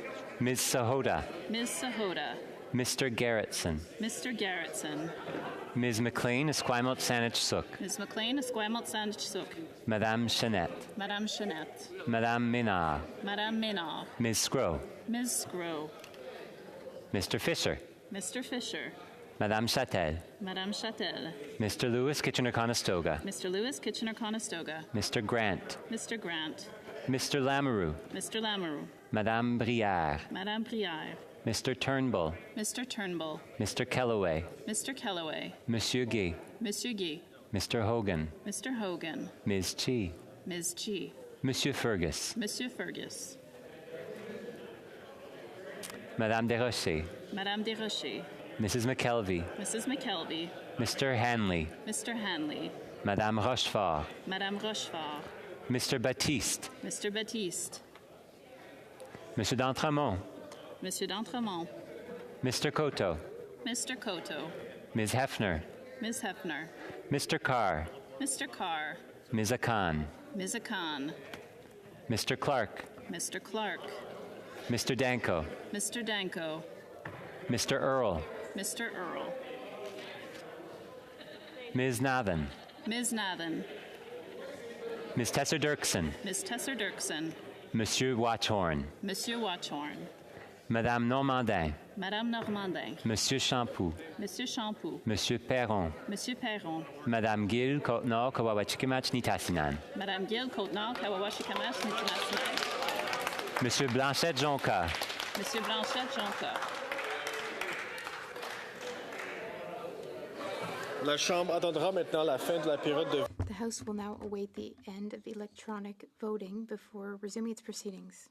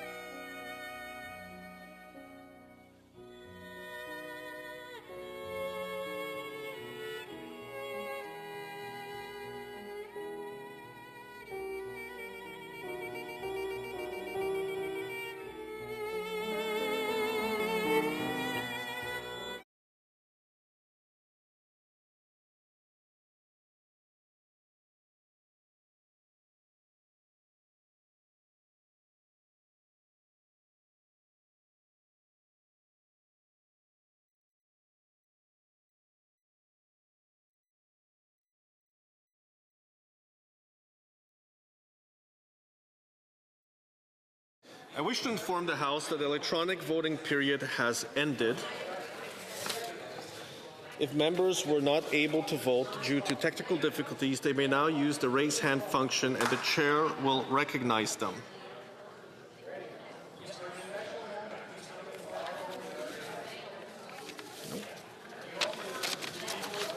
The table will now compile the results of the vote. Yeas pour 122, 122. Nays contre 186, 186. I declare the motion defeated. It being 9:01, pursuant to order made on Thursday, June 4, 2026, it is my duty to interrupt the proceedings and put forthwith every question necessary to dispose of the third reading stage of the bill now before the House. The question is as follows. Monsieur Fraser, appuyé par... Mr. Fraser, seconded by Mr. Lightbound, moves that Bill C-16, an act to amend certain acts in relation to criminal and correctional matters, child protection, gender-based violence, delays, and other measures, be now read a third time and do pass. If a member participating in person wishes this to be the Honourable Parliamentary Secretary. To the Government House Leader. Let pass on division, please. Un vote par appel nominal. A recorded vote. Call in the members. Forgive me, not calling the members. Pursuant. No. Division stands deferred until Thursday, June 11, 2026, at the expiry of the time provided for oral questions. Ordre du jour. Orders of the day. Ordre du jour. Government orders, government bills, Commons consideration at report stage of Bill C-25, Strong and Free Elections Act, standing in the name of the Minister of Transport and Leader of the Government in the House of Commons. Il n'y a aucune motion à l'étape du rapport. There being no motion at report stage, the House will now proceed without debate to the putting of the question on the motion to concur in the bill at report stage. Gatineau, appuyé par Mme Sarota, propose que le projet de loi C-25, loi modifiant la loi électorale du Canada et édictant la loi de 2026 visant à changer le nom de certaines circonscriptions électorales telles que modifiées soit agréé à l'étape du rapport. For a member participating in person, the motion be carried or carried on division, or if a member of a recognized party press I see the Honourable Deputy House Leader of the official opposition. Bonsoir, Monsieur le Président. On va demander. Thank you, Speaker. We would like a recorded vote.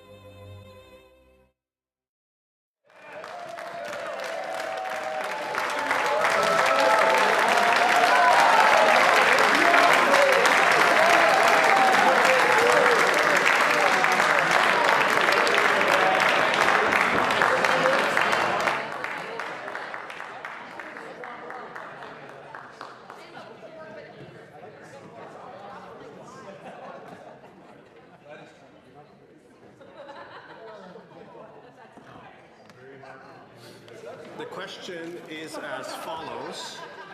Mr. McKinnon-Gatineau, seconded by Ms. Sahora, moved that Bill C-25, an act to amend the Canada Elections Act, and to enact an act to change the names of certain electoral districts 2026, as amended, be concurred in at report stage. The 10-minute period for members voting electronically has started, and the House will now proceed to the vote for members participating in person. All those in favour of the motion will please rise. Monsieur McKinnon-Gatineau. Monsieur McKinnon-Gatineau. Madame Joly. Madame Joly. Mr. Solomon. Mr. Solomon. Madame Petitpas-Taylor. Madame Petitpas-Taylor. Ms. Jazek. Ms. Jazek. Mr. Fragascados. Mr. Fragascados.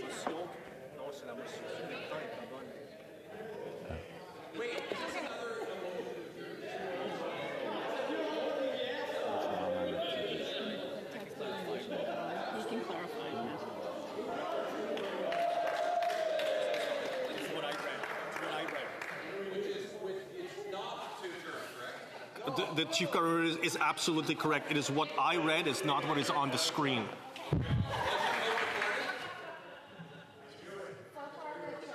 Madame Provost. Madame Provost. Ms. Sahota. Ms. Sahota. Mr. Garrettson. Mr. Garrettson. Ms. McLean Esquimalt Saanich Suk. Ms. McLean Esquimalt Saanich Suk. Madame Chenette. Madame Chenette. Madame Ménard. Madame Ménard. Ms. Scrow. Ms. Scrow. Mr. Fisher. Mr. Fisher. Madame Chatel. Madame Chatel. Mr. Lewis Kitchener-Conestoga. Mr. Lewis Kitchener-Conestoga. Mr. Grant. Mr. Grant. Mr. Lamoureux. Mr. Lamoureux.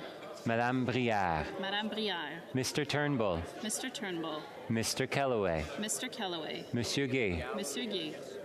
Mr. Hogan. Mr. Hogan. Monsieur Fergus. Monsieur Fergus.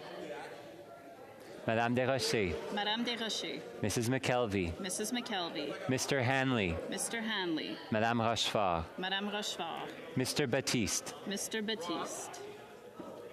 Monsieur d'Entremont. Monsieur d'Entremont. Mr. Coteau. Mr. Coteau. Ms. Hefner. Ms. Hefner. Mr. Carr. Mr. Carr. Ms. Akan. Ms. Akan. Mr. Clark. Mr. Clark. Mr. Danko. Mr. Danko. Mr. Earl. Mr. Earl. Ms. Fancy. Ms. Fancy. Ms. Harrison. Ms. Harrison. Ms. Nathan. Ms. Nathan. Ms. Tesser-Dirksen. Ms. Tesser-Dirksen. Monsieur Watchorn. Monsieur Watchorn. Monsieur... Ms. Lewis, Haldeman, Norfolk. Ms. Lewis, Haldeman, Norfolk. Mr. Mazur. Mr. Mazur. Mr. Jennis. Mr. Jennis. Mr. Moore. Mr. Moore. Monsieur Berthold. Monsieur Berthold. Mr. Cooper. Mr. Cooper. Monsieur Gould. Monsieur Gould. Mr. Redekop. Mr. Redekop. Mr. Muse. Mr. Muse. Ms. Rood. Ms. Rood. Mr. Majumder. Mr. Majumder. Mrs. Goodridge. Mrs. Goodridge. Mr. Morrison. Mr. Morrison. Monsieur Mallet, Kapuskasing, Timmins, Mushkegawuk. Monsieur Mallet, Kapuskasing, Timmins, Mushkegawuk. Mrs. Gallant. Mrs. Gallant. Mr. Reed. Mr. Reed. Mr. Macaulay. Mr. Macaulay. Mr. Menegakis. Mr. Menegakis. Mrs. Jansen. Mrs. Jansen. Mr. Motts. Mr. Motts. Mr. Tolmie. Mr. Tolmie. Mr. Patzer. Mr. Patzer. Mr. Au. Mr. Au. Mr. Gill, Windsor West. Mr. Gill, Windsor West. Ms. Cronus. Ms. Cronus. Mr. Mahal. Mr. Mahal. Mr. Mackenzie. Mr. Mackenzie. Monsieur Champoux. Monsieur Champoux. Madame Gill, Cotenau, Kawawachikimach, Nitasinan. Madame Gill, Cotenau, Kawawachikimach, Nitassinan. Monsieur Blanchette, Jonca. Monsieur Blanchette, Jonca. Que tous ceux qui s'opposent à... All those opposed to the motion will please rise. La Chambre entendra maintenant... The House will now wait the end of the electronic voting period before pursuing its proceedings.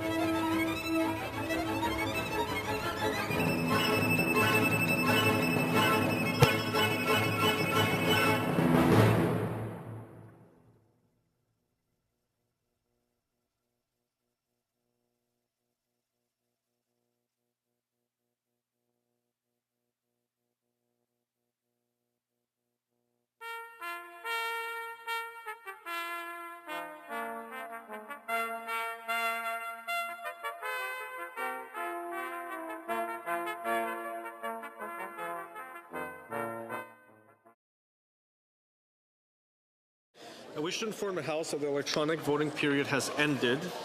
Si des députés n'ont pas pu voter. If members were not able to vote due to technical difficulties, they may now use the raise hand function and the chair will recognize them. Gouvernement à la Chambre. Deputy Government House Leader. J'ai la misère avec mon app. Mr. Speaker, I had trouble with my app. I vote in favor. Aga Ye Pour.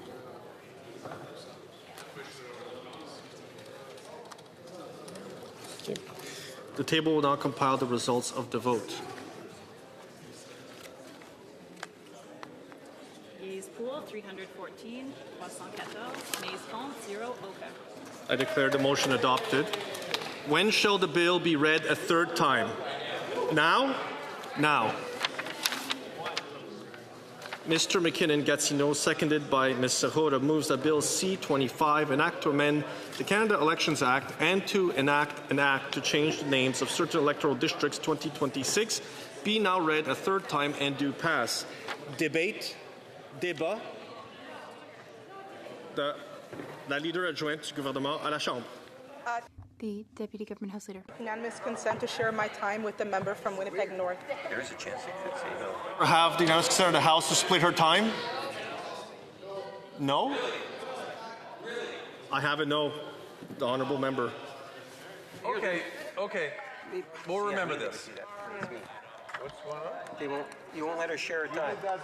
On a point of order, Mr. Speaker. I have a point of order from the Parliamentary Secretary to the Government House Leader. Yes, thank you, Mr. Speaker. You know, I know sometimes there's resistance to listening to me speak. I think if we could just ask once again if there was unanimous consent, as we have authorized and provided approval for it. So we'd ask for unanimous consent to be able to share the first speech. The Honourable Parliamentary Secretary to the Government House Leader is asking for UC to have the time split. Is it agreed? J'ai un consentement unanime à compléter. I need to finish obtaining unanimous consent, then I'll take the point of order. Time split. J'ai un appel au règlement du... Rising on a point of order, the member for Drummond. My point of order has nothing to do with unanimous consent, and my point is that I'm not getting any interpretation into French right now, so if we could please check on that. Make sure that the French translation is working, and I'm hoping that it's working. Est-ce que ça fonctionne? It is. Is it working? Terrific. Hopefully members don't need me to repeat what was just said. J'espère que les députés n'ont pas besoin. Do members require me to repeat what we just discussed about unanimous consent? La leader adjointe.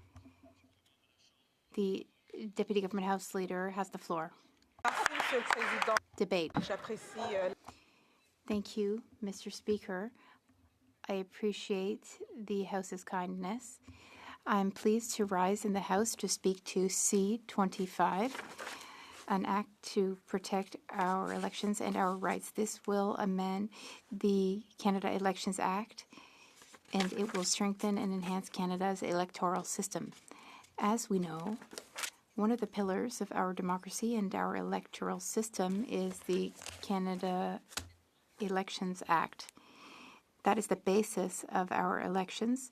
The CEA is known around the world for its solid political financing rules and strict spending limits rules.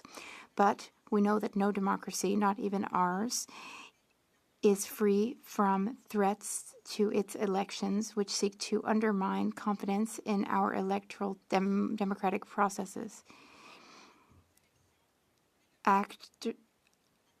Actors with negative intentions can seek to undermine our elections and our democracy at any time.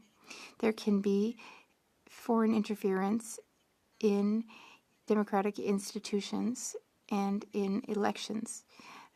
We have looked into that, and our elections remain safe, but we must continue to ensure that Canada's democracy remains one of the strongest in the world and that it continues to be protected from ongoing threats regardless of the circumstances. With this long-standing tradition of continually improving the Canada Elections Act, our government is proposing priority amendments to address these threats. Mr. Speaker, it is essential that we draw on the knowledge of experience of experts when proposing changes to our democratic electoral system. And through this Bill C-25, our government is acting on the recommendations that were made during the public inquiry into foreign interference, as well as those that were made by the Chief Electoral Officer and the Commissioner of Canada's elections. Bill C-25 proposes to further strengthen and secure Canada's federal elections through several new measures, and allow me to elaborate a little bit on those. As I mentioned at the outset, interference in elections can occur at any point, and it's not just in elections. Bill C-25 addresses this issue in several ways. First, it will expand the prohibitions regarding undue foreign interference, foreign influence, offering or accepting a bribe, misleading publications that claim to come from someone they are not, and broadcasting outside Canada with the intent to unduly influence voters to apply at any time, not just during the election period. This protection will also be applied to nomination and leadership contests. De plus, Monsieur le Président, le projet. Moreover, Mr. Speaker, C-25 extends extraterritorial application of some offences.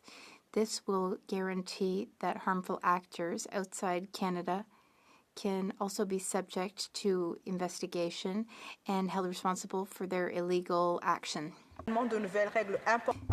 There are also significant new rules about financing to increase transparency and prevent hidden or foreign money from interfering with our democracy. This will include crypto assets as contributions and verifying and having transparency about financing.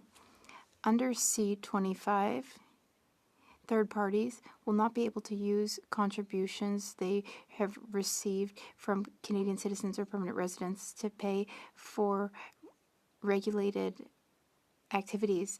We heard in PROC that not all third parties receive contributions, and they may want to use their own income to cover approved defenses. So that must be 10% or less of their annual funds in order to be able to use their own money to fund regulated activities. This will enhance transparency about the origin of funds and will mitigate the risk of allowing foreign or hidden money to interfere with our democracy. Mr. Speaker, the next element of the bill that I would like to underscore is C-25 attacking misinformation. Misinformation and disinformation are tactics which seek to erode public trust in our institutions and in our entire democratic process. Misinformation seeks to purposely mislead voters, often online. C-25 will strengthen our democratic institutions through new and expanded prohibitions designed to counter this threat. More specifically, this bill prohibits the deliberate dissemination of false information regarding an election or the electoral process with the intent to interfere with the conduct or results of an election, while respecting the principles of freedom of expression and open dialogue that are at the heart of our democracy. Another source of misinformation is the potential of misuse of technology, which Bill C-25 is also addressing. As we all know, technology has helped us revolutionize, it has revolutionized democracies around the world, but it also carries several risks. For example, content generated by artificial intelligence is becoming increasingly difficult to distinguish from reality. When combined with disinformation, AI such as deepfakes can pose significant threats. To address this emerging issue, Bill C-25 amends the prohibition on impersonation to cover videos and audio manipulation such as deepfakes, and extends its application to nominations and leadership candidates who are also vulnerable to such threats. Donc, Monsieur le Président, lorsque les Mr. Speaker, when Canadians go to the polls, they expect to see the names of candidates on their ballots, legitimate candidates who have the right to run in the elections and who can be elected. That is a fundamental principle of our system. But in ridings which are targeted by those seeking to create unduly long ballot papers, this is not the case. Instead, Canadians are inundated with the names of people who have neither the desire nor the intention to ever represent the interests of their constituents. Not only do these long ballot papers pose significant accessibility issues for voters and election officials, particularly those with disabilities, but they can also delay the count of votes. This is what we heard during the study on unduly long ballot papers. The study was conducted by the PROC Committee on Procedure. Mr. Speaker, I'm pleased to note that what has been proposed in Bill C-25 is in line with all of the committee's legislative recommendations. If I may add, Mr. Speaker, this is one of the most fulsome and most collaborative committee studies that I've experienced thus far. At a time when security is a growing concern within our political system, Bill C-25 proposes new protective measures. For example, the home addresses of returning officers will no longer be made public. Candidates will receive a higher reimbursement for their personal security expenses, and the rules governing regulated fundraising activities will be amended. Mr. Speaker, the final aspect of the bill that I would like to highlight concerns the important mandate of the Independent Commissioner of Federal Elections, who is responsible for ensuring the application of and compliance with the Canada Elections Act. Bill C-25 will strengthen the tools available to the Commissioner to fulfill that mandate. Bill C-25, the Strong and Free Elections Act, further strengthens and secures Canada's federal elections through targeted priority amendments that were recommended by experts and will ensure that our legislative framework remains resilient in a consistently evolving threat environment. So I urge my colleagues and all members of this House to support this really important bill. Merci, Monsieur le Président. Thank you. Thank you, Mr. Speaker. Questions and comments, questions et commentaires. The Honourable Member for St. Albert, Sturgeon River. Speaker, I want to thank the Parliamentary Secretary. The government had an opportunity with this bill to close significant loopholes with respect to foreign money flowing into registered third parties. This bill fails to close those loopholes. Why did the government refuse to close those loopholes? Why does this bill, if going forward, allow for foreign money to continue to be funneled into third parties to influence Canadian elections? The Honourable Deputy Government House Leader. Thank you, Mr. Speaker. I think my honourable colleague who actually sits on the committee with me, we've had this conversation extensively, and we do agree that the 10% that is in the bill actually prevents people from having the foreign money going into our elections. The reporting measures that are in this bill have been recommended by experts, and we believe that these are strong measures to make sure that we can keep track of where foreign money is coming from, and to make sure that Canadians understand where funds are coming from into our elections. Here, here. Questions et commentaires. Questions and comments. The Honourable Member for Drummond. Thank you, Mr. Speaker. I would like to thank the Parliamentary Secretary for her speech. I would like to start by saying that the Bloc Québécois will be supporting C-25 for a number of reasons. But in her speech, my colleague talked about the kinds of things that C-25 would bring. There would be a ban on people trying to pretend that they're someone they aren't. But the current Prime Minister got elected by pretending that he was the only one, or claiming that he was the only one, who could, in fact, face Donald Trump. But we've seen his track record in the last year, and we see that that's not actually the case. So would my colleagues say that according to the terms in C-25, that the Prime Minister himself has broken this law? Thank you, Mr. Speaker. I think that my colleague across the way is someone who usually asks reasonable questions. But I think that since in the last few days we've been here later at night, there is perhaps it's perhaps the case that we should give him the opportunity to ask more reasonable questions. Thank you, Mr. Speaker. Bill C-25 aims to strengthen and make more secure the electoral process to counter foreign interference as well as other emerging threats. So I would like my colleague to explain why it is so important to go ahead with this bill. The Honourable Member. Thank you, Mr. Speaker. I would like to thank my colleague, who is also a member of PROC, for her question.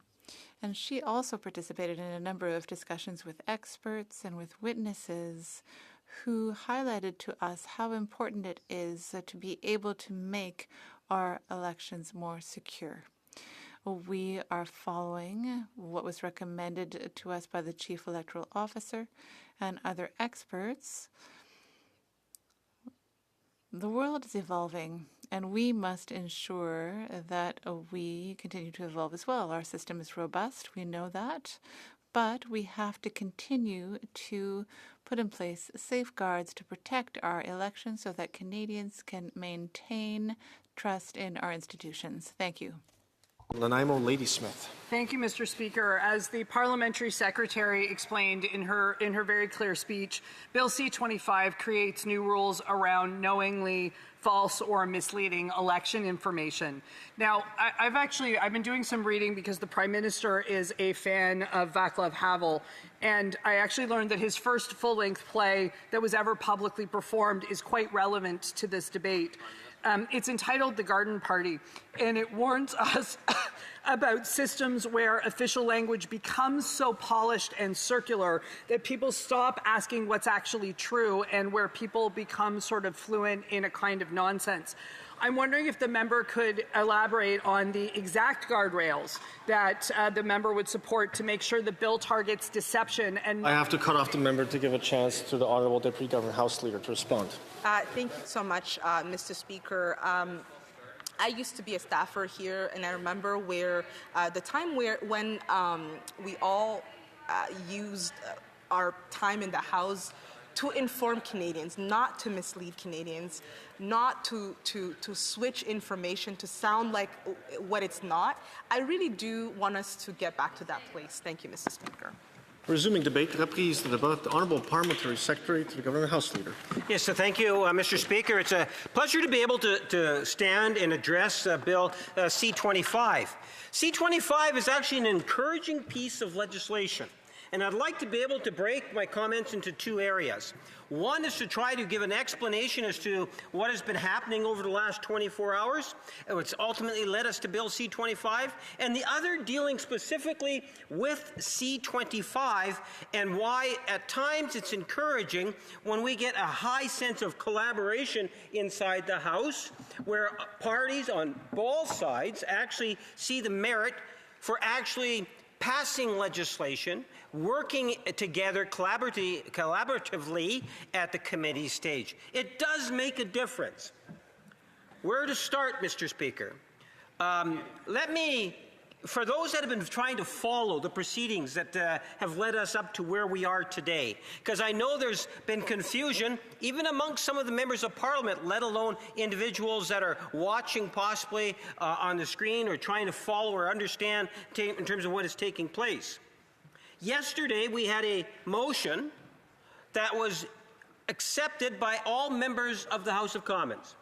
We all agreed that what we wanted to do was to sit till midnight for the remaining days, Mr. Speaker, with the exception of Fridays, we would sit till 8 o'clock. That's how everyone indicated clearly, and that's the manner in which they voted. So where are we today, and why is there confusion about some very important pieces of legislation, including C-25, Mr. Speaker? Is you have to put it into the perspective of what had taken place yesterday leading into the call for a vote at the report stage, Mr. Speaker.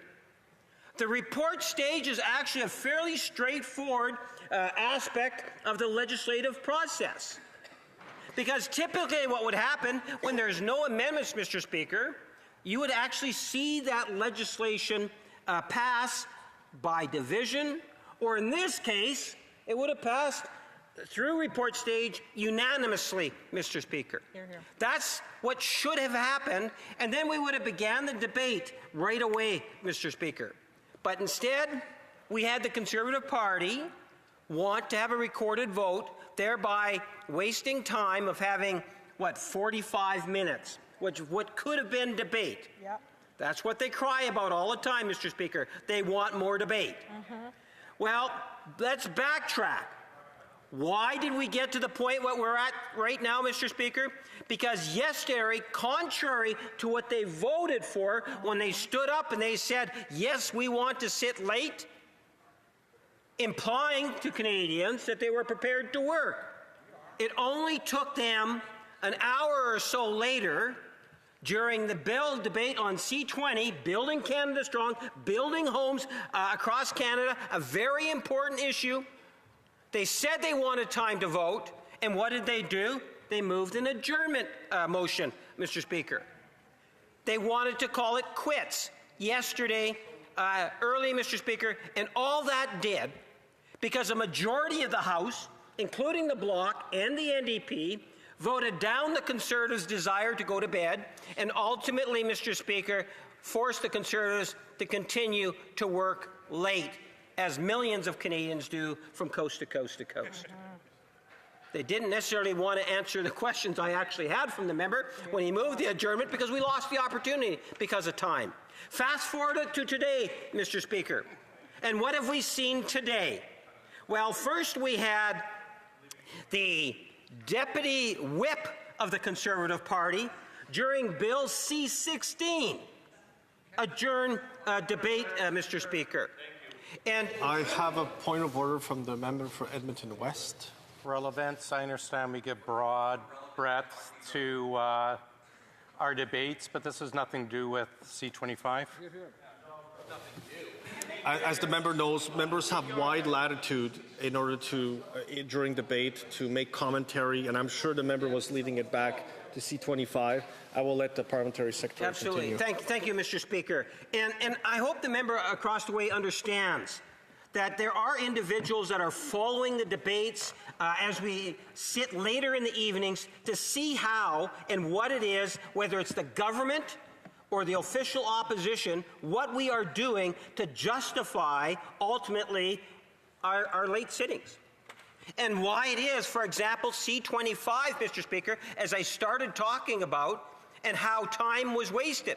And it's not just on C-25. We saw yesterday on C-20, dealing with building homes, Mr. Speaker, from coast to coast to coast. Today, we had a very important crime bill that was being debated, protecting victims, Bill C-16, and then we had the Conservatives, once again, the deputy whip actually stood in his place and moved adjournment, Mr. Speaker, thereby stopping debate once again. Yet they say, Mr. Speaker, that they want to be able to have more debate time on legislation, and they complain that they're not getting enough time. But instead of debating, what are they doing? They're adjourning debate. They want to adjourn the House, let alone the debate. I stand corrected. They're adjourning the House, Mr. Speaker. In other words, saying we want to stop and go home. Well, they found that motion by the deputy whip, the opposition whip, Mr. Speaker, was defeated. No surprise. And then what happens is we have a little bit more debate that takes place. And after that debate, we actually had the deputy House leader stood in his place of the Conservative Party, stood in his place, and once again attempted to stop the proceedings of the House. Instead of debating, again, the crime legislation that the government is proposing, Mr. Speaker, instead of debating that, they wanted to stop the proceedings of the House and go home for the second time today. Once again, Mr. Speaker, preventing valuable time on the floor of the House of Commons because they only get 5 hours that's left, Mr. Speaker. Instead of actually debating the bill, what do? They say, no, we don't want to debate. Not once, but twice today, Mr. Speaker, that they did that particular tactic. And then failing once again, where you saw the Bloc, New Democrats, the Green, and the government say no, we then went into the report stage. I have to interrupt the parliamentary secretary again. I have a point from member for Aurora, Oak Ridges, Richmond Hill. The member is well into his speech. I've yet to hear one word about Bill C-25. So, the Chief Government Whip on the same point of order. Mr. Speaker, I can't think of anything more relevant to a debate than talking about the way that other members in this House have been participating in that debate. That is actually a point of order. God, you don't even know what you're talking about. Just the Chief Government, through the Speaker, please, through the Chair. Order, allowed. Members have wide latitude during debate to speak about whatever matters ancillary or connected to a particular piece of legislation. And I think the Parliamentary Secretary was returning to the bill, so I'll let the Parliamentary Secretary finish. He's got about almost 3 minutes left in his debate. Mr. Speaker, so then what happens is that we go into the report stage, and as I started my comments off, once again, we see the Conservative Party, instead of having debate, what they did is they requested yet another vote.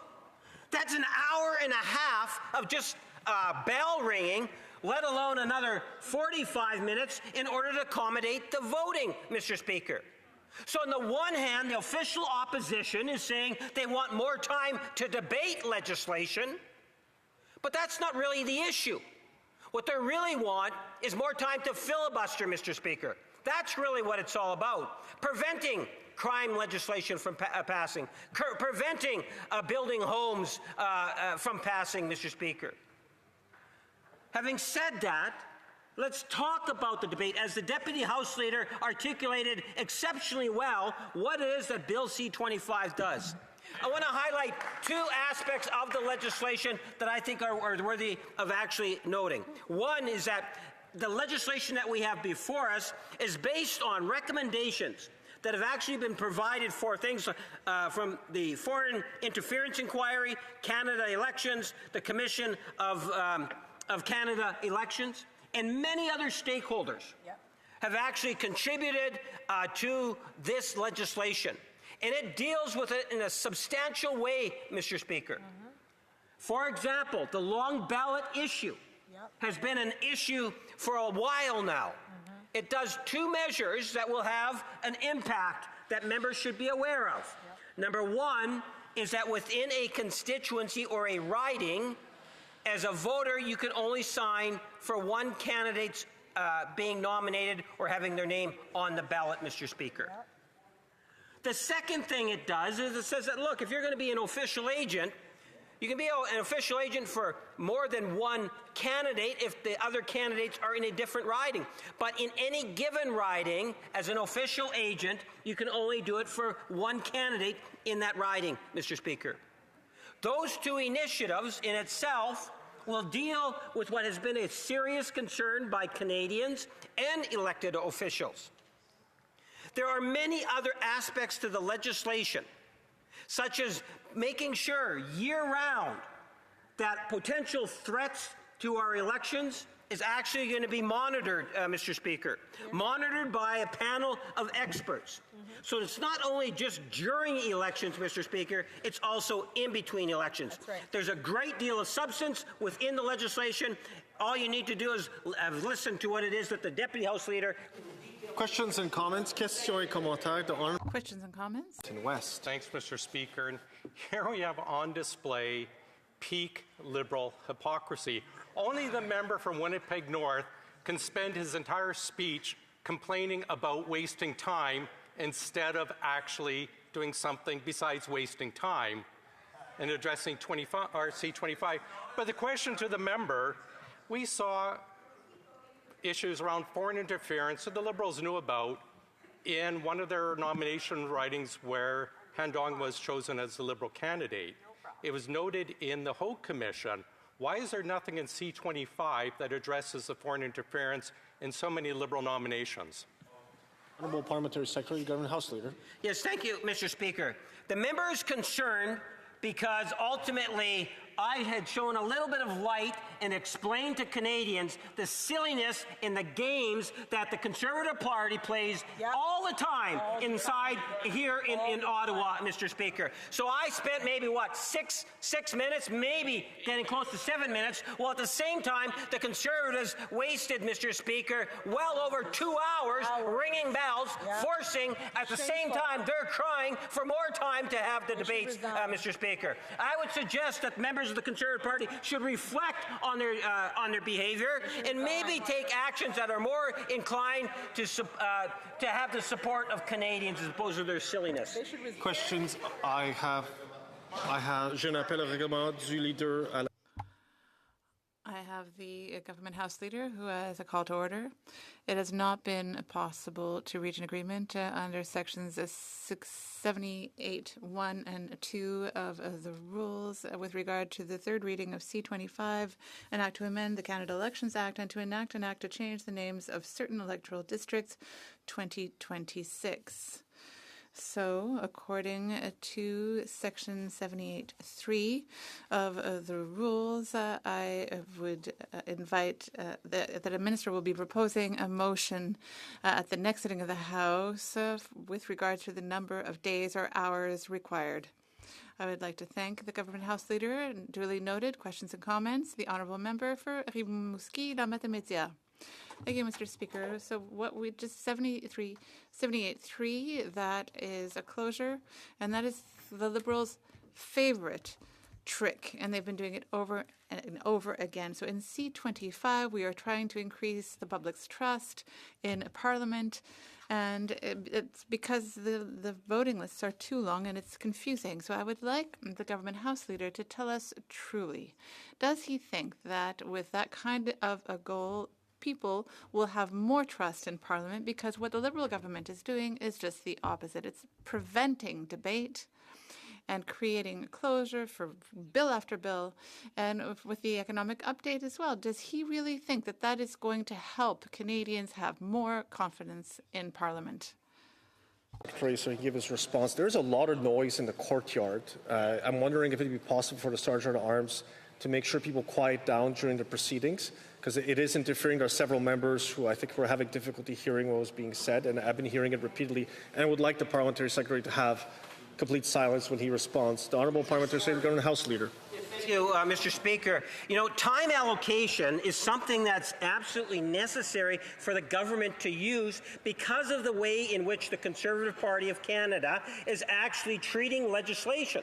So, for example, if we did not have that tool, legislation would never pass. We can see the games that the Conservative Party play consistently. This evening is a great example of that, where we see them using adjournment motions, even though they agreed to be able to sit late in the evening. So at the end of the day, it's a question, are we going to deliver for Canadians as an assembly? Our answer to that question is yes, and the only way we can do that is by bringing in time allocation, because the Conservatives have full intent on preventing the government from passing legislation. Any simple grade 12 class would be able to prevent things inside the House, Mr. Speaker.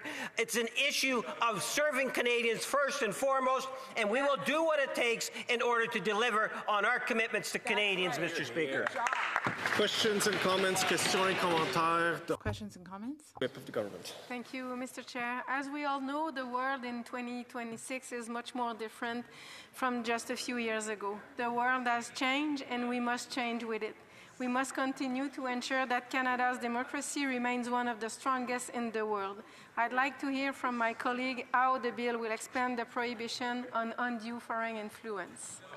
Honourable Parliamentary Secretary to Government House Leader. Yes, thank you, Mr. Speaker, and I appreciate the question from my colleague. There's a number of initiatives that are in it. That's one of the reasons I highlighted my two areas, Mr. Speaker, is the issue of foreign interference and having that panel that goes not only during an election but year-round, Mr. Speaker, between elections. I think that's an essential aspect of the legislation. It's an excellent question. I can tell you, worldwide, election Elections Canada is seen as a first-rate, independent election system and is something in which we should all be very proud of, Mr. Speaker. It is constantly asked to make presentations into other jurisdictions on how you make democracy work well in a country. I think Elections Canada is a wonderful, wonderful ambassador for Canada. Well done. Resuming debate, reprise de débat, the honourable member for St. Albert, Sturgeon River. Thank you, Mr. Speaker. I rise to speak on Bill C-25, an act to amend the Canada Elections Act at third reading stage. As I noted in my speech during second reading debate, there are a number of measures in this bill that strengthen the Canada Elections Act and that Conservatives welcome.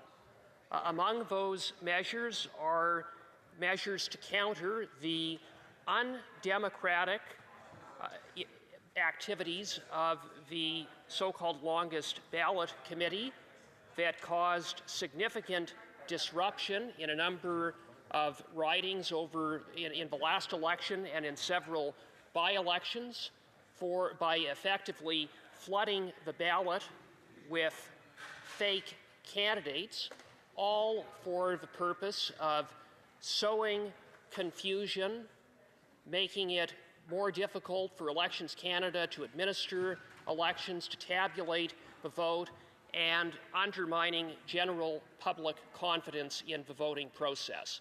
This bill contains measures that Conservatives called for quite some time ago, and it took the government quite some time to finally move forward with legislation to address those gaps, those loopholes that were taken advantage of by the longest ballot committee. But this bill does do that, and we welcome those measures.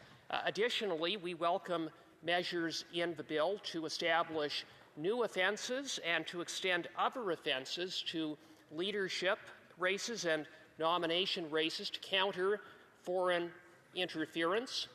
The bill also provides needed new powers to the Commissioner of Canada Elections and increases administrative monetary penalties to give those penalties some teeth in respect of contraventions of the Act by individuals and organizations. I would observe, however, that I do have some concerns with respect to the powers that are being given to the Commissioner insofar as that the Commissioner would have the power to compel evidence without judicial authorization.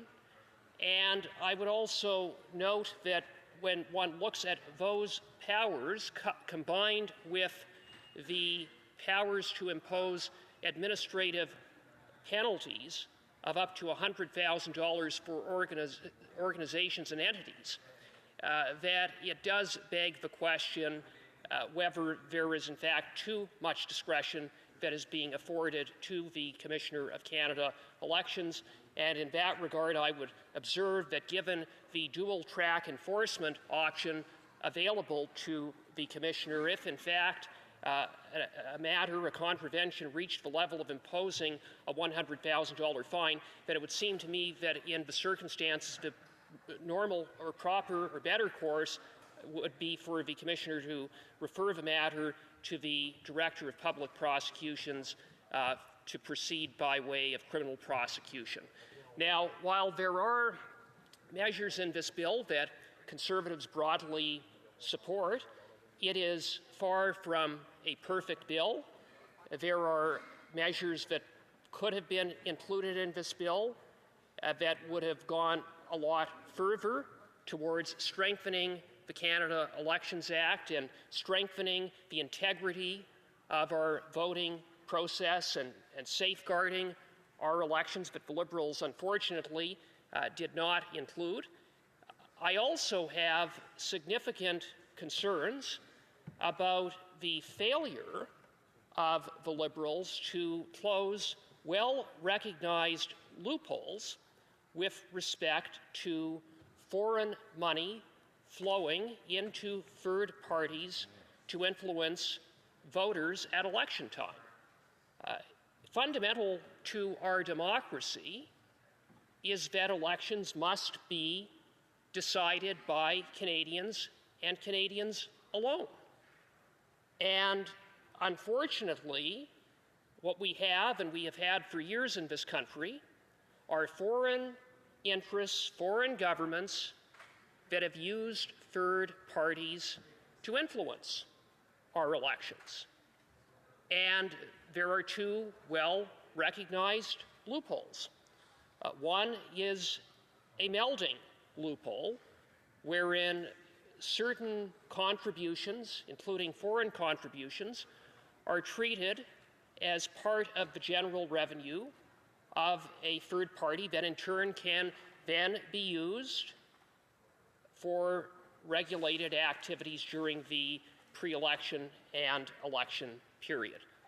Second loophole is one in which foreign funds are treated as Canadian funds to third parties. And in that regard, I would note that if, for example, foreign entity A transfers funds to Canadian entity B, and Canadian entity B transfers those funds to a third party, at present, those funds are treated as funds coming from Canadian entity B, even though the ultimate source of those funds, the true source of those funds, is from a foreign source. This loophole is not a hypothetical loophole. Indeed, in 2017, I brought forward a complaint to the Commissioner of Canada Elections with respect to $700,000 US that were funneled from the San Francisco-based Tides Foundation to a British Columbia entity that then dispersed the $700,000 to 8 registered third parties who were involved in effectively campaigning against the then Harper Conservative government and various Conservative candidates. The Commissioner of Canada Elections, in response to my complaint, advised that there were no contraventions of the Act, or at least contraventions that could be made out, and the reason for that is because of this loophole that presently exists. And I have to say, Mr. Speaker, I think Canadians would be alarmed that it is, in fact, that easy for foreign interests and foreign governments, with frankly witting third parties, to use foreign funds to influence Canadians in terms of how they vote and what issues are brought forward to the attention of Canadians during an election and in the lead-up to an election campaign. It's completely unacceptable. It's completely unacceptable that the Liberals have been aware of these loopholes now for 10 years. In fact, they benefited from these loopholes. They benefited from the use of foreign money, just as the Liberals benefited from Beijing's interference in the 2019 and 2021 election, and have up until now refused to take action. Now, this bill, before I say what this bill does, I would just add that the loopholes that I'm speaking about are ones that have been recognized by the Chief Electoral Officer. I raised these loopholes multiple times with the Chief Electoral Officer when he appeared before the Procedure and House Affairs Committee. He also acknowledged these precise loopholes in his report on the 2019 and 2021 elections, and he called for those loopholes to be closed. Now, this bill purports to close those loopholes, and it does so by, as a general requirement, requiring third parties to set up a separate bank account in which the funds from that bank account can only come from individual Canadians. This is a positive measure. It's one that we have long called for. It will have the effect of addressing issues around foreign interference and foreign influence insofar as the funds will be from individual Canadians. Secondly, it provides much needed transparency in being able to more easily track and to see exactly who is donating to third parties that in turn seek to influence Canadians in the lead up to and during elections. And it also will treat third parties on par, more or less, with political parties, insofar as political parties can only use contributions from individual Canadians, much as a general rule, third parties will now be required to use and be limited to contributions from individual Canadians. All very good, and it is in this bill, and we support that. So if that is good, it begs the question, what is problematic? Well, what is problematic is that this is a general rule, but there is a big exception contained in the bill. And that exception is that third parties may continue to use their own funds, their own general revenue,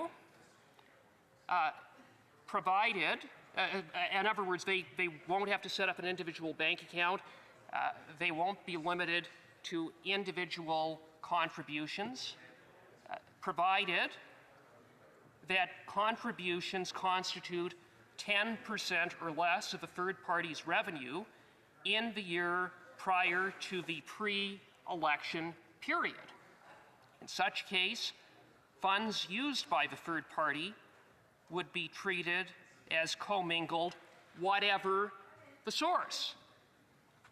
That's not my interpretation. When I posed a question to the Chief Electoral Officer, Mr. Perot, and asked him how this exception would work, exactly what funds third parties would be able to use, he said in answer, quote, they would be contributions coming from their own revenue, whatever that source may be, and those would commingle with other funds, end of quote.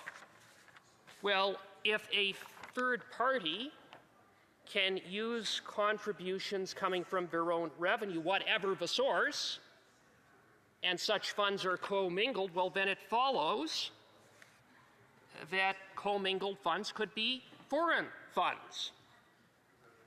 And when I raised that issue with the Chief Electoral Officer, he conceded that, quote, the practical challenge is true there as well. So the Chief Electoral Officer acknowledged. But yes, effectively, third parties where this exception applies will be able to use foreign funds. Now, what this bill does as a result is it closes loopholes with respect to the use of foreign funds, but then it creates a new loophole.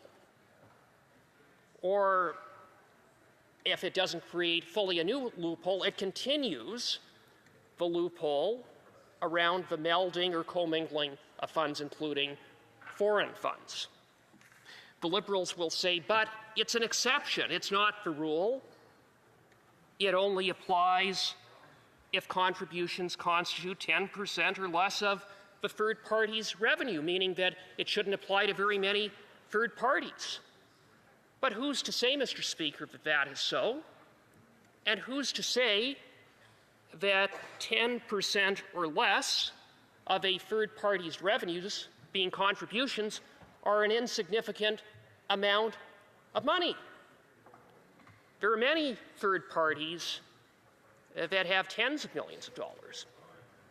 10% could amount to millions of dollars of foreign funds.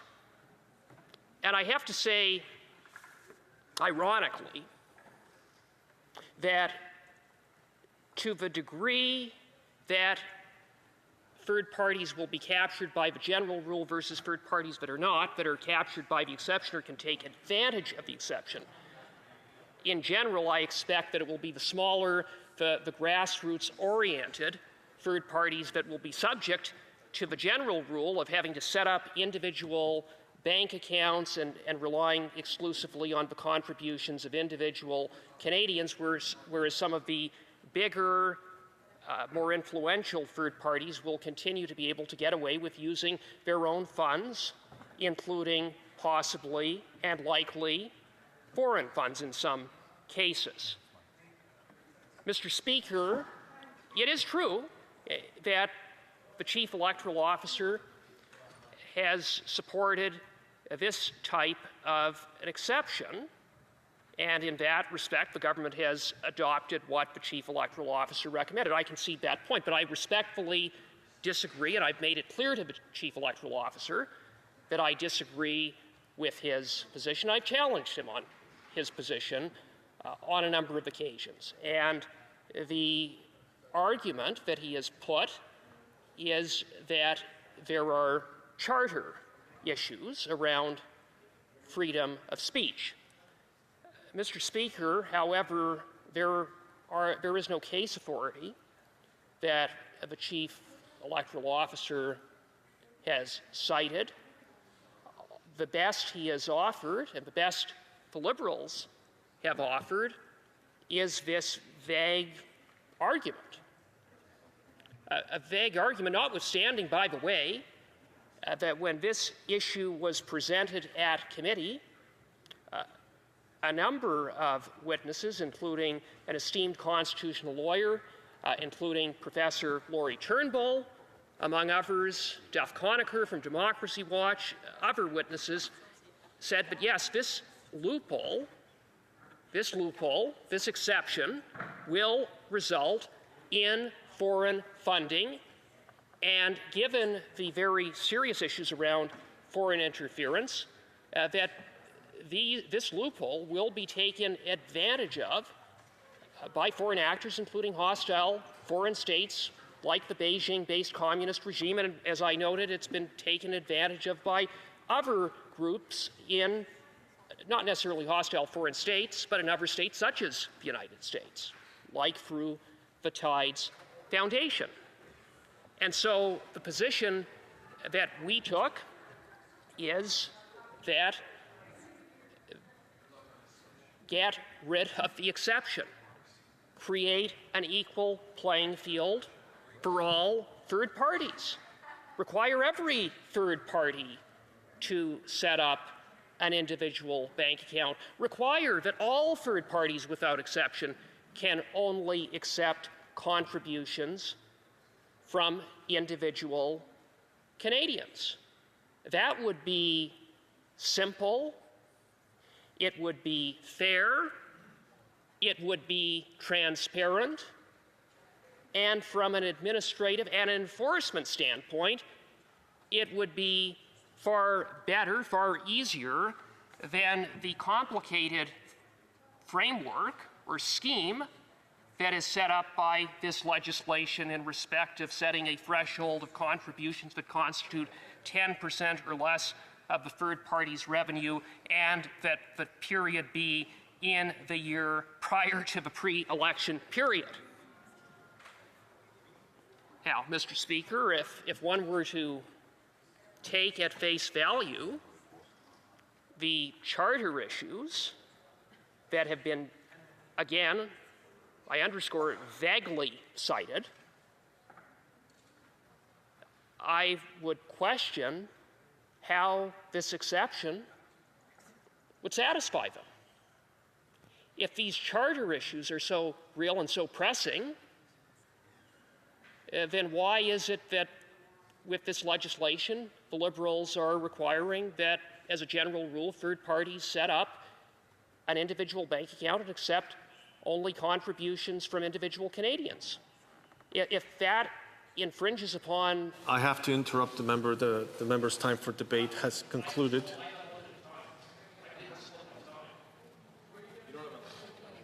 He had 20 minutes. The member had 20 minutes. That was the time that was allotted.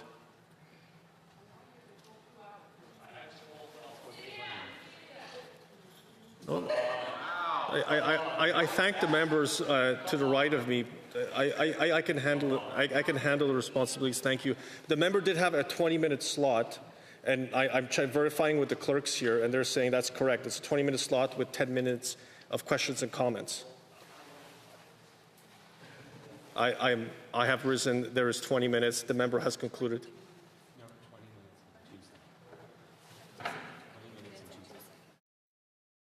Questions and comments. Questions et commentaires. The honourable member for Humber River Black Creek. And I listened carefully to my honourable colleague, and I know how much time he has spent on this particular bill as well. But the idea on how controlling the money and all of that, I'd be interested to hear my colleague think what other amendment or what other change could be done that would improve the bill and answer the concerns that he has. The honourable member for St. Albert Sturgeon River. Thank you, Mr. Speaker. I want to thank my friend, the member for Humber River Black Creek. And what we had proposed was simply to remove the exception, to simply require that all third parties be required to set up an individual bank account and that they only be able to receive contributions from individual Canadians. We believe that that would be charter compliant and that it would, to the greatest extent possible, close loopholes around foreign funding and foreign influence through third parties. Avant que je redonne la prochaine personne pour des questions et des commentaires. Before we continue to the next question or comment, I'd like to clarify a rule. The member understands the length of speeches at third reading stage pursuant to Standing Order 43 and 74. First member of each recognized party in the first round of speeches is 20 minutes maximum, and speeches are subject to a 10-minute question and comment period. That's Standing Order 43 and 74. Just so to clarify for all members, to make sure all members understand, there are lots of standing orders, very many numbers. It's easy to confuse them, but that is the rule. Ceci dit, questions et commentaires. That said, moving on to questions and comments, the Honourable Member for Rimouski, Le Matapédia. Thank you, Mr. Speaker. I commend my colleague on his speech, which he was not able to finish, but he did have so much to say. With this new legislation, with C-25, changing riding names is included. The last election was a year and a half ago, but I made a promise to my constituents to include a name which better represents the riding, for it to be Rimouski, Neigette, Métis, Matapédia, Les Basques, because currently Rimouski, Matapédia does not include everywhere in my riding. Based on my colleague's experience, does he not agree it would have been more logical to do this earlier rather than just postponing, do it a year and a half later? Mr. Speaker, I would agree. This could have been done sooner. The government didn't need to wait a year and a half to do this, and I would note that the name change that the member has proposed and that will be changed through this bill is, I believe, to restore what had been the name of the riding at one time. Questions et commentaires. Questions and comments. The Honourable Member for Mégantic-L'Érable, Lotbinière. Thank you, Mr. Speaker. Mr. Speaker, I'm baffled to have to rise and speak when earlier I was criticized by the parliamentary secretary across the way. He criticized me for having moved adjournment of debate. Meanwhile, the Prime Minister did so in an article which was just published by Radio-Canada. He said It's already vacation in Ottawa. The quote is, members of Parliament are now on vacation. Mark Carney just announced adjournment order. We cannot use the Prime Minister's name, even if we're reading a quote. The member can continue. I will continue my quote. Instead, I will say the Liberal Prime Minister. The Liberal Prime Minister moved adjournment of parliamentary work and for the summer. My colleague is responsible for institutions. Can he explain to me how we're here debating, even though the Prime Minister already announced that our work was done now for the summer? Did the Prime Minister intend on adjourning the House after today, after tonight? Can my colleague speak to that? Respect, I think it underscores the fact that this Prime Minister is AWOL when it comes to this House. It underscores how disconnected he is from the business of this House, how little attention he pays to the business of this House. Perhaps he should consider showing up for once. Questions and comments? Questions et commentaires. The Honourable Parliamentary Secretary to the Government House Leader. Mr. Speaker, it's a little much. Just yesterday, the Prime Minister actually voted on this silliness of the Conservative Party, and the leader of the Conservative Party didn't even show up. In fact, 13% of the I have to interrupt the Parliamentary Secretary. This has been dealt with before. It cannot make a reference to the presence or absence of a member, including in the past. That cannot be done in the House. I asked the Parliamentary Secretary to find a different way of saying what he wanted to say, and then we'll continue questions and comments. Yes, thank you, Mr. Speaker. You know, when I take a look at Bill C-25, I see it as a legislation that ultimately has received quite a bit of support. We saw that support coming at the Standing Committee. There was no amendments brought forward at the report stage, so it would appear to me that the Conservatives are, in fact, supportive of the passing the legislation, which is a good thing. The government's providing us the opportunity tonight to ensure we at least have some debate, and I wonder if the member could just talk about what he feels is actually, generally speaking, positive legislation that has received overwhelming support, whether it's from Elections Canada to a certain degree to members of the House of Commons. Honourable Member for St. Albert, Sturgeon River. Mr. Speaker, I agree. There are many measures in this bill that we support, that we've long called for, and we have worked with the government, getting it through second reading stage over to Procedure and House Affairs Committee. We brought forward some amendments where I think there was a missed opportunity, however, was an opportunity to fully close well-identified loopholes with respect to foreign funding to third parties. And that is something that is unacceptable, that needs to be corrected. Those loopholes do need to be closed. Rising on a point of order, the member for Mégantic-L'Érable-Lotbinière. Mr. Speaker, it seems that across the way they're not aware of the news that, according to the Liberal Prime Minister, the House has already risen for the summer, so I seek unanimous consent to table the Radio-Canada article to inform the members across the way of the decision the Prime Minister made without them. Is there unanimous consent? No, there is no unanimous consent to table that document. The member for Drummond, what a shame that there isn't unanimous consent to table the document. We would never turn down an opportunity to be better informed. I don't know why they rejected that request. It could have been informative for us all. Now, back to the member for Sturgeon River, who is incredibly thorough and hardworking, which I appreciate. There's something in C-25 which worries me. Now, it's positive to have more rules, especially for supporting candidates. But when we gather signatures for our nomination papers, we tell people that they're not supporting the candidate or the party. What they are doing is supporting that the person can become a candidate. And if it's possible to sign multiple nomination papers, that goes against that principle. So now we're telling people that they can only sign one nomination paper, which makes it more akin to supporting a specific candidate's candidacy. I wonder how my colleague feels. Sturgeon River. Thank you, Mr. Speaker. Thank you to the member for Drummond for that important question. And the member does raise a good point insofar as that the bill would make it or would prohibit someone from signing more than one nomination form. There are arguments counter to that amendment in the bill. However, I would argue that on balance it's a reasonable amendment to the Canada Elections Act, having regard for the interference of the longest ballot committee and other such bad actors from engaging in such activities in the future. The objective or the purpose of the act is that a candidate must have the endorsement or support of 100 electors, not for 100 electors to flood the ballot with an endless list of candidates. And I think given what we have seen in terms of the disruption to our elections, this is a reasonable amendment. And as far as informing electors who might be inclined to sign more than one nomination form, there are measures that can be taken and that I believe Elections Canada will undertake, such as providing on the nomination form a reminder or notice that an individual can only sign one candidate's nomination form. Questions and comments? Questions et commentaires. The honourable member for Nanaimo, Ladysmith.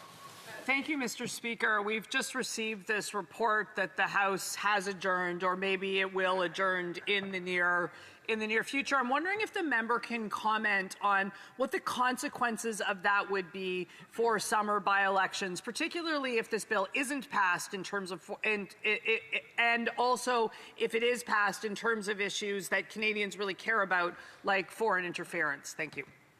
The honourable member for St. Albert, Sturgeon River. Mr. Speaker, if the House adjourned, I guess the government would have just capitulated on getting through all of the legislation that they have before us this entire spring. We have time for a short questions and comments. The Honourable Parliamentary Secretary, Government House Leader. Mr. Speaker, just to provide some assurance to my Conservative colleagues, it's the government's full intentions to continue to sit until we have a substantive aspect of our legislative agenda actually pass through, and that's absolutely critical, whether it's the Prime Minister or any member of the Liberal caucus. In fact, when you talk about the summer, we will continue to work hard throughout the summer. I can assure you of that. I know I plan to work very hard in our constituents, Mr. Speaker, through you, as I'm sure, Mr. Speaker, you too have some plans to work through this summer. We love our job as members of Parliament and working hard for our constituents, and I, for one, as the Prime Minister and the government, will continue to push for getting our legislative agenda. I have to give a chance to member St. Albert, Sturgeon River to respond. Mr. Speaker, as the government works to get its legislation through, we and the official opposition will discharge our responsibility, which is to hold the government to account and to carefully scrutinize legislation before this House. Hear, hear. I see the Honourable Parliamentary Secretary, the Government House Leader, rising on a point of order. Yes, thank you, Mr. Speaker. At this point, I suspect that you might find that there's unanimous consent to see the clock at 12:35.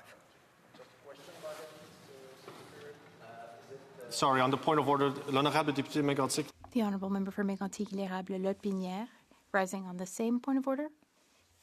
Sure that it's midnight tonight, not midnight, it's September. If the Parliamentary Secretary wants to, the Speaker is allowed to allow members to continue debate, but I believe you've asked, the Parliamentary Secretary has asked for unanimous consent to see the clock at midnight?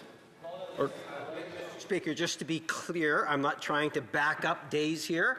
I would love to be able to do that, but for now it's 12:35, another 2 hours, 2 hours and a bit. Does the Parliamentary Secretary have the unanimous consent of the House to see the clock at 12:35? Do we have unanimous consent to see the clock at 12:35? Oui. So moved. Yes. Carried. Order. In accordance with Standing Order 38, a motion to adjourn the House is deemed to have been made and seconded at this time. Therefore, the question is that this House do now adjourn. The Honourable Member for Sherwood Park for Saskatchewan. Thank you, Mr. Speaker. As we approach the end of the parliamentary session for this spring, it's important to highlight the ongoing jobs crisis facing young people and the constructive measures that Conservatives have put forward. We're here in Parliament, we're working late, but we're blessed to have the opportunity to work on behalf of Canadians. Meanwhile, there are many talented young people with skills, with passion that they want to put to work, and that they have not been able to. There's the top line unemployment numbers. Underneath that, there is declining labor force participation for young people, and there is the reality that many young people are not able to work in the fields that they have studied in. They've been encouraged to go in one direction in terms of their studies, and yet they're not able to find employment that aligns with those areas of study. Now, over the course of the spring and the previous fall session, as we've been highlighting the youth unemployment crisis in this country, we have always been very constructive in our approach, putting forward specific policy proposals to address that crisis and inviting the government to embrace those proposals.